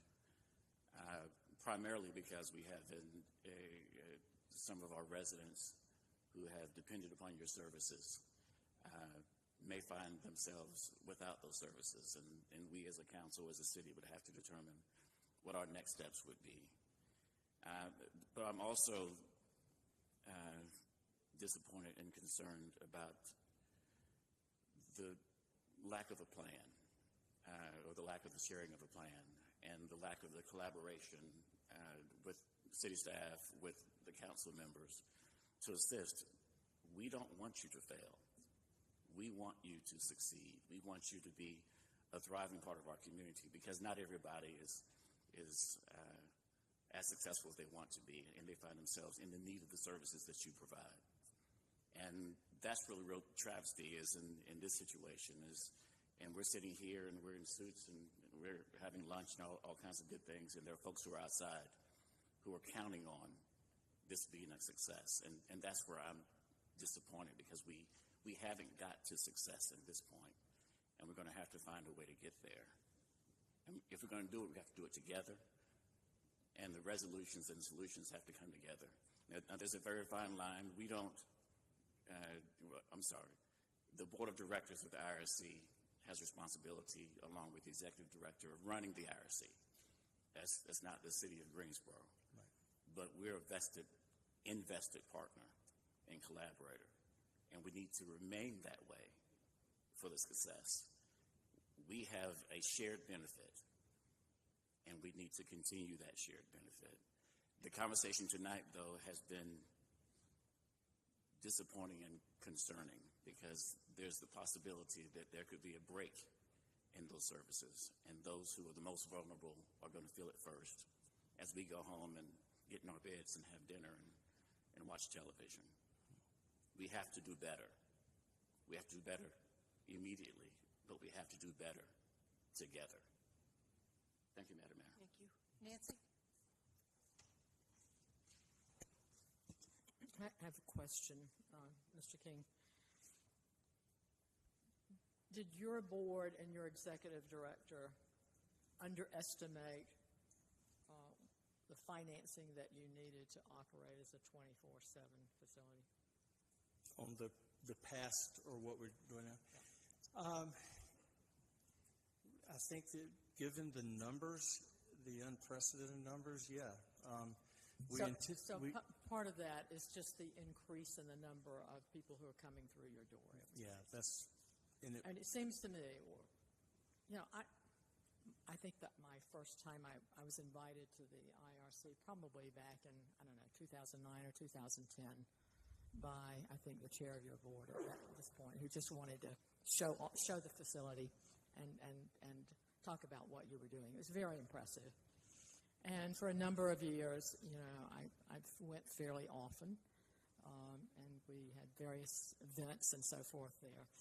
I feel like this is because that you as a board, as a executive director, as an organization are in a very chaotic situation, and that you're overwhelmed. And maybe our expectations as a council and a city were, we thought you perhaps were the ideal solution, and you stepped up and said, we can do this. But what I hear now is that the numbers have increased. Your original financing model just isn't valid anymore for the number of people that you're having to deal with. I assume that your staff can't handle it, because otherwise we wouldn't have the chaos that we have there. So if we can take the time that we are proposing here, I think we'd like the opportunity to see indeed how we can resolve the issues there. But again, it's sort of like we have a gun held to our heads a little bit too by what you're saying to us. I'd like an opportunity for us to see if we can get back to a much better and healthier situation as we had in the past with the IRC. This was never what any of us ever wanted or anticipated. It's just sort of a situation run amok, and it's just creating all kinds of issues. So let's see if working together we might be able to get there. So Goldie made a motion off of my friendly amendment, which would be that we would hold this item, we would discuss it on the 25th work session, and then it would be on our next, the first agenda in Mayor Pro Tem seconded that. Do I have a replacement second? I'll second. All right, Mary Kay. All in favor of that, Goldie's motion, say aye. Aye. Opposed? That passes 8-0. Now, speaking with Nasha, you wouldn't, if we voted on it today, you would not have gotten funding probably for another 2 weeks anyway. Yeah. If we approve this on the 5th, we can certainly expedite that paperwork. But there would not be a long lead time. In the meantime, there is still other funding that you can work off of. So I would expect that you'll find a way to keep the doors open between now and the 25th. But what I will ask for is by the 23rd, I would like the IRC to give us that 30, 60-day plan of action. Again, not a programmatic plan of action, but what are you going to do about security, trash, and behavior inside and outside the building? Okay. I really think that those are things that are important to council and to the people you're serving and your staff. Did you want to add to that?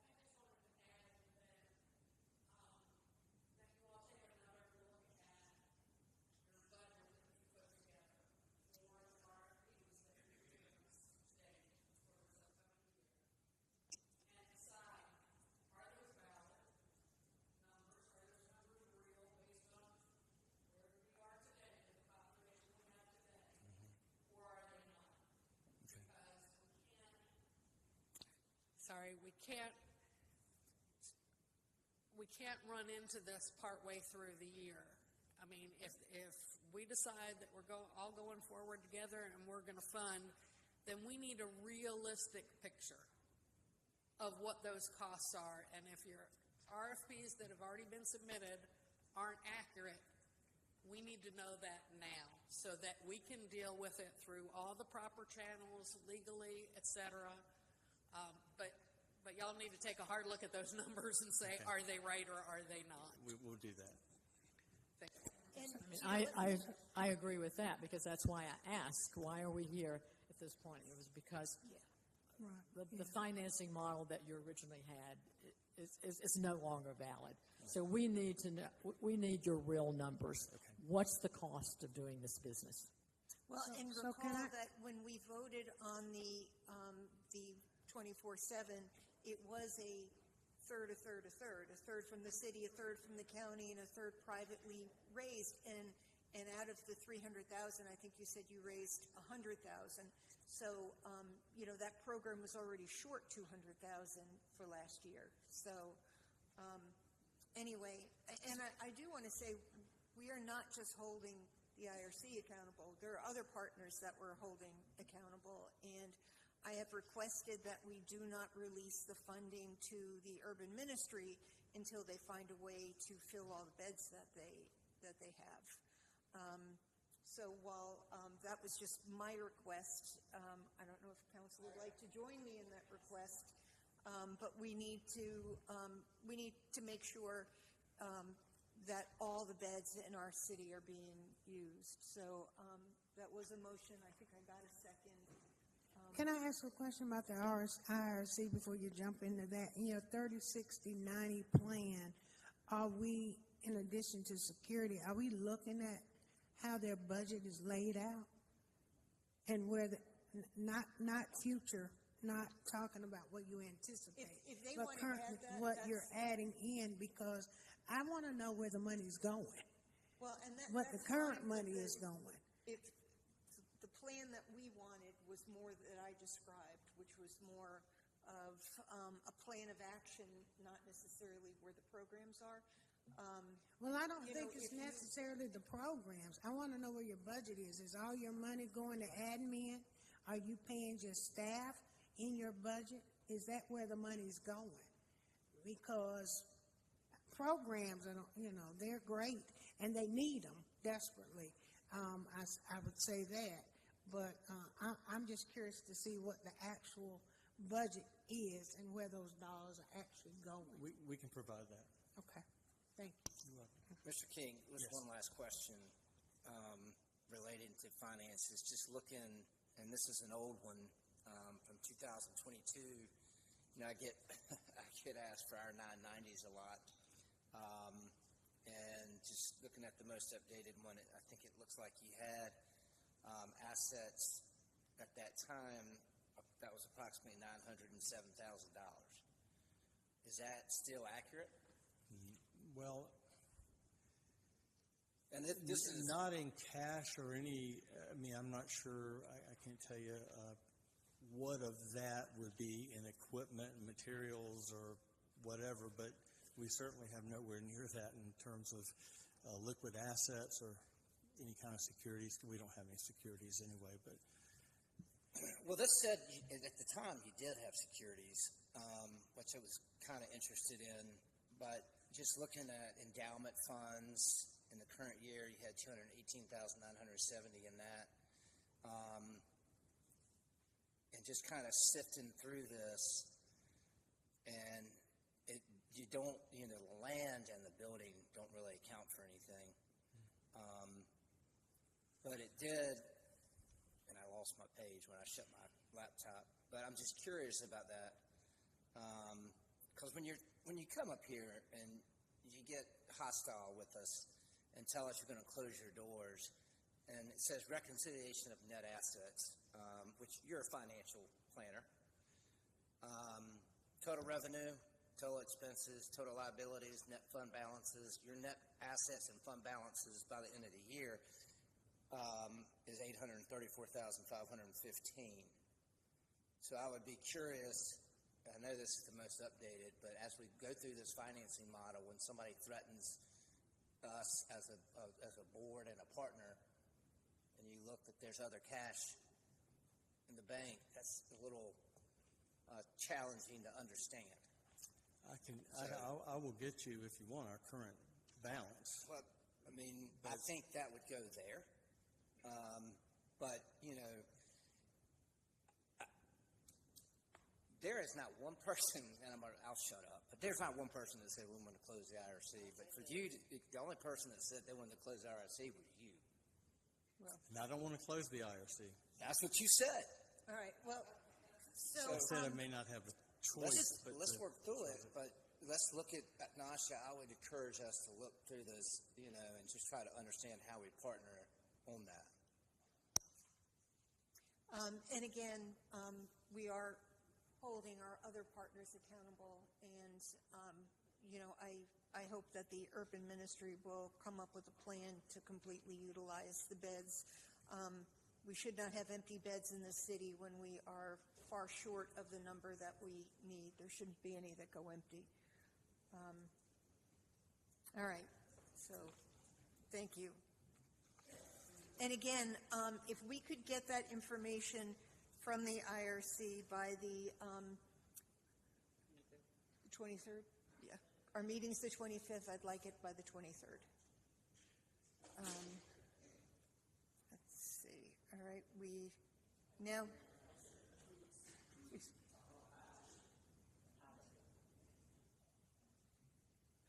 I-2 is a resolution approving bid in the amount of $6,999,000 and authorizing execution of contract 2021-004A with Harper General Contractors, Inc. for the Townsend Wastewater Treatment Laboratory Control Room and Office Improvements.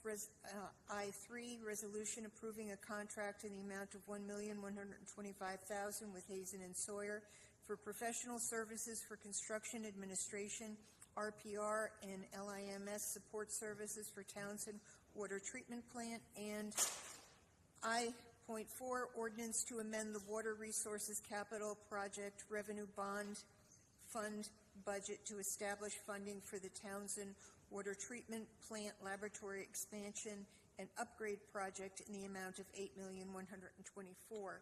I need a motion on I-2. So that's moved by Dr. Wells, seconded by Mr. Holston. Council, please vote.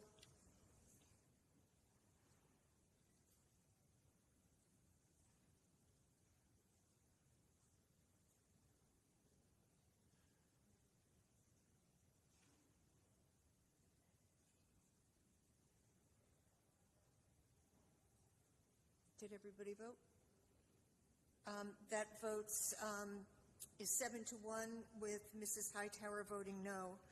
I need a motion for I.3. Moved by Mrs. Thurm, seconded by Mrs. Abuzawader. Council, please vote.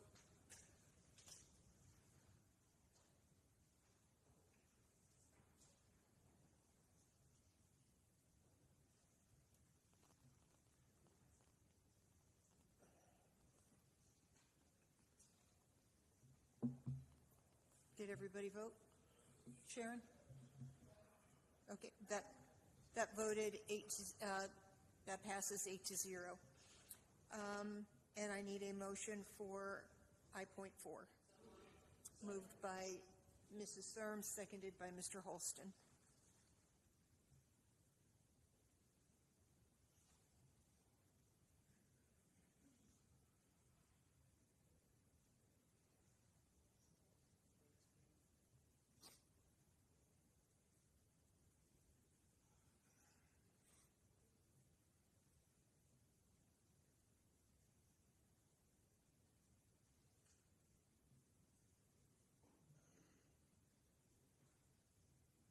That passes 8-0. Item I.5 and I.6. I.5 is a resolution approving bid in the amount of $10,574,328 and authorizing execution of contract 2016-074 with Yates Construction Company, Inc. for the North Buffalo Outfall Phase 2 Sewer Improvement Project, and I.6, ordinance to amend the Water Resources Capital Project Revenue Bond Fund to establish funding for the North Buffalo Outfall Phase 2 Sewer Improvement Project in the amount of $10,574,328. Do I have a motion on I-5?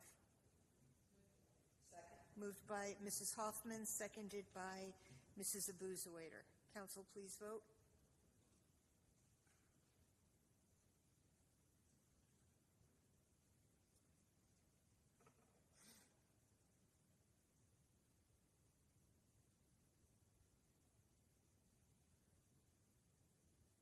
That passes 7-1 with Mrs. Hightower voting no. I need a motion for I-6. Moved by Mrs. Abuzawader, seconded by Mrs. Thurm. Council, please vote.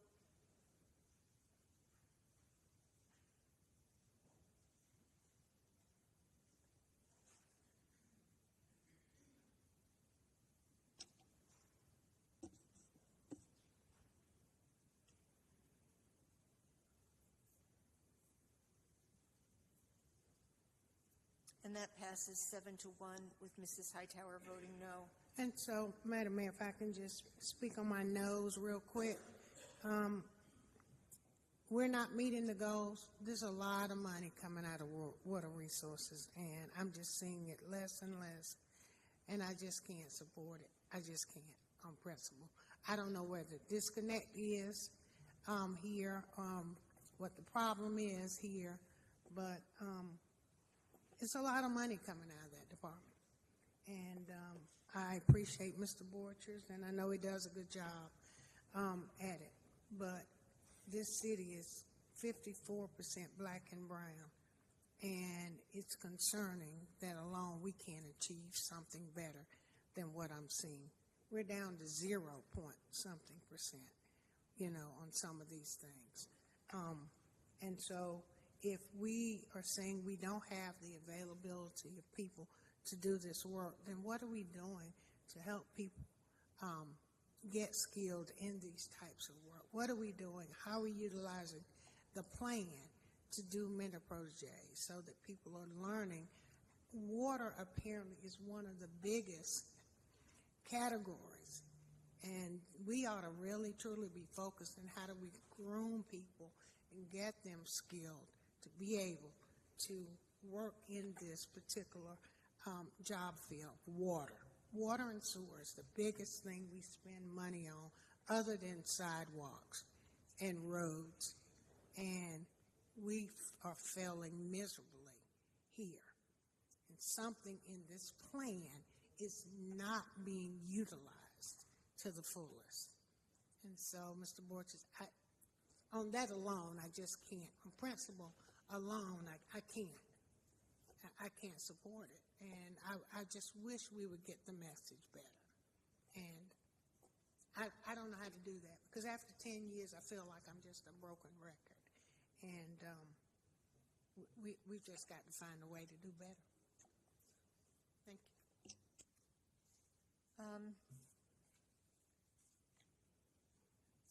We now move on to item 1.7, I.7, which is an ordinance amending Chapter 29-54 of the Greensboro Code of Ordinances, amending water and sewer fees.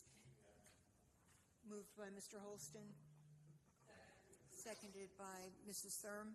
Council, please vote.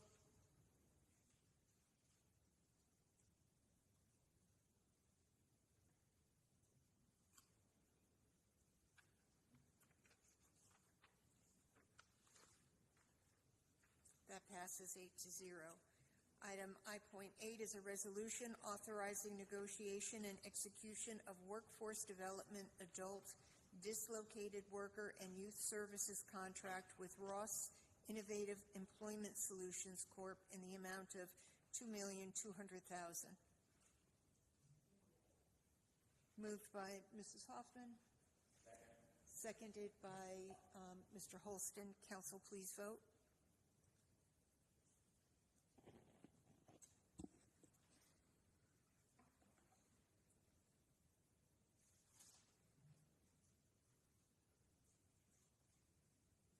And that passes 8-0. I know that Chris Wilson usually deals directly with the Guilford Works. I assume this is being handled through Guilford Works. I probably should have asked this question before I voted. But that $2.2 million, where is that coming from? Those are their federal funds. We are kind of a custodian for that operation. So, Okay. but yeah, that's not local money. So it is the Guilford County Workforce Development. Do any funds pass through Guilford County? I'm sorry, Mayor, I can't answer that, but I can find out from Danielle and let you know.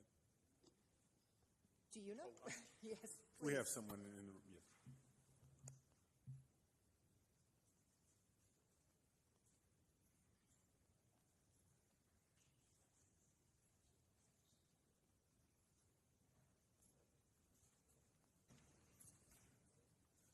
Good evening, council members, mayor. These funds are regular annual funds that are passed from the Department of Labor through the Commerce Department. And so we're in negotiations with a new contractor to administer these services through our in-city worker residents with our adult and youth programs. So my question is really more towards the county and High Point, since it is a combined board. Are they passed through for any funding? Well, these funds support the whole county when we look at the consortium with the City of Greensboro. Yeah, and I understand that. Okay. So are we the only entity that gets the pass-through, or? Yes. Correct. Okay. I just wanted to know if High Point was passing through any money. No, City of Greensboro, been administrative. And then the entity. same with the county. Correct. Okay. Thank you. And I assume that passed 8-0. Yeah. Item I.9, ordinance amending Chapter 6 of the Greensboro Code of Ordinances with respect to buildings and building regulations. Move the item. Moved by Mrs. Hightower, seconded by Mr. Holston. Council, please vote.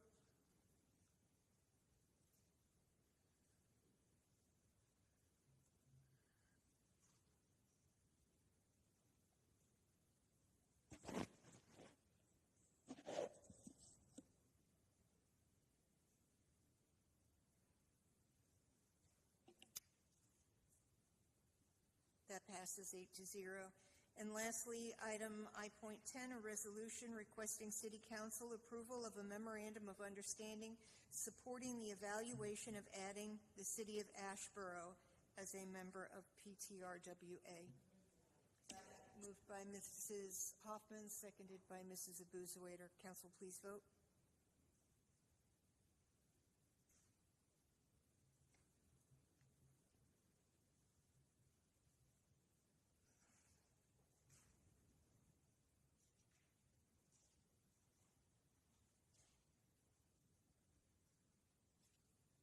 And that passes 8-0. That is the end of our printed agenda. Does anybody have a board or commission appointment?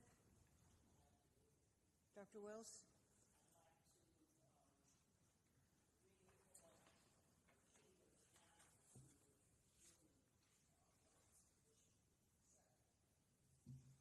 All in favor say aye.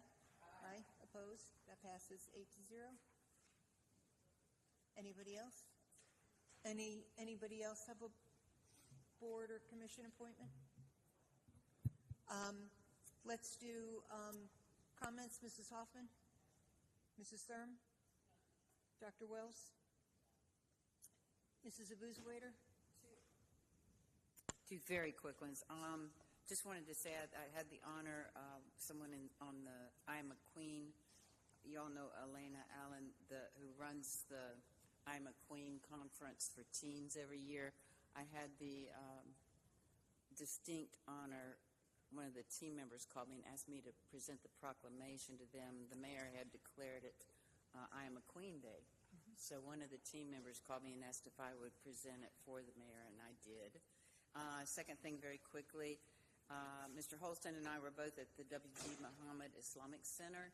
The Church of Jesus Christ of Latter-day Saints gifted them with a van so they can help more people in East Greensboro. They help the seniors and bring them there and feed them and have activities for them.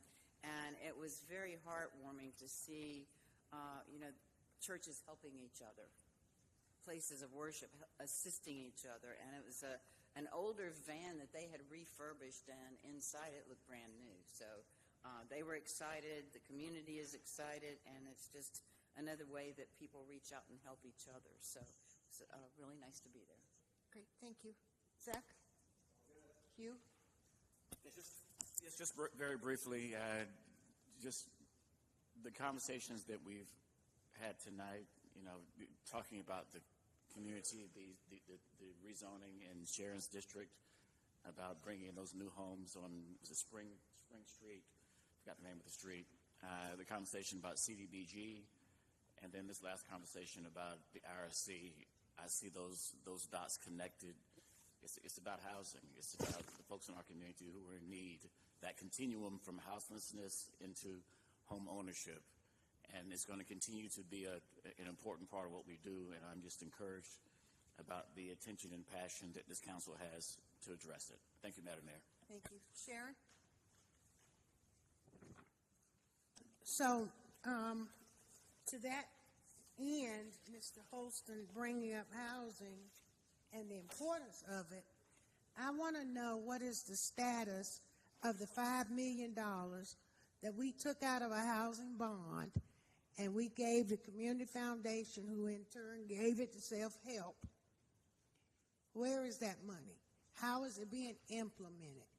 That's $5 million that we put in a pot of quote-unquote supposed to be in $32 million and is not $32 million. It's about $21 million. But nevertheless, where is it? We talk all this talk up here about housing. I was sold a bill of goods. Let me speak for Sharon. I was sold a bill of goods, okay? And I supported this initially because, we're going to raise this money and we're going to put this in. It initially was supposed to be a housing preservation fund to preserve housing. It turned into a Greensboro Housing Loan Fund, which is only for rental, no home ownership at all, but rental. So where is that money? And that's a problem for me because once again, we talk about disconnect, there's another one right there. That money is gone out there somewhere in a hole, and we don't know how it's being utilized and who's getting the benefit of those dollars. And if it's for multi-family developers, then where are they? Why are there not proposals coming forth? Do they know the loan is out, the money's out there for them to loan, to be loaned to? Do they know where they can get help, the gap funding? Who knows? It's just like stuff just goes into a hole, and then we're constantly wondering, where is it?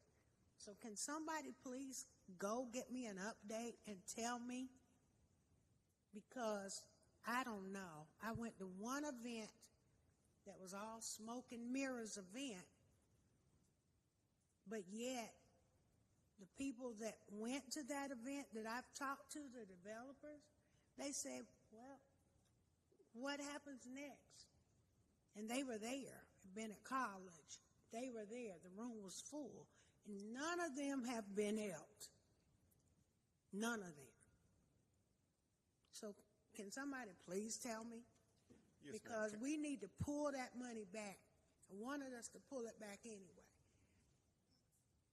Yes, Councilmember Hightower, we will follow up and provide you with an update of the status of that fund. Well, I'd like to know by the next meeting, because once again, we just sit here and nothing gets implemented. Speaking of, there's a meeting on Saturday, July 20th, about the Randaman Road corridor. It's a planning picnic. We do more planning than anything I've ever seen in my life. But we don't do any implementation. But we can plan to talk about it. Why we're having a picnic, and I've told this to Ms. McCray, I don't support that. I don't know why there's another picnic. We go sit and eat and dangle hope in front of people. What, Goldie, what? The people were already there, Goldie. No. Let me tell you something. People showed up at New Goshen for the first Randaman Road Corridor meeting. You were there. There were people there. People tell you what they want to see, and then you have another meeting to hear what people want to see. How many times are they going to tell you what they want to see? I'm waiting on the Southeast Area Plan, the Randaman Road Corridor. We did a Randaman Road Corridor study in 2015. Only about 3 things in phase 1 were done. We ain't even got to phase 2. So now this says that this is supposed to be, it's not on this one. It talks about phase 2 of what? You got a corridor plan already. Now we're talking about it again. Join us for free food, fellowship, and future plans for Randaman Road. Draft recommendations for the corridor will be available for. I ain't even seen the recommendations. I don't know what they are. I take that back. I did see them 2 days ago when somebody sent them to me, Nasha sent them to me. They're the same thing in the current plan.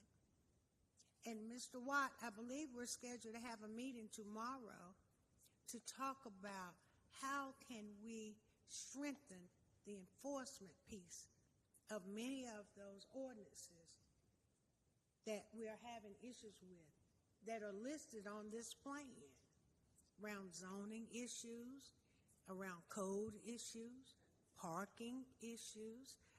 So we got to do some of that. We got to do some work first.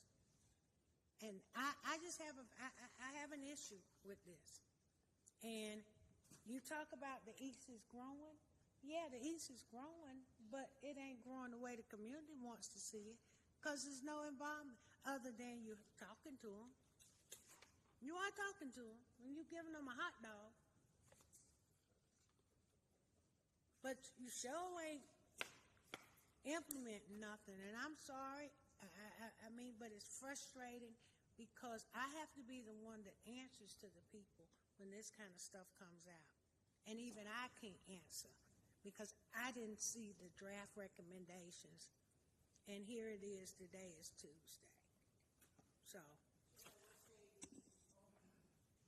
owner of the Randleman Road Shopping Center, I think the 3228.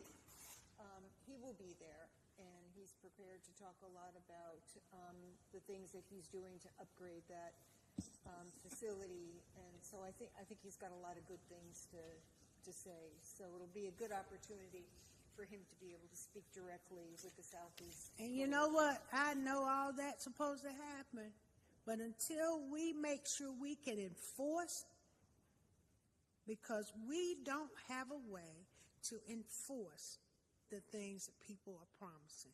There's no teeth in our ordinances, and for him to come and say, okay, the only reason he's coming is because of the shooting that occurred out there and the community out there that said enough is enough. It takes a shooting for folk to move. You own a shopping center and you're not concerned about. Well, he had started making some improvements before that happened, but now he has accelerated them a bit. And so I think it will be good to be able to hear Which directly shopping from center? him. You talking about the one where Food Line is, or the one further up? Where the two banks are. Yeah. And Sharon's exactly correct. The promises have been made, but not necessarily kept. And I don't think they've been made from him, though, because he's relatively new. And that shopping center has become the block is hot, so to speak. Mm-hmm. And it'd be good to hear what his thoughts are and how he can address those. Mm-hmm. Goldie, Hugh, and I today were at Greensboro College. It was the Governor's School West, and they had a couple hundred high school kids there. It was their inaugural class, and they're going to continue it, and it was really nice to see. I know that we've talked about the Washington Street Bridge, Nasha, and I think you sent council a timeline, and it looked like the completion date would be in September, I believe. Can we really keep on that? Opening up that bridge will certainly help what's going on at the IRC, and that is a pretty main thoroughfare. To have that closed is very difficult. So whatever we can do to expedite that bridge repair, I think would be very appreciated. Absolutely. We, and just for council's information and for the public, we have an existing contractor that is doing some bridge repair work on another bridge that we're extending the contract. And so we are hoping to expedite that to get that contract extension to you all at a council meeting in August, and that'll allow us to move forward as expeditiously as possible with the repairs. And the goal is to reopen that in September to vehicle traffic. So that's our goal. Absolutely. Do we do what do you call it when somebody gets a bonus for coming in early? Yeah, no, there's something else it's called, but you know what I'm talking about. Do we? Can we do that? Generally, we don't. Well, this is a pretty. Yeah, that's it. Thank you. Could we consider that? We could look into it. Generally, we haven't on previous projects, but we can look into that. Okay. Well. And then residency requirement was mentioned briefly at tonight's meeting, and I think I've spoken to most members on council about this a few months ago.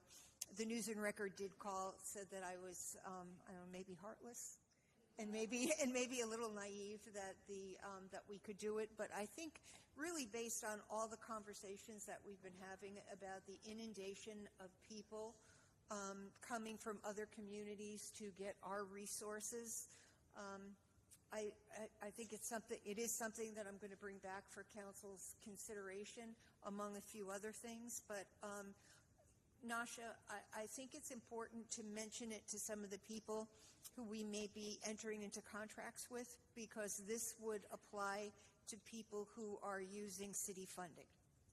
So, which would mean they would have to abide by a residency requirement. And just a very brief overview, because we have so many people coming into the community, there has to be a way to prioritize services. We hear every single meeting there are not enough resources out there.